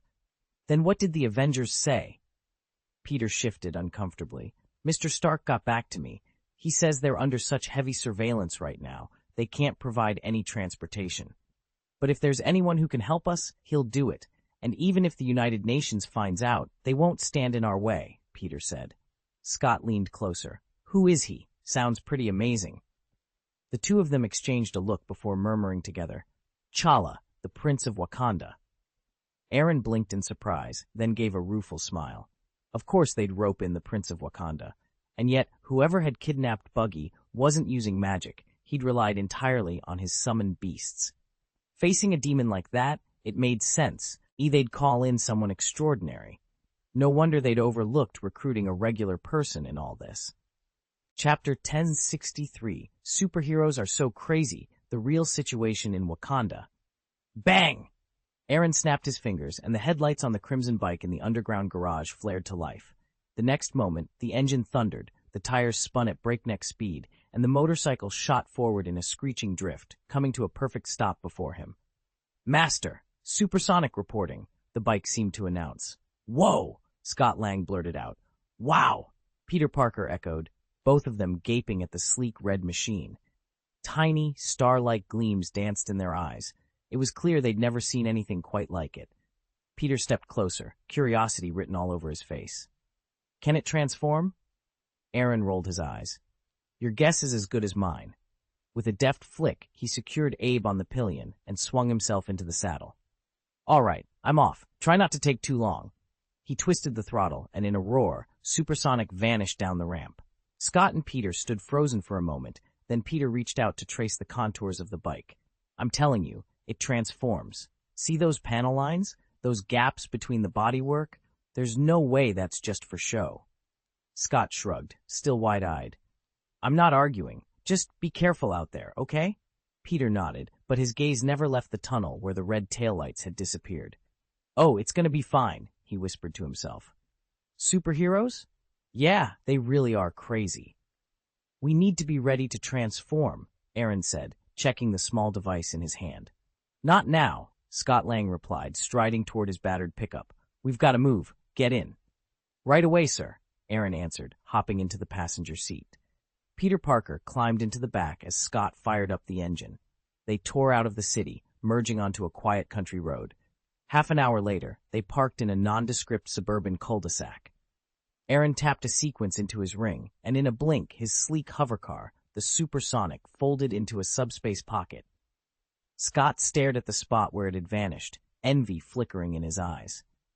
Man, if Hank would just share a few more Pym particles, I'd shrink my truck and ride along, Scott muttered. Hey, you know how stingy he is, Aaron reminded him with a grin. Scott drilled his friends with a quick look. Okay, this has got to be the place. Prince T'Challa should arrive any second. Should we suit up now? I'm already set, Peter said, pulling down the collar of his hoodie and revealing the scarlet and blue spider suit underneath. Just hand me my mask. Scott eyed the costume skeptically. That's it?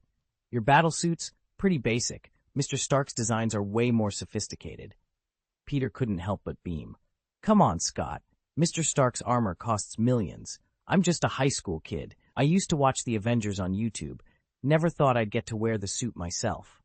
Today, though, that's my once-in-a-lifetime right there. Scott laughed, the tension easing as they scanned the empty street for any sign of the Wakandan prince. The night air was still, but something told them their moment was about to arrive. I'm more curious, Aaron said, leaning back in his chair with a knowing smile. Which of you is more powerful, Peter Parker himself or the battlesuit he wears? Peter blinked, taken aback. A few years ago, Steve Rogers asked Tony Stark the same thing. What are you without your armor? Tonight I ask you this.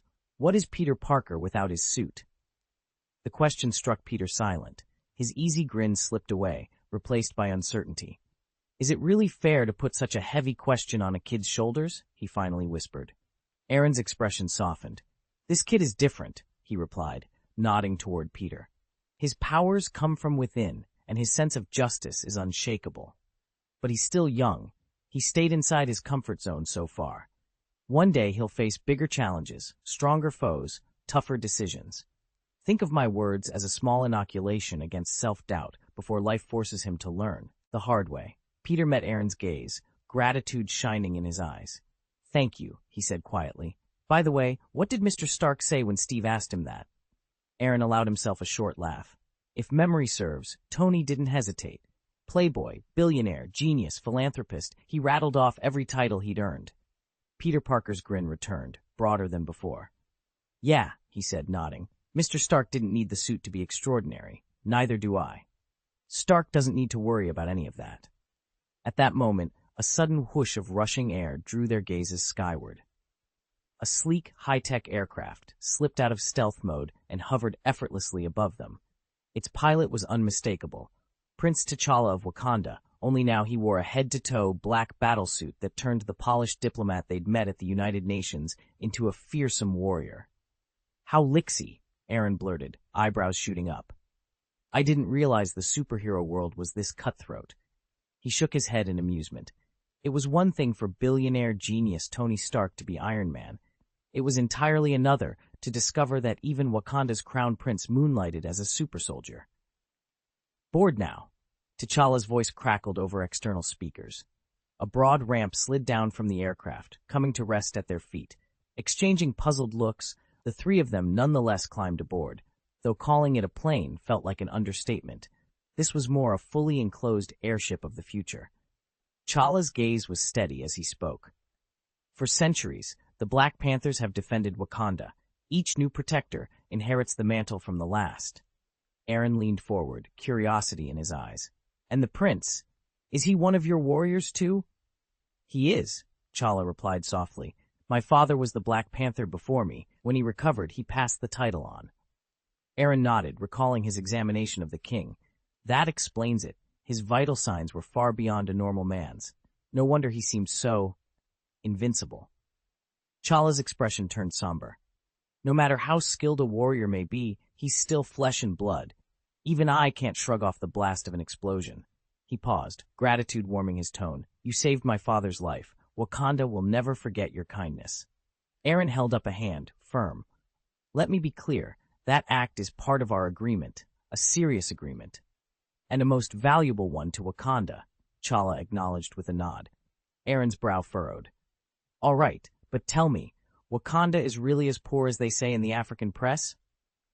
That's what the news reports, Peter Parker interjected, raising a hand to catch their attention. T'Challa allowed himself a faint smile. Peter Parker, let me teach you something. What you see on the television is often misleading. It's impossible not to believe it, and yet impossible to believe it completely, Aaron said, gesturing from himself to the rest of the passengers on the airship. It almost feels like we've been assembled just to prove that these rumors are false. Look at the prince's suit, he continued, leaning forward. It's every bit as sophisticated as Stark's latest armor. And these airships beneath our feet, this technology, I didn't see anything like it in S.H.I.E.L.D. It's far beyond a Quinjet.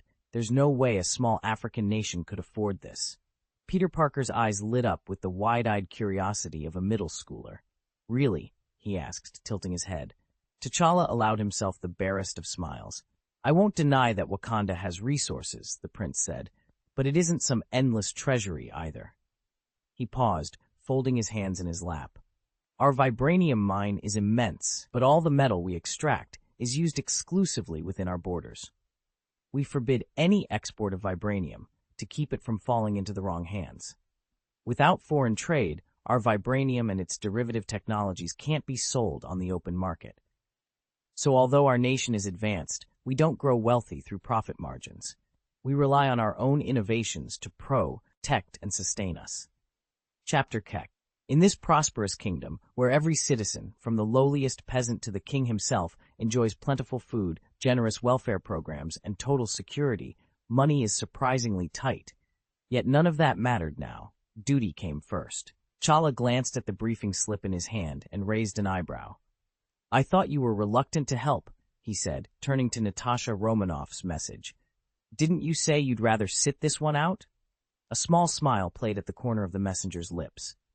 I was just as surprised when Romanoff contacted me, he admitted. The truth is, although Wanda has decided to retire, she still feels a strong bond with the Avengers. But once this mission is over, she'll finally be free of them, free to start her life anew. T'Challa nodded gravely.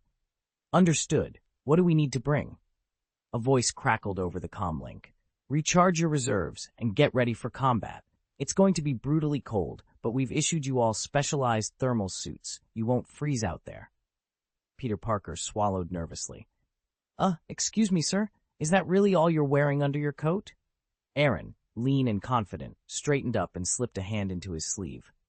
Ha! You three combined aren't worth one single sleeve of my shirt, he proclaimed, tone boyish, but his eyes shining with resolve. They fell into an expectant silence, checking gear and reviewing strategy one last time. When the moment came, the trio stepped into the transporter bay and vanished in a shimmer of light. Siberia awaited. The airship settled onto the snowy plain, and Aaron, Chala, Peter Parker, and Scott Lang stepped out onto the crisp white ground. Aaron checked his compass and pointed north. If all goes as planned, the hill we're after is just up ahead. Without a word of protest, the others followed him across the field.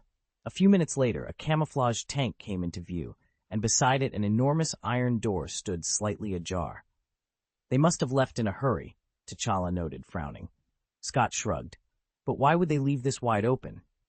Maybe it's a trap, Aaron said, or maybe it's an invitation. Either way, we don't know what's waiting inside. Let's stay together. He turned to Peter. Parker, stick close. We have no idea how dangerous whoever's in there could be. Peter puffed out his chest. Don't worry, sir. I've got your back. Scott laughed lightly. He means stay close so Aaron can protect you, Parker, not the other way around. Aaron placed a reassuring hand on Peter's shoulder. I once promised someone I'd look after you. I intend to keep that promise. With a shared nod, the four of them pushed the heavy door open and stepped into the darkness beyond. I'll keep my promise, so don't make this harder than it has to be, Aaron said, drawing a scarlet spider lily from his dimensional ring. He cracked open his pistol's chamber and carefully loaded 10 magic nullifying rounds, each cleansed in holy water. Sir, Peter Parker began, but found his voice stuck. Think about Aunt May, Aaron cut in, sliding his gaze to the young man. If anything happened to you, how would she cope? Self-preservation is the first rule if you hope to complete this mission. Understood? Peter swallowed hard. Aunt May was his weakness, his single point of vulnerability. Now that Aaron had invoked her name, he knew he had no choice but to obey. With that, Aaron stepped through the doorway and into the shadowed corridor beyond. Then, click, a powerful beam of white light burst to life, slicing through the darkness and casting the rough stone walls into sharp relief. T'Challa, Scott, and Peter Parker all turned to look at Aaron, who was gripping a hefty flashlight in one hand. What are you staring at? He asked, amusement flickering in his eyes. A man of light needs proper equipment, don't you think? Peter Parker's brow furrows as he adjusts the floodlight. But sir, won't shining this bright light let whoever's inside know we're coming? Aaron chuckles soft. Lie, then levels a serious stare at Parker and Abe. Alert the enemy? There's only one person in there. If nothing unexpected happens, it'll be a straight 4-on-1. Chala steps forward. Are you absolutely sure it's just one? My scans picked up only a single figure, but feel free to verify for yourself. Aaron gestures to the thick dust carpeting the floor and the spider webs hanging in every corner. This base has been deserted for years. Even if there were guards, you'd only find 2 small patrols at most. Scott Lang shifts uneasily. Military bases always have traps, though. Are we sure there's nothing set up inside? We've got 3 superheroes here, Aaron replies, voice calm. What's there to fear? Scott swallows. Right, when you say it like that, I guess there isn't much. All right, let's move out. Aaron turns to T'Challa with a grin. Black Panther, you take point, act as our human shield. T'Challa nods, taps his wrist, and his helmet snaps into place, sealing him in sleek, vibranium alloy protection. Peter hesitates, then raises his hand. Sir, maybe I should lead the way. I can move more quietly and scout ahead. Aaron eyes him for a moment, then nods. Fine. Parker goes first. Everyone else, stay close and be ready. With that, the team steps into the dusty corridor, flashlights carving paths through the gloom as they prepare to face whatever awaits them inside. I'm more attuned to danger. I can sense an attack before it even begins, the young man offered. Shut up, Aaron snapped, rapping him sharply on the back of the head. If you're that good, fall in at the rear so you can warn us in time. Ow! They pressed on and discovered the base was eerily deserted. Moving down the corridor, They boarded an elevator to the lower level, slipped past the archive room and a series of locked doors, and at last arrived at the underground core of the facility. A vast chamber opened before them, its ceiling soaring high overhead. At the center stood a single interrogation station. Strapped into the chair was Barnes, his face ashen, his body limp in unconsciousness. Circling him were 5 cryogenic pods glowing with a sickly yellow light. Frost drifted in gentle wisps from the tops of their glass domes, and inside each lay a young man or woman, all of them strong-looking, yet all of them riddled with bullet wounds. The pockmarked glass bore witness to their final moments. Aaron exhaled in relief and strode forward. He knelt beside Barnes and began to loosen the straps. "He's in bad shape," he murmured, brushing a lock of hair from Barnes's forehead, "but he's still breathing. Parker, come here and give me a hand." "On it, sir." Peter Parker leapt to his feet and hurried over, sliding a hand onto the Winter Soldier's metal shoulder. "Wow, a bionic arm? That is seriously cool." Scott Lang frowned as he surveyed the dozen bodies strewn across the floor. "What's the deal with these guys? They all look like Bucky Barnes, enhanced super soldier types." Before anyone could answer, a voice echoed from above. All eyes swung around to a shattered window frame where a lone figure stood, pale-faced and composed. "Allow me to introduce myself," he said, pushing aside the jagged glass. "I am Helmut Zemo." Scott's gaze hardened. "If you're Zemo, why did you kill them?" Zemo offered a humorless smile. "I never wanted them to exist. These super soldiers were born killers, trained assassins with blood on their hands. None deserved to live. The only kindness I showed was letting them die in their sleep." T'Challa stepped forward, his voice low and steady. "You were behind the United Nations bombing."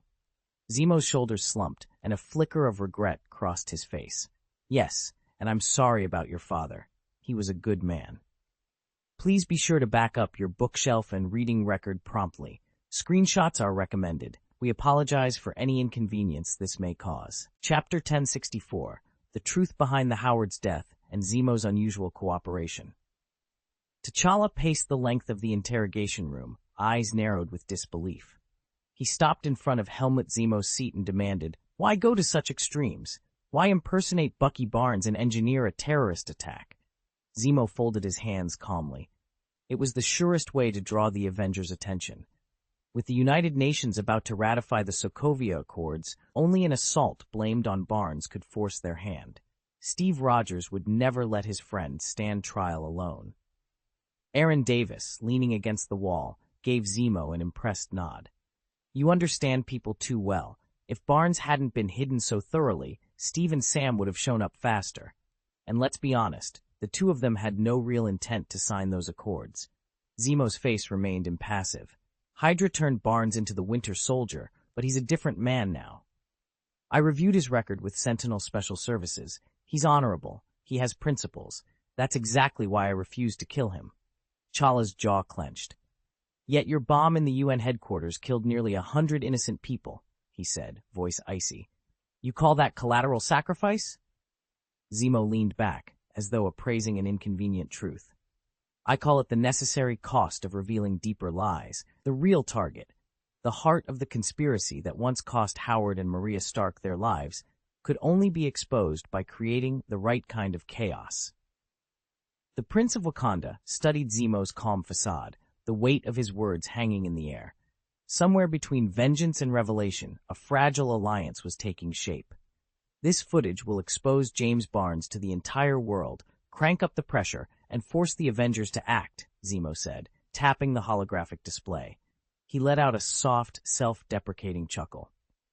"I expected Steve Rogers to show up, but I never imagined it would be you, a Prince of Wakanda, and a mystic whose name I've heard whispered for years. Your two companions?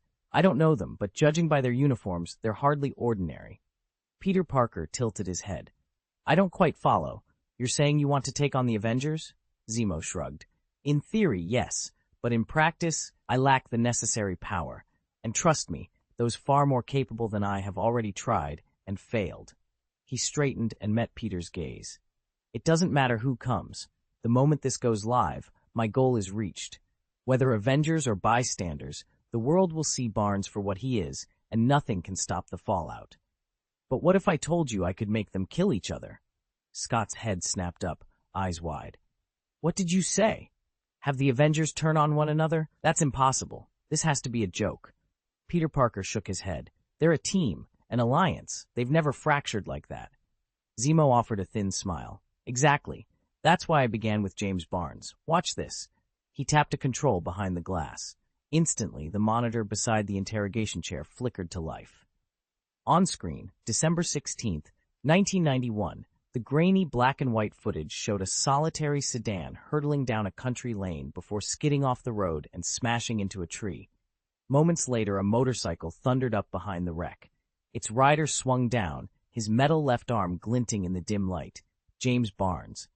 A white-haired man crawled from the crumpled car, blood oozing from a gash on his forehead. He lurched forward on shaking legs. Please, save my wife. Help me. Barnes said nothing. With one swift motion, he grabbed the man by the hair and slammed his face against the cold steel of the door. The injured man gasped, pain and shock flooding his features. Then, through cracked lips, he managed a single stunned word. Sergeant? Barnes? Howard. A woman's voice drifted from inside the car, sharp and familiar. Before anyone could react, there was a muffled crash, and then Barnes was on him. Fists flew, each blow driving deeper into Howard's face until he went limp. With a hard shove, Barnes hurled him into the back seat. Barnes didn't pause. He strode around to the passenger side and yanked the woman out of her seat, pressing his hand around her throat. She gagged, her fingers scrabbling at his grip. For a few agonizing seconds, her eyes pleaded for help that wouldn't come.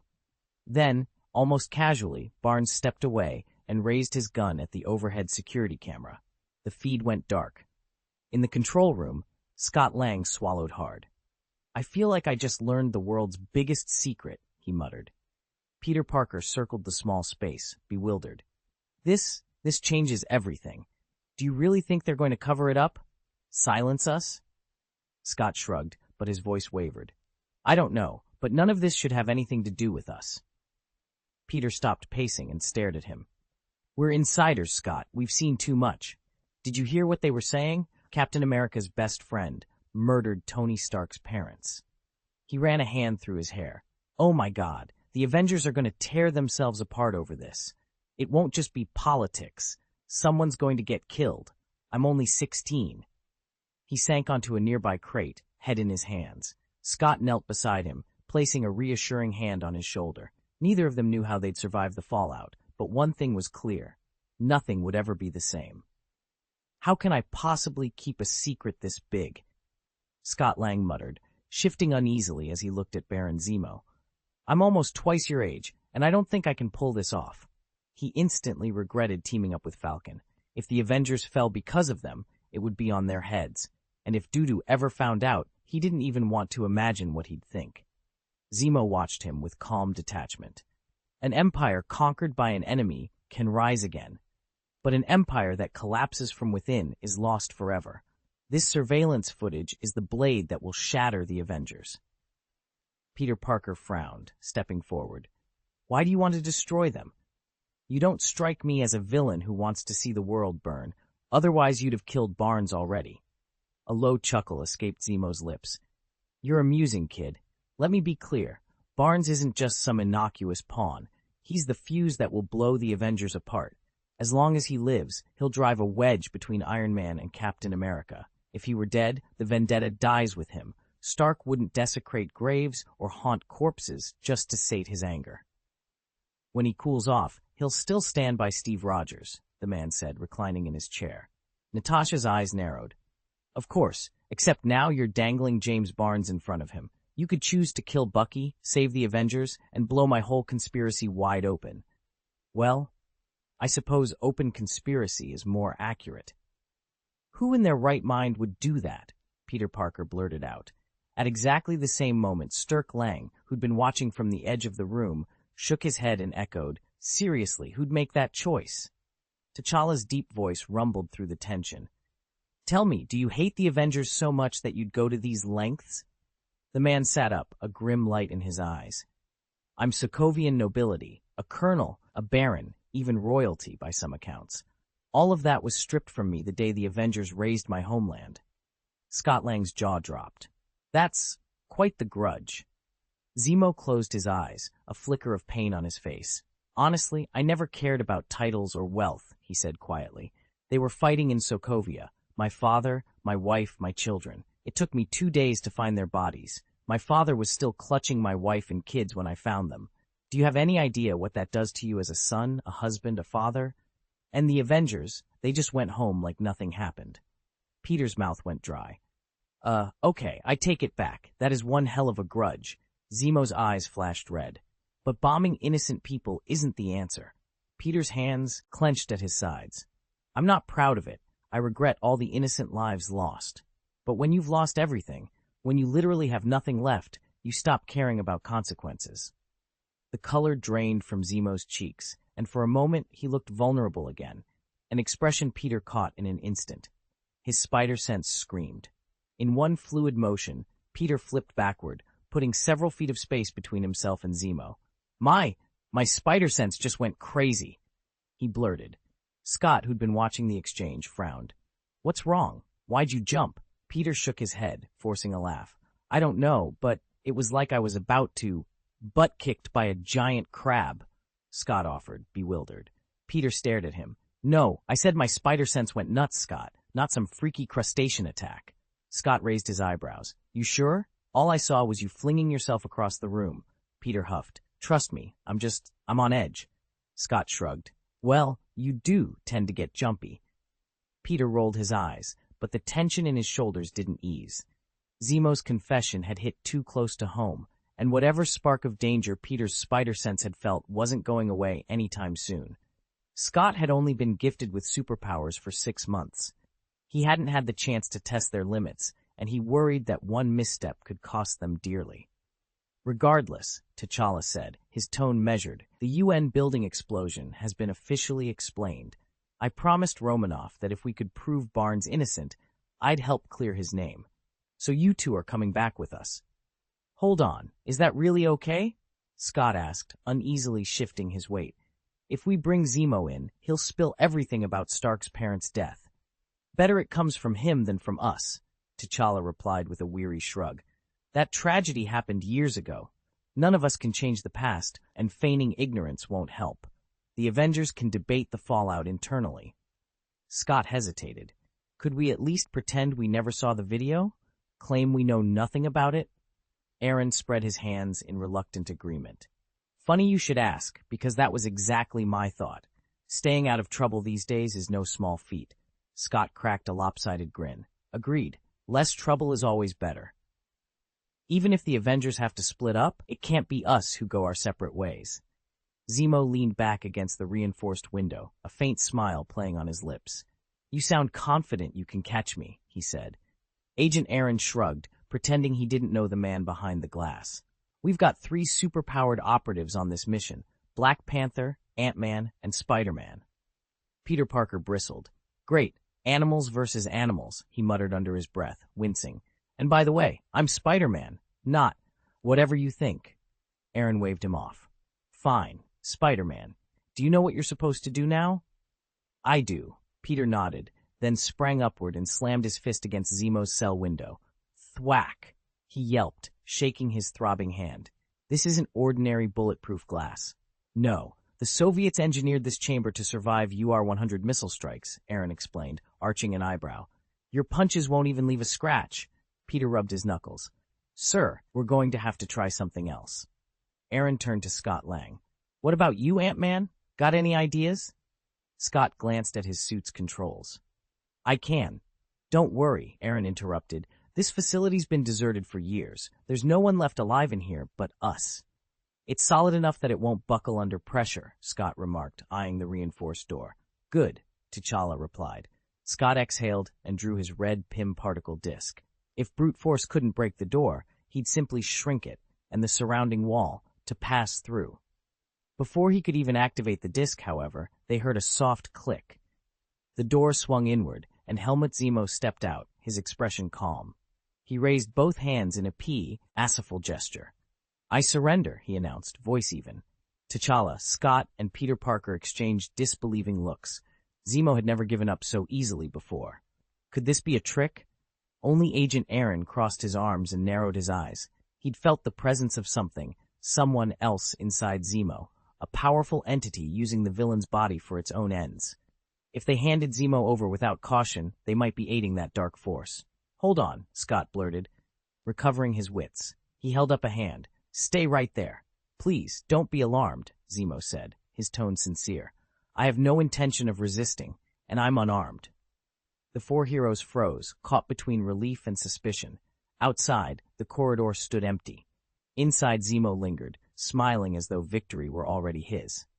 "If you don't believe me, tie me up," Zemo said with a shrug, as though he'd willingly surrendered now that he'd accomplished his mission. T'Challa waved him off. "No need. Let's move." He turned to the others. "Once we're airborne, we'll take shifts watching him. No surprises." "I sure hope so," Peter muttered. Zemo offered no resistance as they led him from the base and onto the private jet. Even after takeoff, he said nothing, his expression unreadable. Peter cleared his throat. "Should we call Mr. Stark and let him know?" Aaron glanced at Zemo and shook his head. "Not yet. We need everything settled before word gets out. Too many moving pieces." Peter looked to Barnes. "Barnes, you didn't hurt him, did you?" Barnes gave a wry smile. "He's alive and well. Just knocked him out for a bit. Better to have him unconscious than uncooperative." Aaron folded his arms, thoughtful. Then he leaned back, closed his eyes, and slipped into his inner sanctum. Settling into a seated meditation, he drew a slow breath and invoked their bond, reaching out to pull Barnes's consciousness into the shared spiritual realm. "Please be sure to save your bookshelf and reading history right away. Screenshots are highly recommended. We apologize for any inconvenience." Chapter 1065, Blame It All on the Devil. No ordinary passenger on this flight. Crack! James Bucky Barnes dropped from midair into a window seat, sliding down it until he came to rest in a limp heap. He lay there, eyes shut and breathing steady, dead to the world. Aaron clicked his tongue. He strode over, swung his arm, and delivered a sharp slap across Bucky's cheek. Crack! The sound rang through the cabin and even sent ripples across the golden sea of clouds outside. Bucky's eyelids fluttered open. He rubbed his cheek, lurched forward, and spat out a couple of bloody teeth. "Geez," he groaned, "you really didn't have to go that far." Aaron folded his arms, expression cool. "After I yanked you out of that interrogation chair, I tried every gentle method I could think of. Soft taps, rousing words, even a tickle attack. Nothing worked. So I figured it was time to up the ante." He gave Bucky a wry look. "Relax. Any bruises you pick up here won't follow you back to the real world." Bucky sat up, wincing. He cocked an eyebrow. "Let me see if I've got this straight," he said. "To properly wake me once we touch down, you're planning to slap me again?" Aaron's lips twitched into a half-smile. "If I have to." Aaron stood over Bucky in the dimly lit chamber, the hum of the facility's life support systems the only sound. Bucky's head lolled against the cool metal wall, his breathing ragged. "Well, it's not impossible," Aaron said at last, folding his arms. Bucky forced himself upright, wincing. "Is there any other way?" Aaron paced slowly. "A direct knockout strike is the most reliable option. There are alternatives, but they'd be far more painful." Bucky managed a crooked grin. "Just don't hit me in the face." Aaron raised an eyebrow. "What did Zemo do to you?" "I think he dosed me," Bucky admitted, rubbing his temple. "If I'm to be out of it until morning, I'd rather take a sedative than a concussion." Aaron nodded. "That makes sense." He tapped a holopad. "But you should know, Zemo surrendered without a fight. He handed over surveillance footage, you killing Howard Stark and his wife." Bucky's eyes flew open. "You saw it?" Aaron brought up the paused image of Bucky at the scene. "4 of us watched it. T'Challa, Scott Lang, Peter Parker, and me. It's crystal clear. There's no covering this up. You need to prepare for Tony Stark, or more precisely, an enraged Iron Man." Bucky exhaled, a harsh, humorless sound. "So the day's finally come. Howard's son will come for me. I'll face him, but I won't surrender." Aaron stowed the holopad and regarded Bucky with a mixture of resolve and sympathy. "Understood. From now on, your life is my responsibility." Bucky's hand trembled at Aaron's throat, the tip of his blade resting on warm skin. "You can't die." Aaron said quietly, "Unless I let you." Bucky lowered the knife, uncertainty warring with desperation. "You once mentioned another way. If I can't fix this, you could make it all disappear." "How?" Aaron's eyes darkened. "I can erase your memory of the entire affair. If you no longer remember what happened, it will be as though it never did. A glimmer of hope sparked in Bucky's eyes. Is that the only option? Aaron shook his head. There is another, more brutal method, but its outcome might not be so clean. I could briefly call the Howards back into the world of the living, let them confront you and Tony Stark face to face. I won't pretend to know how that meeting would end. Bucky's breath caught. You can actually do that?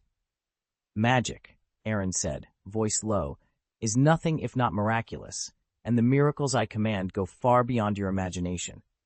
Bucky squared his shoulders, resolving himself. All right, what do you need me to do? Aaron allowed the faintest of smiles. Produce life-size statues of the Howards, exact likenesses down to the smallest detail. Bring them to the Shadow Temple. I'll arrange for gear to have them ready for you. Bucky met Aaron's gaze, determination settling over him like armor. He sheathed his blade. Consider it done. But you need to find a way to convince Tony Stark and get him to follow you into the holy court of his own free will. Bucky paused, considering. All right, I understand. Aaron leaned forward, steepling his fingers. Now, back to Helmut Zemo. He's possessed by a demon, so 3 ordinary super soldiers shouldn't intimidate him. Yet he offered no resistance. He boarded the plane as if guided. Bucky frowned. A demon always has its own agenda. This flight must be taking him exactly where he wants to go. His eyes narrowed. The Avengers? Aaron nodded, a sly grin spreading across his face. That would be my guess. Whatever his goal, he won't succeed, even if this is some perverse birthday celebration. Bucky's brow furrowed. Then what? You expect me to face him alone? How could a single soldier, no matter how skilled, stand against a demon's host? Aaron's expression turned serious. You won't need magic to deal with him. From everything I've studied, this demon is far beneath the rank of a heavenly father. At best, he's a lesser spirit, a sub-heavenly father. We have the advantage. Because of the grand magic circle enveloping Earth, he won't even reach the power of a true sub-father. At best, he's only a low-rank sub-father, barely stronger than a hellspawn. That's why I brought Abe all the way to Siberia, along with enough specialized equipment to kill him if necessary.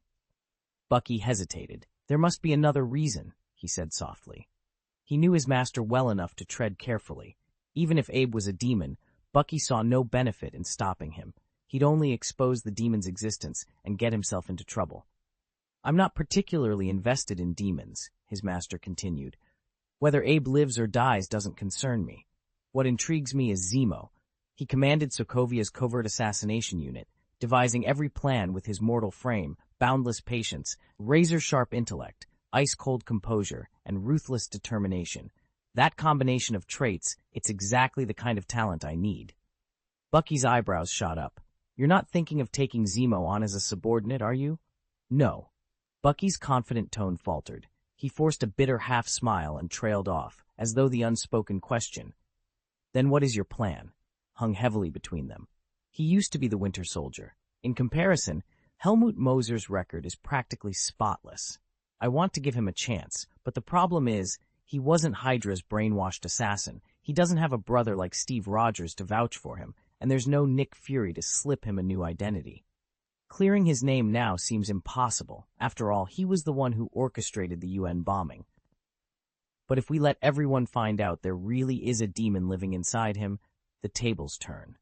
Suddenly, it won't be Helmut who's guilty, but the demon manipulating him, a helpless pawn rather than a cold-blooded killer. And thanks to his status as Sokovia's royalty, the public and the media will be all too willing to believe he was exploited. At worst, he might have to relinquish this or that asset, but his reputation could be salvaged. "Master, that's brilliant," someone behind me whispered. I frowned. "What?" "Think long-term. Think long-term," they urged eagerly. I straightened my shoulders and fixed them with a steady look. "All right," I said. "I'm counting on you." We just settled into our seats aboard the Wakandan transport, far more advanced than any Quinjet, and the engines were already warming up. According to the flight plan, we'd lift off from this frozen clearing in under 20 minutes and be back at the Avengers base within 4 hours. Aaron turned to Bucky with an unreadable expression. "I need you to expose Zemo's demonic nature, fast, and take control of the field while we're still in this no-man's land." "Me?" Bucky blinked in disbelief. You really want me to out him as a devil? Of course, Aaron replied evenly. If anyone aboard knows him better than the rest of us, it's you. You'll spot what the others miss. That's not my concern, sir, Buck, he said, rubbing the back of his neck. Right now I'm playing the part of a super soldier, hardly a priest or exorcist. And let's not forget, you just watched the security footage of me executing the Howards. If I stand up and claim Zemo's possessed, no one will believe it. They'll think it's just me settling a score. Worse, I'll tip him off, and a demon that clever will vanish before we know it. The engines surged, shaking the fuselage. Within moments we'd be airborne, and on our own, in the skies above a frozen wilderness. Aaron tapped his finger against the conference table. I understand your hesitation, he said calmly, but it really isn't an issue. Bucky frowned. How can you be so sure? This could seriously harm them and backfire on us. Trust me, Aaron replied with a small grin. Nobody on this plane is exactly a by-the-book civilian. You know what that means. For a long moment, Bucky just stared. Then he let out a slow breath and nodded. Still feels wrong. This isn't up for debate, Aaron cut in. It's a direct order. Bucky's shoulders tensed, but he forced out a quiet, yes, sir. Snap! With a sharp click of his fingers, Aaron yanked Bucky's awareness back from the astral realm. Bucky's eyes fluttered open, confusion clouding his gaze. Aaron stretched, masking any hint of strain. He glanced down at the dazed soldier, then turned toward Peter Parker. Parker, help him to his feet. I'll rouse him fully. He needs to be clear-headed before he meets Tony. On it, sir. Peter was instantly at Bucky's side, gently lifting him upright so he could regain his bearings. Aaron stepped up to Bucky and produced a small, thumb-sized cobalt bottle from his space ring. He squeezed out a single drop, letting it fall onto his right index fingernail. With a soft whoosh, the nail glowed deep blue and extended into a razor-sharp spike. Peter Parker's eyes went wide. Whoa, what is that? Aaron shrugged casually. Everyone's got their own tricks these days. He pinched the spike between thumb and forefinger, and a jet of the blue liquid hissed from the tip. Don't take it personally. No one appreciates a slap in the face. In the next instant, Aaron jabbed the spiked finger into Bucky's chest, injecting the serum. Bucky's body convulsed as if electrocuted, a white-hot shock ripping through him. Within seconds, the pain ebbed away, leaving him breathing heavily, sweat beading on his forehead. How's that feel? Aaron asked with a grin. Exciting, right? Bucky wiped his brow and managed a bitter smile. Thanks for the thrill, he muttered. Then, blinking up at the dim ceiling, he asked, Are we on a plane? Chala's calm voice answered from across the cabin. We're en route to the Avengers base. You'll have a few hours to rest before we arrive. Bucky gave a curt nod, exhaustion settling into his shoulders. Understood. Get some rest, Peter said, his voice tight with regret. What's waiting for you after this is going to be complicated. We all know the truth, and Tony will find out soon enough. Bucky frowned, eyes narrowing as he feigned ignorance. Know what? Scott Lang shook his head, exhaling heavily. We know you killed his parents. He met Zemo's gaze with frank pity. Honestly, we sympathize. We believe you didn't choose to do it, but the betrayal runs too deep. We won't help you. All we can offer is our best wishes, and if you don't make it, I'll do my best to attend your funeral. That's the most I've got. Zemo bowed his head, shoulders slumping.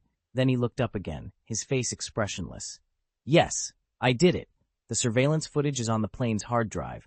You're free to destroy it, if it makes you feel any better. A cold, clipped voice crackled over the jet's speakers. Unless you murder everyone on this plane, no one will ever believe you didn't kill Howard and Maria Stark. Bucky Barnes's fists clenched at his sides. Why are you telling me this? Because my goal is to split the Avengers, the voice replied. And you, Bucky, are the few fuse that's going to blow Iron Man and Capta in America apart. Peter Parker slammed a gloved hand onto the armrest. Exactly. Once Stark realizes his best friend's best friend betrayed him, there's no putting this band back together. Scott Lang buried his face in his hands. Great. Now we're all complicit in this, like innocent accessories to murder.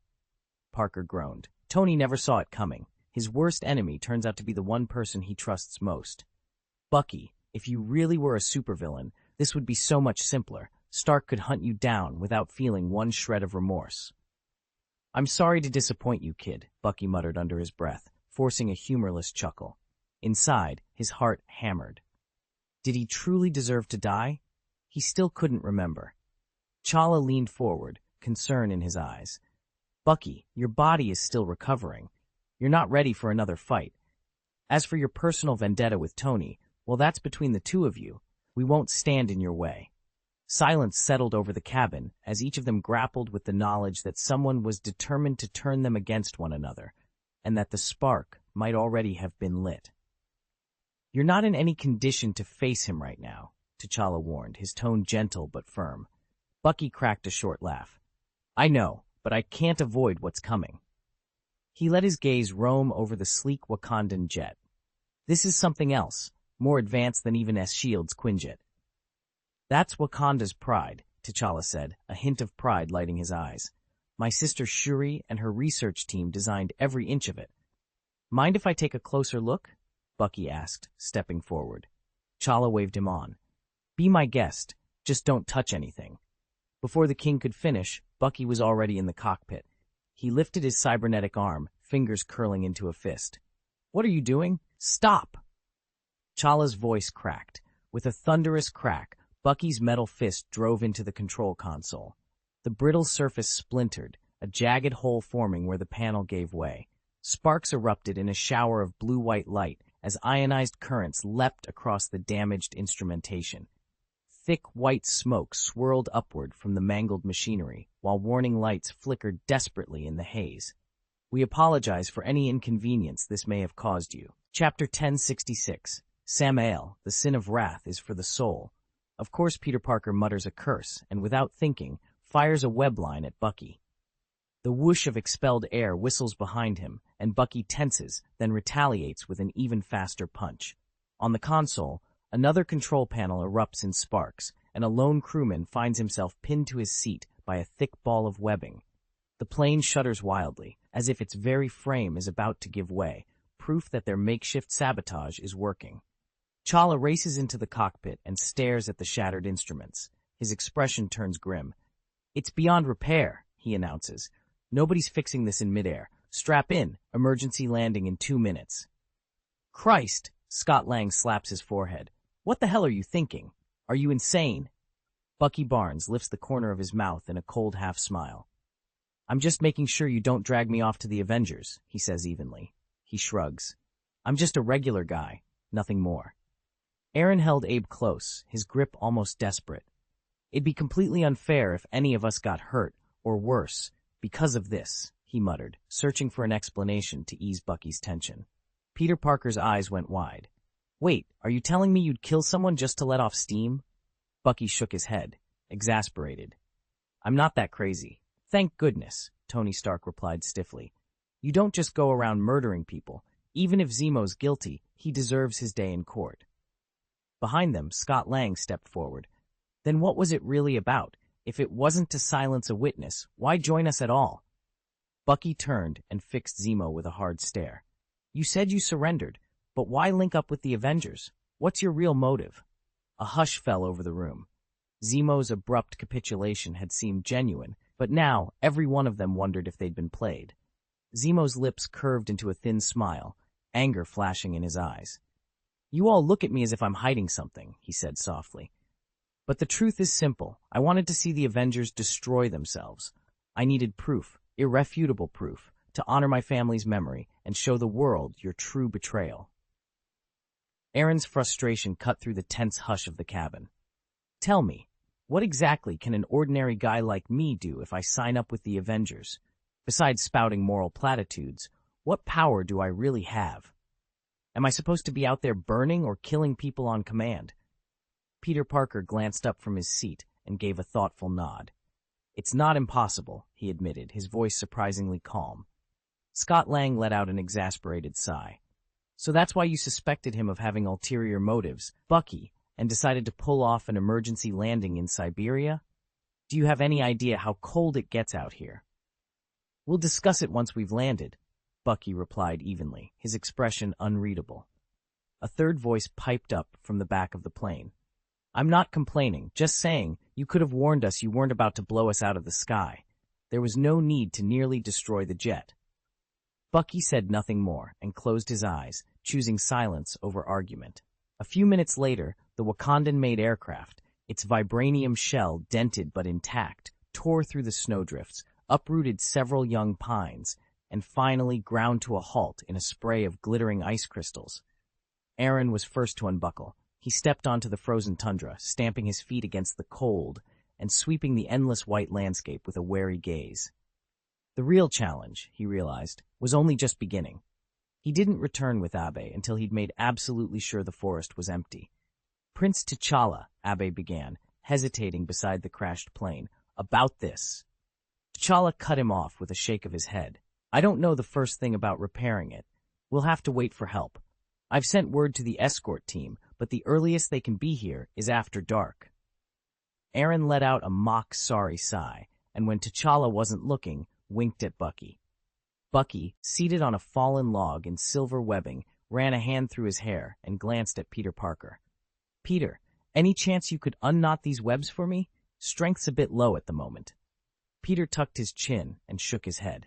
"Sorry, Mr. Barnes. You're far too worked up right now. You need to calm down before I'll help you." "You're not wrong," T'Challa agreed, folding his arms. "Besides, you left a fine mess of Wakandan property in your wake." Bucky forced a bitter smile. "Free me," he said softly, "and I'll give you a perfectly legitimate reason." T'Challa hesitated, only for a heartbeat. Then, in a blur of motion, 5 gleaming silver claws shot out from the tips of his fingers. With one swift arc, he shredded the spider silk bonds that held Bucky captive. The webbing disintegrated, drifting to the forest floor like ash. Staggering to his feet, Bucky dusted himself off and leveled a knowing grin at Baron Zemo. "You really must be furious you didn't get what you were after," he teased. Zemo's pale face twisted into a scowl. "I don't know what you mean," he snapped. "Just because they can't see it doesn't mean I can't." James Bucky Barnes studied the man before him. "Your disguise is flawless. No brimstone stench clings to you. But I've served the church long enough to know demon signatures when I smell them. I've joined the Archbishop on several demon-hunting missions. I'm sensitive to creatures like that." Peter Parker leapt to his feet. "Hold on, are you saying Zemo's a demon?" Bucky shook his head impatiently. "No, that's not it. I made this emergency landing precisely because I don't believe he's one of the damned. Even a demon with a score to settle, say, crashing an Avenger's birthday, would fail here. Siberia is empty wilderness. With you 3 heroes on guard, we'd hardly notice if trouble broke out." Baron Zemo's lips curved in a dismissive smile. "I admire your creativity, Mr. Barnes, but muddying the waters won't hide the truth. You murdered Howard and Maria Stark." "I admit it," Bucky said, voice low. "But first, let's settle this. Are you human or not? Prove it." Zemo feigned outrage, hands clenched at his sides. "What proof do you seek? I'm not a demon, and you're slandering me." T'Challa leaned forward, watching Zemo with keen interest. "If there's doubt, then let us find a way to confirm your nature." The King of Wakanda rarely crossed paths with the outside world, but he was well aware that some threats lay beyond science, demons included. They revere Bastet, the Black Panther goddess, and shun both the one true god and the god of contracts, so they possess no formal rights for dealing with demons. That, however, doesn't trouble them. Recently, Aaron's father received a revelation from Bastet herself. Wakanda is enveloped in her protection, and no devilish power may breach its borders. The goddess went even further, dispatching an oracle that instructed them to watch for the god of contracts, and if his identity could be confirmed, to report to him at once. Father and son had planned to journey to the Shadow Holy See after the United Nations General Assembly, but a string of unexpected crises delayed their departure. Without warning, Aaron slipped a small vial of holy water from his space ring and set it on the table between them. "My way of verifying your claim is simple, if not exactly polite." "Holy water?" Zemo's lip curled in a brief, tight smile as he swallowed. "I know exactly what that means." "I got this from the Pope of the Holy See," Aaron said with a satisfied grin, brandishing a small, leather-bound tome. "It's a special collector's edition, holy water infused right into the binding. It's deadly to demons." With that, he twisted off the cap of a vial and flung its contents at Zemo. The liquid sizzled on Zemo's skin, erupting in golden flames. Though the demon within him screamed, Zemo was still, at heart, a human vessel, so the holy water seared and burned him without delivering fatal wounds. Thin tendrils of white smoke curled upward, and the air in the cave been filled with the acrid sting of sulfur. Zemo's pupils glowed faintly red. Scott staggered back, shock written on his face. What the hell? A demon? Zemo's head snapped to one side with an ominous click. A bitter laugh escaped him. Alas, there's always a loophole. I was so close to the final step. What a pity. What did you hope to achieve by joining the Avengers? Peter Parker demanded. Zemo's expression grew smug. Their souls, of course. Steve Rogers' soul is pure, pristine enough to be worth 100 mortal ones. And Tony Stark, cursed by his own brilliance, possesses a soul unlike any other. Aaron stepped forward, anger flashing in his eyes. Was all this trickery really necessary? Zemo's lips curled. You don't understand, he said softly, eyes glowing with dark intent. Even though I slipped into the mortal world through the gate of hell, Kamar Taj's wards still press in on me. If that bald-headed sorceress ever pins me down, she'll expose my true nature in an instant. So the safest way to hide is inside a human, one whose mind and will can contain mine. I finally settled on Helmut Zemo. He's composed but driven by rage, and his resolve is as steely as mine. Only he was too strong enough that he nearly crushed me, trapping me inside his own body. Desperate, I forged a contract with him. I'd see his revenge through to the end, and in return, his soul would become mine once that vengeance was complete. A devil's contract? Aaron scoffed. Sounds about as trustworthy as a poisoned chalice. Don't lump me in with that trickster Mephisto. I keep my word, the demon replied coolly. By the way, I'm Samael. Samael, Wrath, one of the fallen angels, Scott blurted out, recognition lighting his eyes. You knew? Aaron shot Scott a surprised look. I thought I was the only one who'd studied the 7 deadly sins. Let's just say there are perks to a lengthy stay in a hellish prison, Samael replied, a faint smile crossing his features.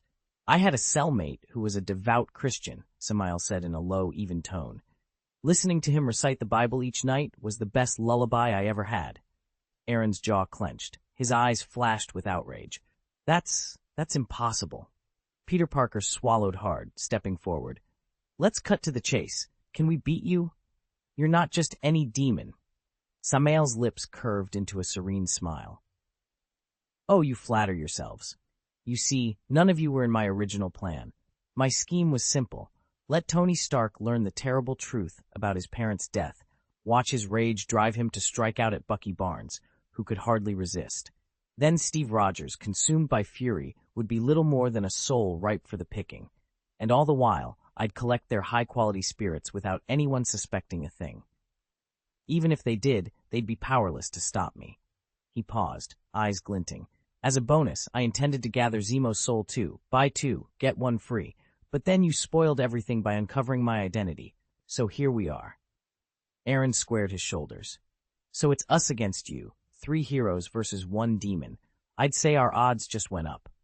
Scott Lang shook his head, disbelief written across his face. You're talking about a biblical archdevil.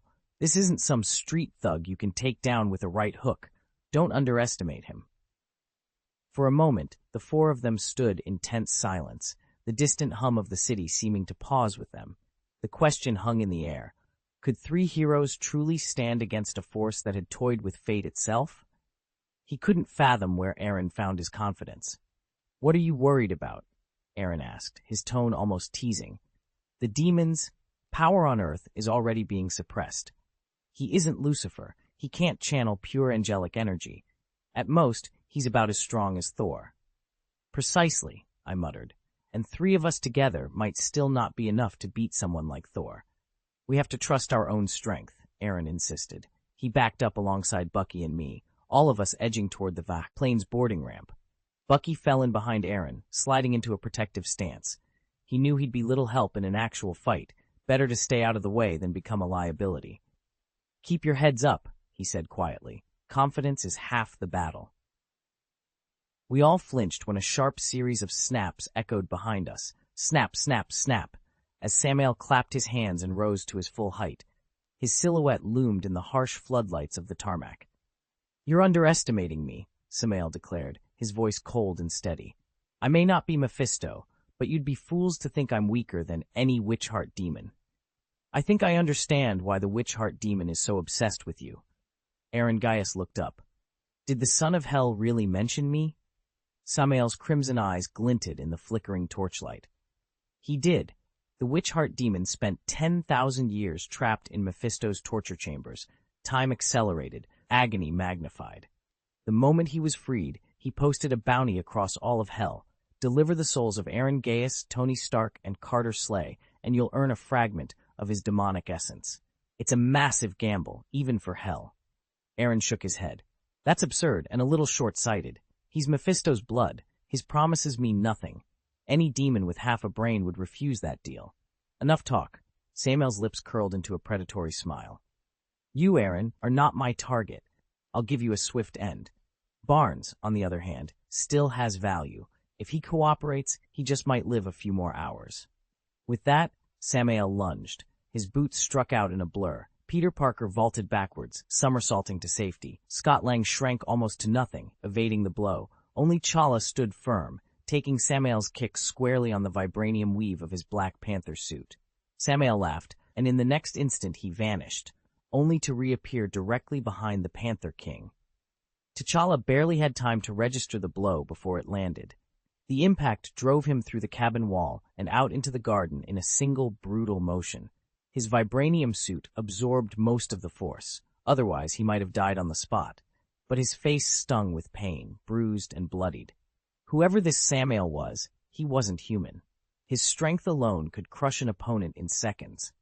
Recovering his footing, T'Challa growled, "You think you can toy with me? You're nothing more than an ant." A moment's hesitation flickered in the air. Then he spoke again, more to himself than to his adversary.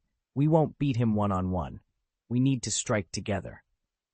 With that, the Black Panther's gauntlets sprouted 10 gleaming claws. Like a black-furred cheetah, he leapt forward, every movement both graceful and lethal. His strikes came swift and precise, each aimed at a vital point. But Samael simply strolled backward among the rose bushes, his robe barely brushing the petals, evading every attack as if he were merely dancing in the wind. Chala landed lightly on his feet, claws extended and heart-pounding. He realized that to defeat this demon, he would need more than raw power and speed. He would need strategy and allies. Chapter 67, Giant Ant-Man, Unreasonable Pym Particles. Samael smirked, eyes glittering with amusement. For a mere mortal physique, your speed is impressive, but still far too slow for me. With a flick of his hand, he dodged the Black Panther's razor-sharp claws and drove all 5 fingers like blades into Chala's chest. The King of Wakanda gasped, collapsing to the ground as blood pooled beneath him. Before Samael could savor his victory, a miniature figure rocketed upward and landed a solid punch on his jaw. Scott Lang Ant-Man had shrunk to insect size and used his full strength to strike. Samael tilted his head, regarding the tiny hero perched on his shoulder. As Scott prepared a follow-up attack, 2 massive fingers snapped around him in an iron grip. "Has human technology advanced this far?" Samael taunted, slowly tightening his hold. Scott grunted as crushing pressure threatened to end him like an ant. In a split second, he slammed his Pym particle regulator. With a loud whoosh, his body expanded back to normal size, shattering free of Samael's grasp. But freedom was fleeting. Samael's other hand whipped around in a deadly arc, his palm aiming to rake Scott's throat. Just when disaster seemed inevitable, a flash of white webbing burst from the side, propelling Scott out of reach with bone-jarring force. Samael's swipe met only air and exploded in a thunderous crack. Before he could recover, the webbing recoiled around him, first wrapping one arm, then coiling across his broad torso.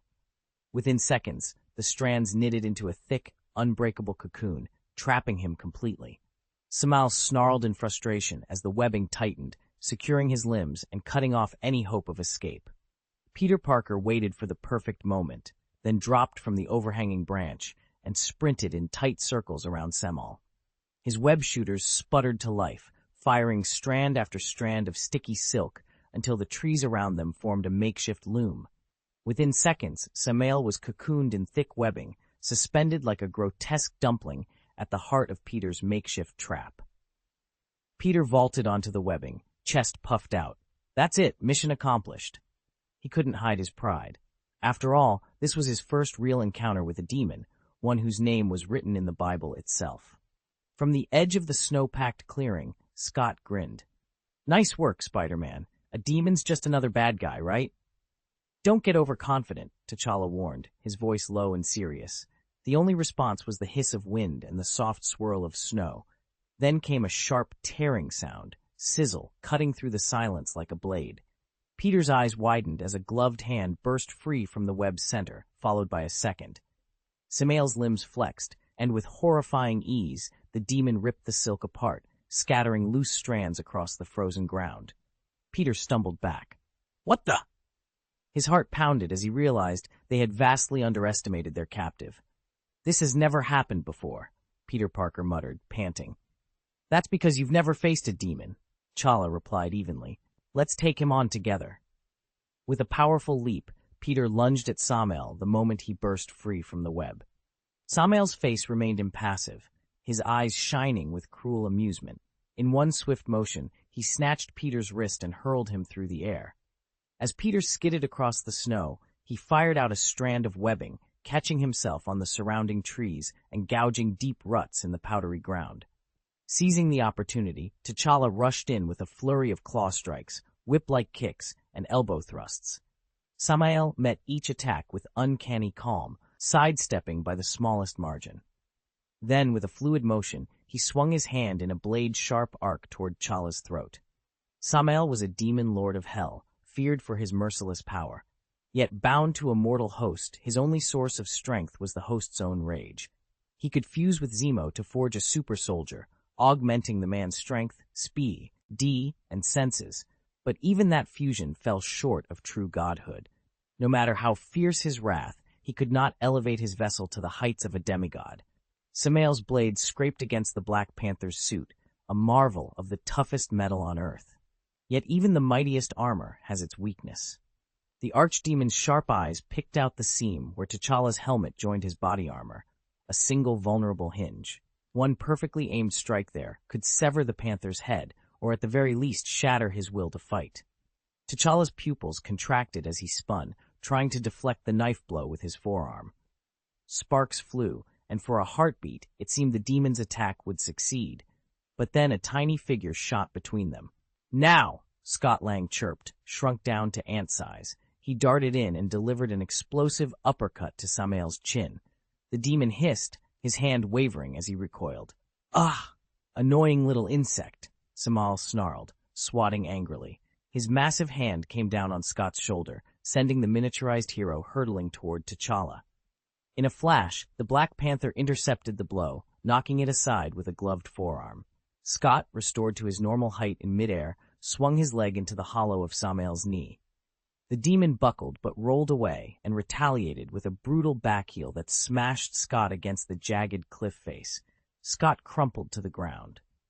T'Challa, sensing the tide of battle shifting, readied himself for Samael's next move, determined not to let his ally fall so easily.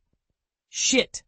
Peter Parker spun around just in time to see Scott Lang hurtling through the air. Without a second thought, he fired a webline and caught him mid-descent. "Mr. Lang, are you okay?" "Not really," Scott groaned, clutching his stomach. "This guy isn't human." He winced, feeling the ribs-dampening tech in his suit saving him from worse injuries. "Thank God for the suit, or I'd be in pieces right now." Peter frowned. "We need to stall him. I'll buy you some time. What's the plan?" Scott's eyes brightened. "I've got a secret weapon. Just hold him off a little longer." "I'm on it." Peter shot forward, web-slinging toward their foe. At the same moment, T'Challa launched a flurry of strikes, faster but more measured than before. He kept his guard up, especially around his neck, wary of a lethal response. But their opponent, Samael, read the tactic in an instant.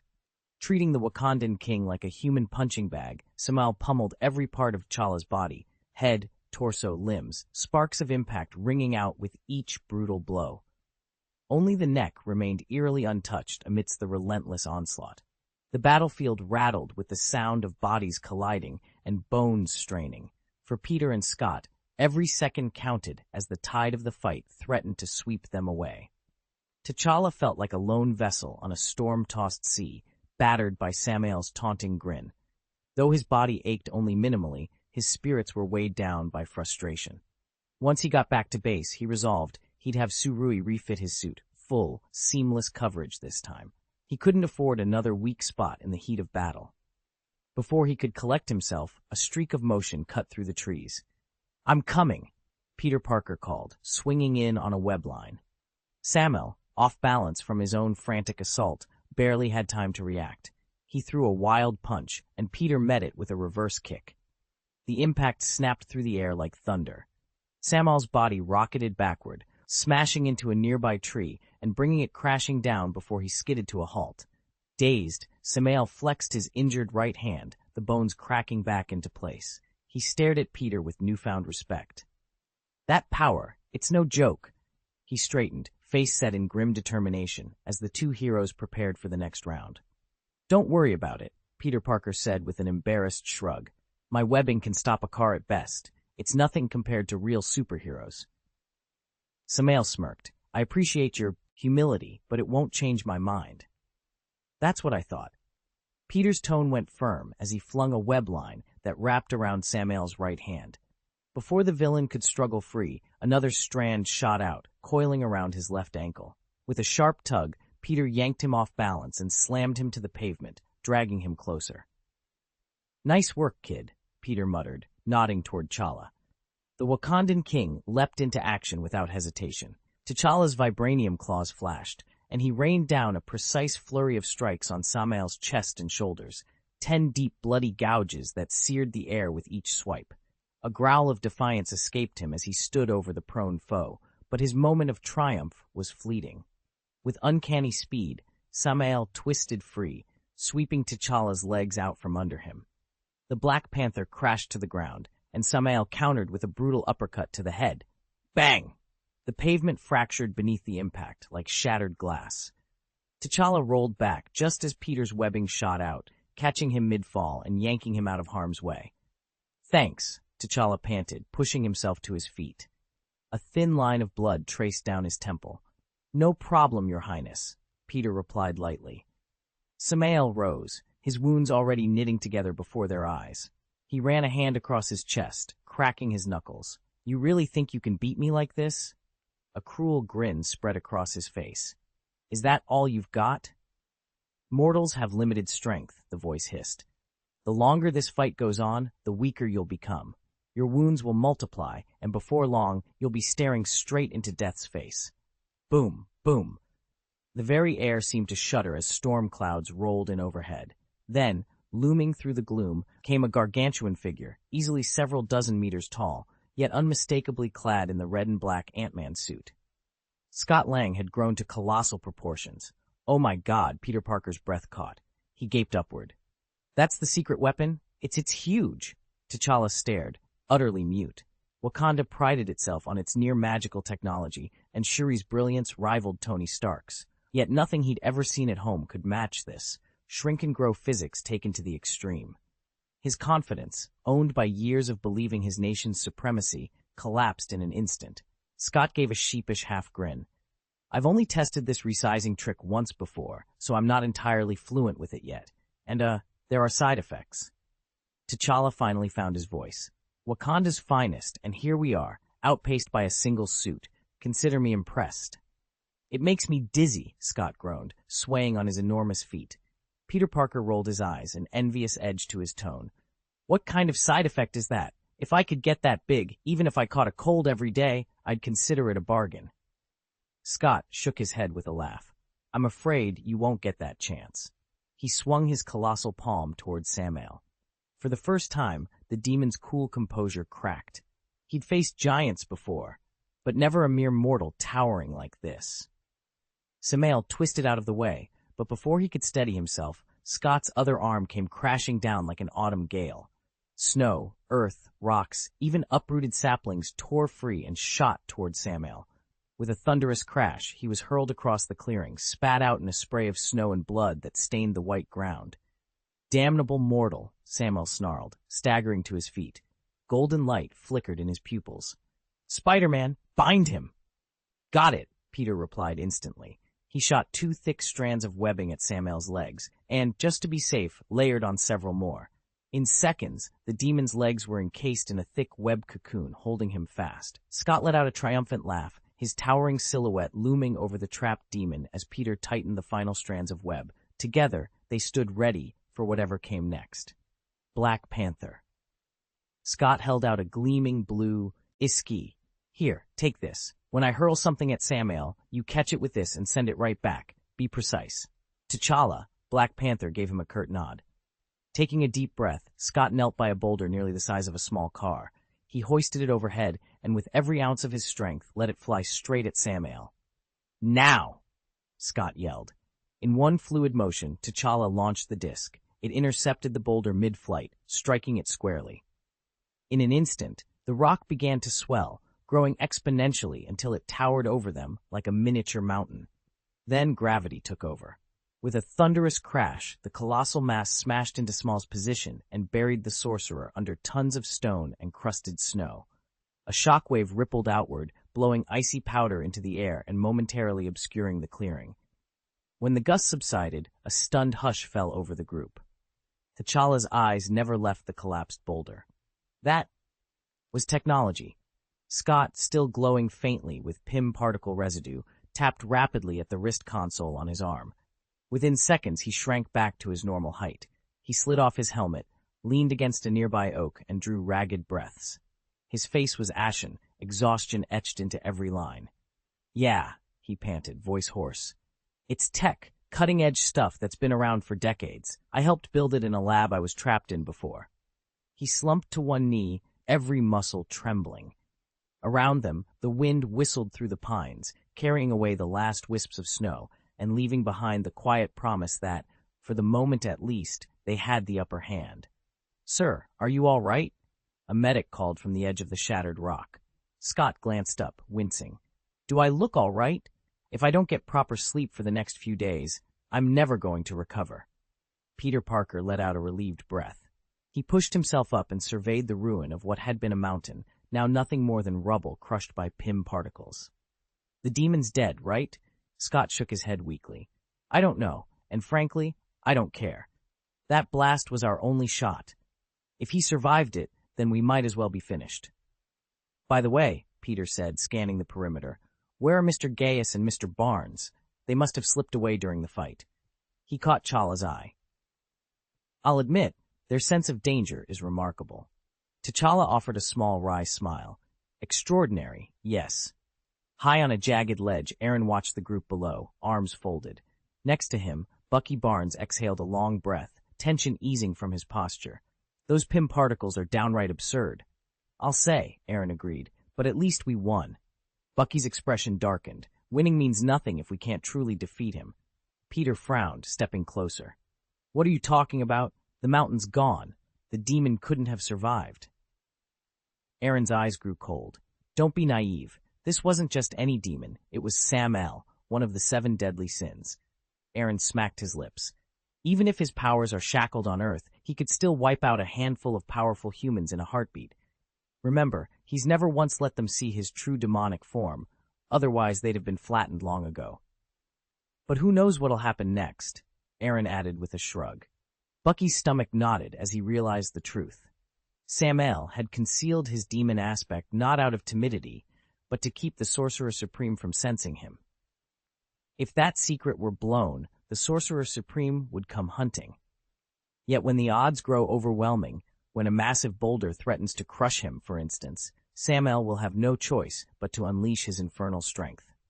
Better to expose himself to the Supreme Sorcerer and, if need be, die with some shred of honor, than to be beaten by mere mortals and drag his name through the mud. Chapter 1068. A powerful fallen angel, a deadly game of cat and mouse. Snap, snap!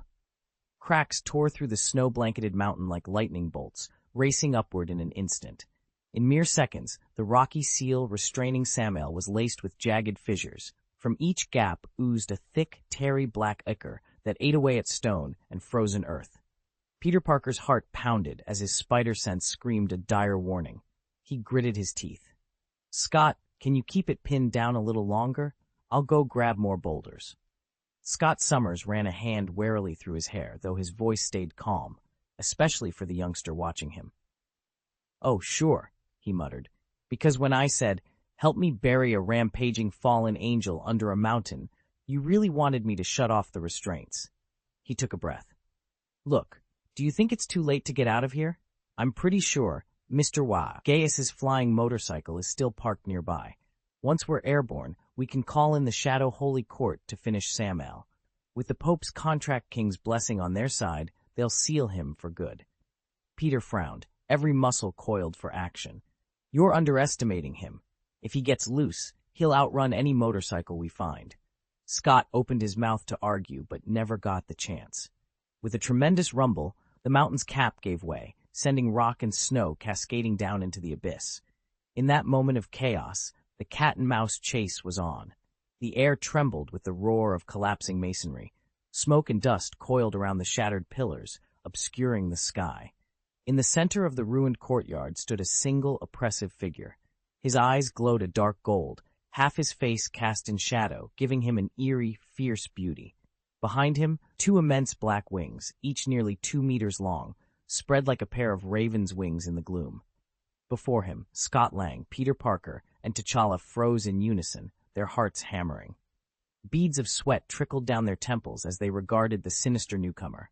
Without a word, he tilted his head, as if weighing them with those molten eyes. Then he slowly folded his wings and lifted a pale hand. At his feet, Baron Zemo, still unconscious, quavered. With a gentle flick of the stranger's fingers, Zemo rose into the air and drifted behind him, carried out of the crumbling rotunda like a puppet on a string. Scott groaned, rubbing the back of his neck. "We should have gotten out of here the moment things went south," he muttered, glancing at the retreating figure. T'Challa forced himself to breathe evenly, tightening his gauntleted fist. "It's too late for regrets. Prepare yourselves. Our adversary isn't just some demon, he's a fallen angel, the true Lord of Hell." Scott exchanged a determined look with Peter. Summoning every ounce of courage, they rose to their feet. Even as dread coiled in their stomachs, Scott managed a wry grin. "I've got to hand it to you, though," he called out, voice echoing against the broken stones. "Forcing the great king of hell out of his own body, that's one hell of an accomplishment." "The Earth's technological progression may be unique," Samael mused, "but threatening a god? That's nothing more than a fantasy." He paced the darkened expanse of the arena, impatience coiling through him. "By contract, I shouldn't have shown up until Zemo's revenge was fully realized. Yet I broke our pact unilaterally, and now I'm forced to aid him. No bargaining, no payment. I was supposed to claim 3 souls consumed by wrath. Instead, I'll only walk away with 2. What a disgrace for a so-called noble demon lord." "You won't claim a single one," T'Challa replied, voice calm but resolute. "Your words hold no weight here. Heaven and hell once agreed never to snatch human souls on a whim. Devils are free to wander the human world and tempt mortals into depravity. That much is within the rules.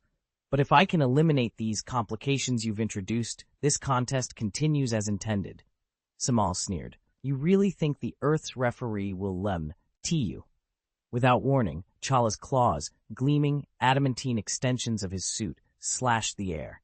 In a blur of motion, he lunged toward the demon. His vibranium weave, flawless except for a subtle seam at the neck, bristled with kinetic potential. The Black Panther was ready. Samael's blow struck like thunder.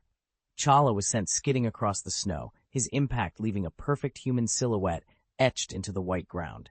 As he brushed imaginary dust from his hands, Samael looked down at him with utter contempt. "What makes you think you can stand against me?" Samael sneered. "You may move at lightning speed, but to me, you might as well be rooted to the spot." T'Challa sprang up in a single somersault, landing lightly on his feet. He glanced first at Spider-Man to his right, then at Ant-Man to his left. His voice was low but steel-hard. "It's time we put our teamwork to the test. If we coordinate perfectly, we may, just may, find a way to break him." Scott Lang, Ant-Man, shrugged. "We've got no other option." Without another word, he compressed a crimson pim disc in the palm of his hand. Then, with a sharp flick of his wrist, he sent it hurtling toward Samael. Samael's pupils flared gold. The disc shuddered to a halt in midair, fragmented into glowing particles, and dissolved into nothingness. At that instant, T'Challa and Peter Parker launched their attack. T'Challa darted in from the left, his panther-clawed gauntlets aimed for Samael's ribs. Even faster, Spider-Man sprang forward, his legs coiling and releasing like springs. Before Samael could turn, 2 strands of web shot from Parker's wrists, wrapping tightly around the Wrath Demon's forearms. Samael staggered, the tension of the webbing biting into his flesh. He snarled, eyes blazing as he tried to rip the strands apart. But for the first time since this battle began, he seemed, if only for a heartbeat, caught off guard. Above them, the sky was dark, the wind whipping snow into swirling drifts. Below, 3 heroes pressed their advantage, one immobilizing limbs, another flanking from the opposite side, and Ant-Man shrinking himself to dart in for a surprise strike. In that moment of unity, hope flickered alive, a single spark against the overwhelming power of the Sin of Wrath. T'Challa moved in close, his vibranium claws extended in a swift arc. "Naive," Samael sneered. With effortless ease, he raised his right hand and gripped T'Challa's wrist, as though the webs trailing from Peter Parker's hands weren't even there. Peter tried to intervene, tightening his grip on both strands of webbing, but Samael's strength was overwhelming. In an instant, Peter was yanked backward before he could react. T'Challa winced as a crushing pressure pinched his wrist. He glanced down and, to his shock, saw several shallow dents marring his once indestructible suit. "Surprised?" Samael taunted, noting T'Challa's alarm. "Don't be. Power knows no bounds. Even the divine weapons have their breaking point, let alone mere vibranium." T'Challa's eyes narrowed. With a fierce roar, he twisted sideways and drove a high kick into Samael's neck. The villain staggered back, but before T'Challa could press the advantage, Samael tugged sharply on the webbing. Peter hurtled forward like a human missile, crashing into T'Challa's side. The 2 heroes collided with a thunderous crash, tearing through a line of trees as they skidded backward in a tangle of limbs and armor.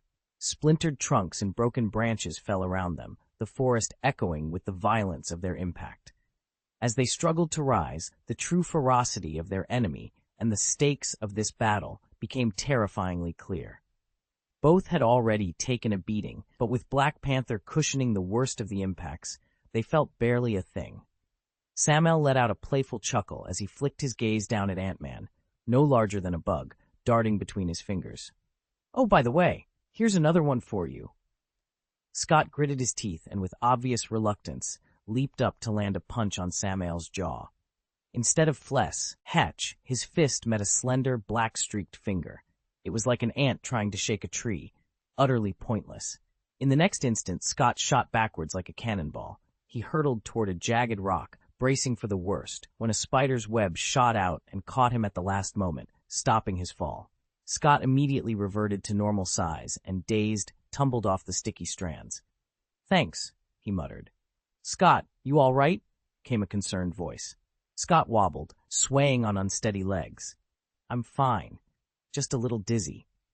His words trailed off as his head lolled forward and he collapsed. The side effects of his sudden enlargement had finally caught up with him. He'd reached his limit. Samael stepped forward, unfazed. "Dizziness is perfectly normal and will pass," he said in a calm, steady tone, though the quiet authority behind it made everyone's skin prickle. As soon as Samael finished speaking, he vanished and reappeared in front of Scott. 5 ebony talons descended in a deadly arc, the air itself hissing under the force of those razor-sharp nails. Instinctively, T'Challa shoved Scott aside and raised his arms in defense. A shrill crack rang out as Samael's palm punched through T'Challa's guard, slipping past his arms to rip into his shoulder. White-hot sparks danced across the vibranium weave of the Black Panther suit, a bright gouge marring its ebony surface. Thin wisps of smoke curled from the torn metal, and for the first time, T'Challa knew real pain, searing, unforgiving, like a scorching whip. "This can't be," he snarled, teeth grinding. "Face reality, mortal," Samael intoned, voice cold as marble. "You call yourself the Black Panther, but you are neither Bastet nor her chosen." Rage lit T'Challa's eyes. He flexed his claws, bared his fangs, and lunged forward with everything he had. Samael sighed, wings unfurling in a lazy fan. He drifted upward, then, effortlessly, planted a boot on T'Challa's shoulders.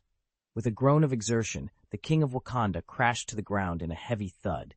T'Challa thudded into the ground, gouging out a crater several meters across. Seeing this, Peter Parker's blood ran cold, and then he lashed out, driving his fist full force at Samael. Unfazed, Samael calmly lifted his own arm to meet the blow. Bang! The shock wave reverberated through the air, every bit as powerful as Peter's strike. Still got some muscle, Samael observed, almost approvingly. Peter grimaced. His raw strength advantage had vanished, and Samael's serene expression told him the demon's true power was far greater.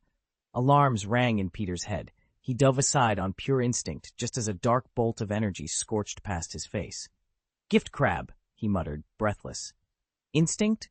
Samael murmured, amusement dancing in his eyes as he studied Peter. "I haven't walked the human world in centuries. I didn't realize your kind had grown so intriguing." The demon's lips curved into a predator's grin, as though he had found an entirely new toy. "Perhaps you'll prove entertaining after all. Care for a little game of cat and mouse?" "No, thank you," Peter shot back, waving off the offer. But Samael only chuckled and stepped forward. Black veins snaked up Samael's forearms as he lunged at Peter Parker. Peter's spider sense screamed a warning in his head. Get away, or something terrible will happen. He vaulted backward in a perfect flip, but Samael's inky hand followed, deceptively slow, yet closing in on his face in an instant. A wave of cold dread washed over Peter, as if he'd been plunged into a frozen cavern. For a heartbeat, he could almost see Uncle Ben's hand waving at him. Boom! Instinct took over. Peter flung a web line, yanking himself backward and putting some distance between him and Samael. With a sickening crack, Samael's palm slammed into a nearby tree. The rotten trunk splintered and collapsed under the impact. Peter gulped and cursed under his breath. He was just a kid with spider powers. Did Samael really need to be this cruel? Ant-Man was unconscious. Black Panther only slightly injured but still down. Why had Samael killed him? This wasn't what Mr. Stark had promised. Yes, Stark warned of danger, but he also assured them that Gaius would keep them safe. So where was Gaius now? The situation had spun so far out of control that Peter couldn't find a single ally. It wasn't a joke anymore. It was a nightmare. Bucky watched with growing alarm as Peter Parker twisted and dodged among the trees. Spider silk strands shot out in every direction as Peter tried desperately to evade Samael's death hand. Nearby, Aaron sat calmly, feeding the dragon Abe while he observed the struggle with a detached interest. Somehow, seeing their friends under such threat left Bucky feeling hollow. "Almost there, Master," Aaron murmured, not taking his eyes off the unfolding battle. Aaron reached out to stroke Abe's scaled head, his gaze distant. "They're only mortals, even if they call themselves the 7 deadly sins, and at best they once held seraph status, equivalent to Sequence 2. Yet somehow they've drawn out Samael's true demonic form. If only they'd advanced to demigod rank sooner, I wouldn't have to intervene directly. Exposing ourselves now risks both our cover and our reputation."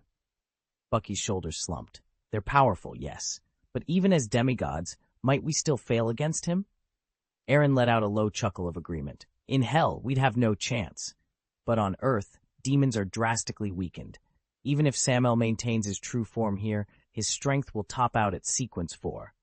He paused, eyes sharpening. "That constraint gives us, and them, a fighting chance. Otherwise, even if I don't use magic, I wouldn't stand a chance against him," Aaron admitted.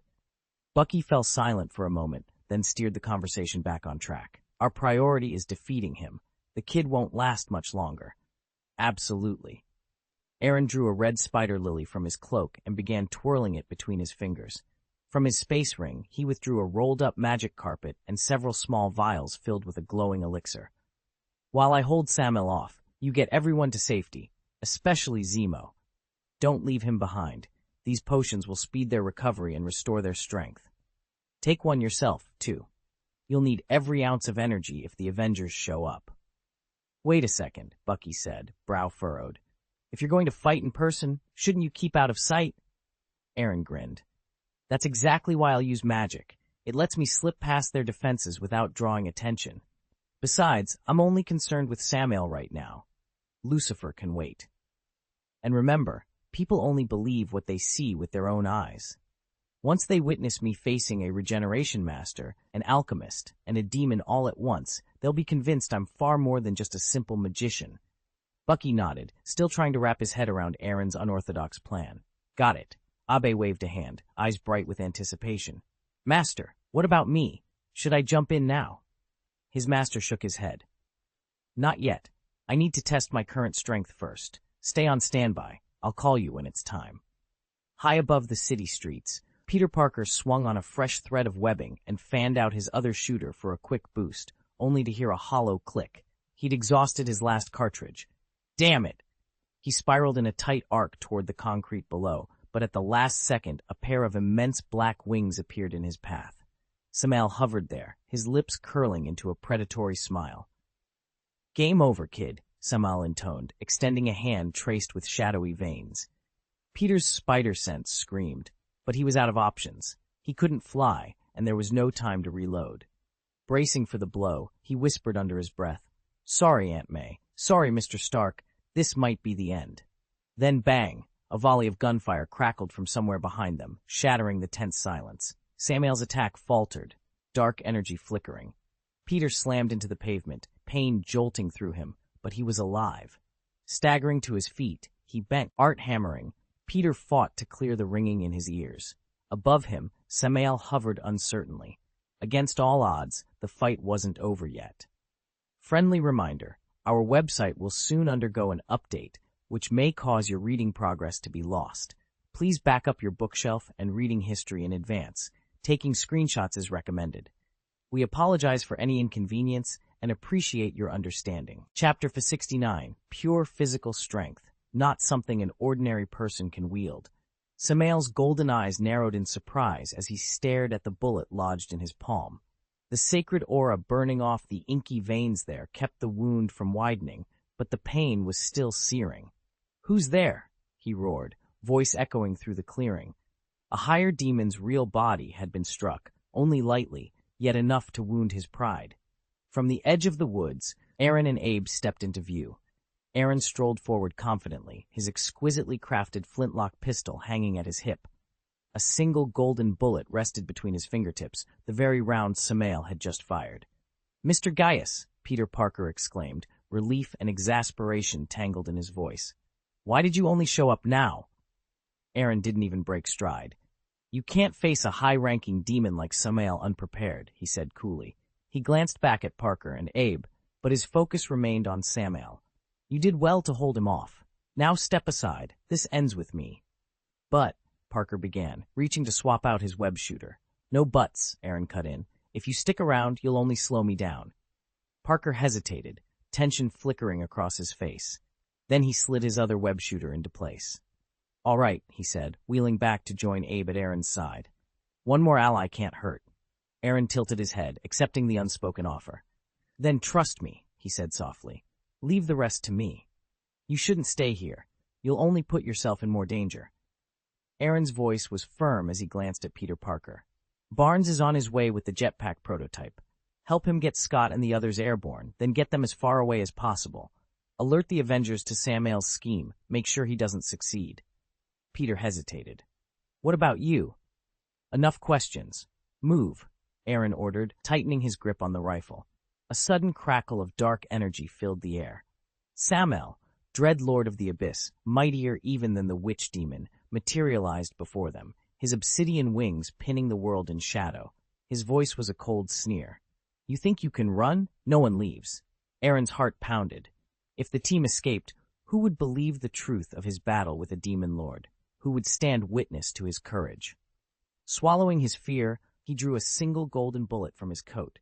It dropped to the ground with a soft clang, and in an instant the wound on his palm knit itself whole, fresh, and unscarred.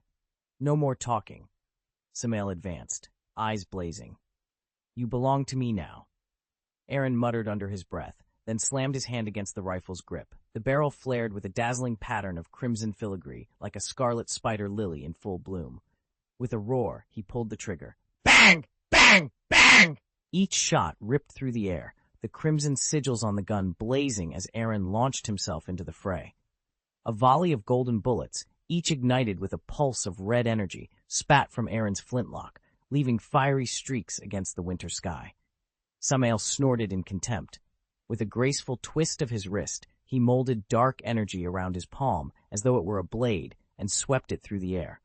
One by one, the enchanted bullets exploded into harmless embers upon the snow. But Samael's disdain turned to fury at their audacity. He swung his arm in a broad arc, unleashing an invisible, razor-sharp shockwave. At the last moment, Aaron's eyes widened. He threw himself backwards to dodge. The slashing force tore into the forest behind him. Trees splintered in a 10-meter gouge, sending feathery drifts of snow swirling into the air. Aaron landed on one knee, chest heaving. "Damn it!" he spat. Peter Parker stared at Samal in disbelief. Only now did he understand how thoroughly the Demon Lord had underestimated them from the start. Samal raised his right hand, wrapped in flickering red flames. With a casual gesture, he snuffed them out. "Mortals," he said, voice dripping with amusement.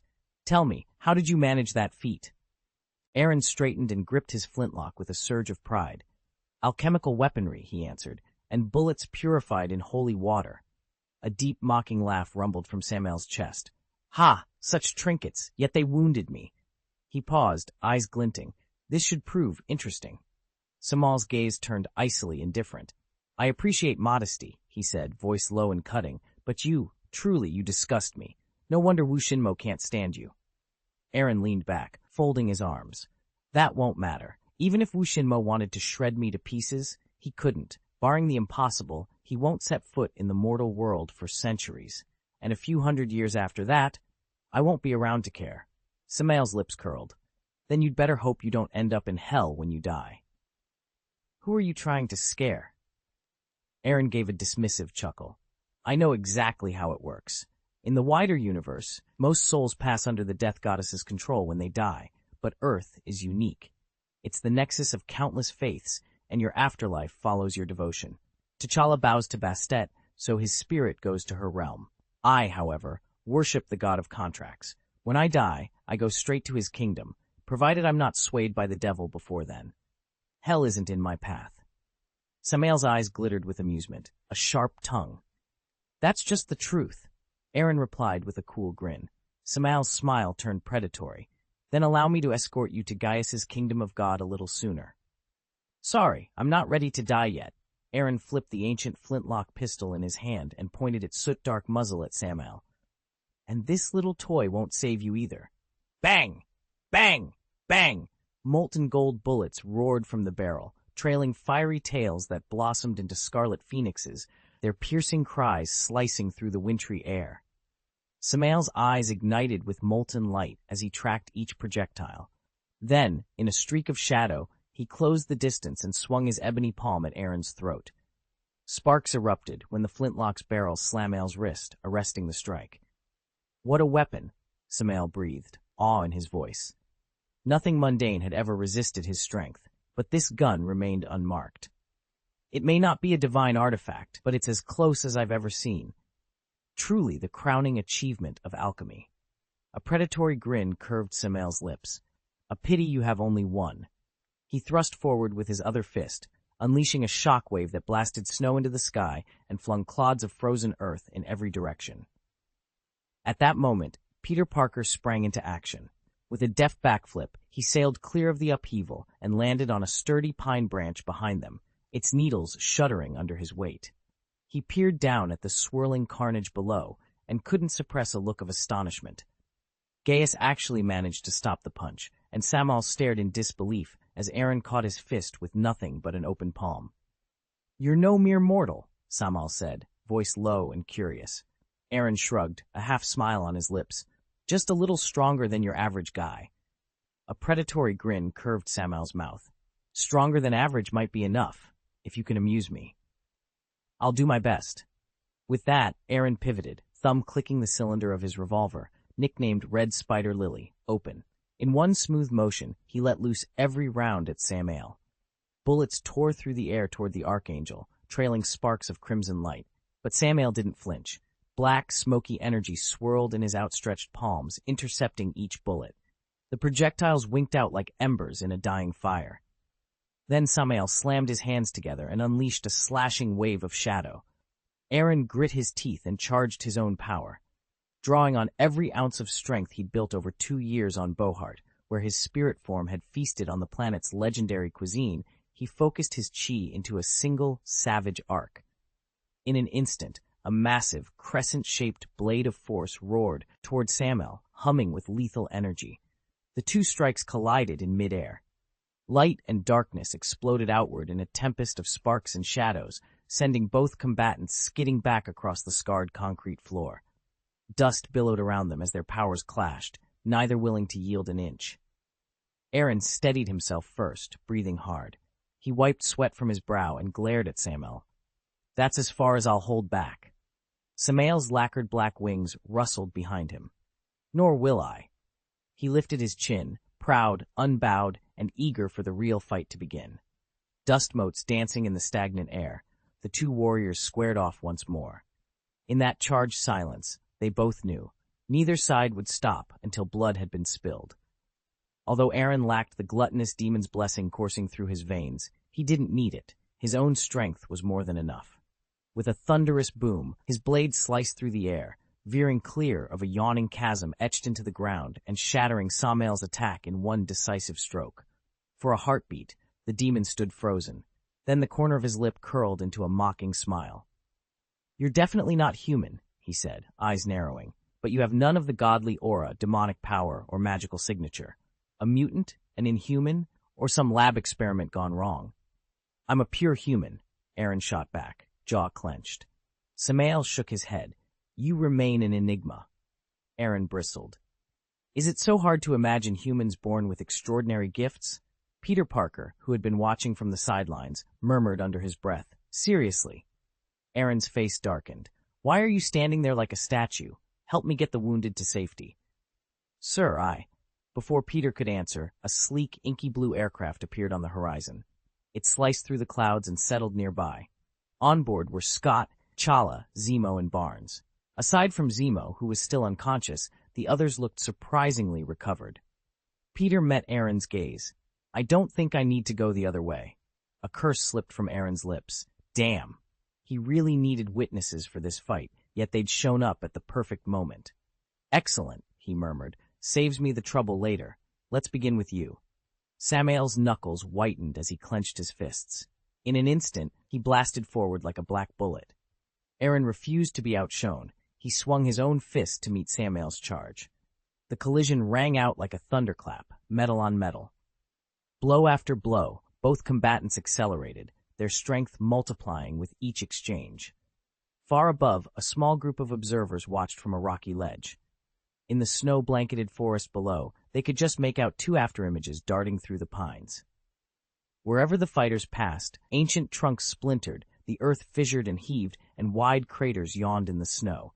Every few seconds, a flash of blue collided with a slash of black energy, crackling with raw power, and sending shivers down the spines of everyone watching. Scott forced a grin. "I knew he wasn't just any street brawler," he admitted, voice tight. "But he's trading blows with the very devil of hell and keeping pace. He's a goddamn Superman." T'Challa nodded, eyes narrowed. He remembered all too well how effortlessly Samael had floored him. Not even the full might of the Black Panther suit could withstand that onslaught. T'Challa watched the skirmish below with a growing sense of frustration. Aaron moved with skill and precision, yet somehow his every maneuver reminded T'Challa of how adamantly Aaron insisted he was just an ordinary person. "How does he have the nerve?" T'Challa murmured. "Because he doesn't want to be put under Avengers' oversight," Bucky replied quietly, his voice low and steady. "He holds himself to his own standards, and he won't let himself cross that red line." T'Challa arched an eyebrow. "You've studied him closely. If you asked the rest of the team, they'd tell you the same." Bucky's stare never left the battle low. T'Challa said nothing more, lost in thought. In the momentary lull, the fight shifted dramatically. Black energy swirled around Samael's form, and in the blink of an eye he became a blur of motion. Jet-black wings unfurled from his back, cutting through the air like crackling lightning. With a thunderous swish, the wings converged into a deadly, scissor-like strike aimed straight at Aaron's neck. Aaron's reflexes kicked in. He raised both forearms just in time to catch the blow. His bones creaked under the impact, but he had no time to recover. Two massive fists materialized and slammed into his chest, sending shockwaves through his frame. Gritting his teeth, Aaron channeled every ounce of energy into his next move. He thrust his leg forward and unleashed a blazing blue slash that arced several meters through the clearing. Puff! The sudden burst of light forced both men to stumble back, each reassessing the other in the swirling dust. Aaron panted fiercely, fear still clinging to each ragged breath. Samael, however, stared coolly at the long slash across his chest, black ichor oozing from the wound. "A sneak attack, worthy of a devil," Samael snarled. "You've angered me, mortal." The gash on his flesh sealed itself at a glance, the scars knitting together with inhuman speed. He spread his vast wings and rose into the air. The last demon who dared speak to me was the witch heart demon. He couldn't hold a candle to you. Your nerve is impressive. You're asking for death. In an instant, Samael darted forward, his fists and wings unleashing a furious onslaught, hammering toward Aaron like a battering ram. Aaron met him with a thunderous reply of his own. Their blows collided in a deafening roar, shockwaves rippling across the battlefield. The ground trembled violently. Fissures spiderwebbing outward at frightening speed. Boom! Gift crab! Peter Parker, perched in a nearby tree, staggered as the earth shuddered beneath him. He shot a webline at the last second and swung himself onto the magic carpet hovering just out of reach. "This is insane. No wonder Mr. Stark said Mr. Gaius could protect us." Slowly the quaking subsided, leaving an uneasy hush in its wake. The forest lay in ruin. For hundreds of meters in every direction, the earth was gouged and cracked, trees splintered into jagged shards. A choking cloud of smoke and dust clung to the air, an eerie testament to the force that had just been unleashed. Suddenly, a dark silhouette burst from the haze. Samael crashed to the ground, feathers drifting from the tips of his wounded wings. He gasped for breath, one hand pressed to his side as if to keep himself upright. Below him, Aaron Gaius rose gracefully from a smoking crater. He casually brushed ash from his hair, then planted his feet firmly on the shattered earth, scarcely battered, utterly composed. "Who are you?" Samael's voice was a ragged growl. He pushed himself to his feet, wings drooping in exhaustion. Aaron's lips curved into a faint smile. "I'm a mortal," he said evenly. "A mortal, as you've now confirmed for yourself." Samael staggered backward, shock cutting through his pain. No mortal could wield that kind of power, nor survive what you just endured. He shook his head, disbelief etched into every line of his face. "I've fought demon lords at the height of their magic. I've seen super soldiers bred for war fall like wheat before the scythe. You dispatched those enhanced warriors like a cat batting at mice, and here you stand, completely unmarked, breathing easily. How is that possible?" Aaron's calm gaze met Samael's frantic eyes, and he said nothing more. In the silence, the impossible answer became clear. This was no ordinary human, and whatever he was, he had just rewritten the rules of power in their world. Lucifer stared across the silent chamber, his eyes narrowing as he measured the lone figure before him. He had offered an enormous reward for Gaius, and yet he could detect no flicker of magic from this man. If he hadn't trusted his own instincts, he might have convinced himself that fate had played a cruel trick on him. Aaron leaned against a marble pillar, arms folded. "If you're unfamiliar with food magic," he said coolly, "you should study Bohat, the largest food cultivation and trading nexus in the universe. As long as his mental reservoir holds, and even after he draws on the reserves stored on Star Bohat, he'll sustain peak strength indefinitely." Lucifer's brow rose. Aaron continued, a faint smile tugging at his lips. "And we owe that to Horn Gaius. Without the ring Horn left behind, a ring that conceals all magical signatures, our friend here wouldn't dare show himself before a fallen angel so openly." Lucifer's gaze flickered from Aaron to the man standing center stage. "Not all mortals are helpless," Aaron added, voice steady. "I know one who, despite only touching the surface of his potential, can topple any opponent in a handful of moves." For a heartbeat, the chamber held its breath. Then Lucifer's lips curved into a thin, dangerous smile. "Very well," he said. "Let us see whether this mortal lives up to your praise." Warm reminder, our site is undergoing a redesign soon. Please save your bookshelf and reading progress now. Screenshots are recommended. We apologize for any inconvenience.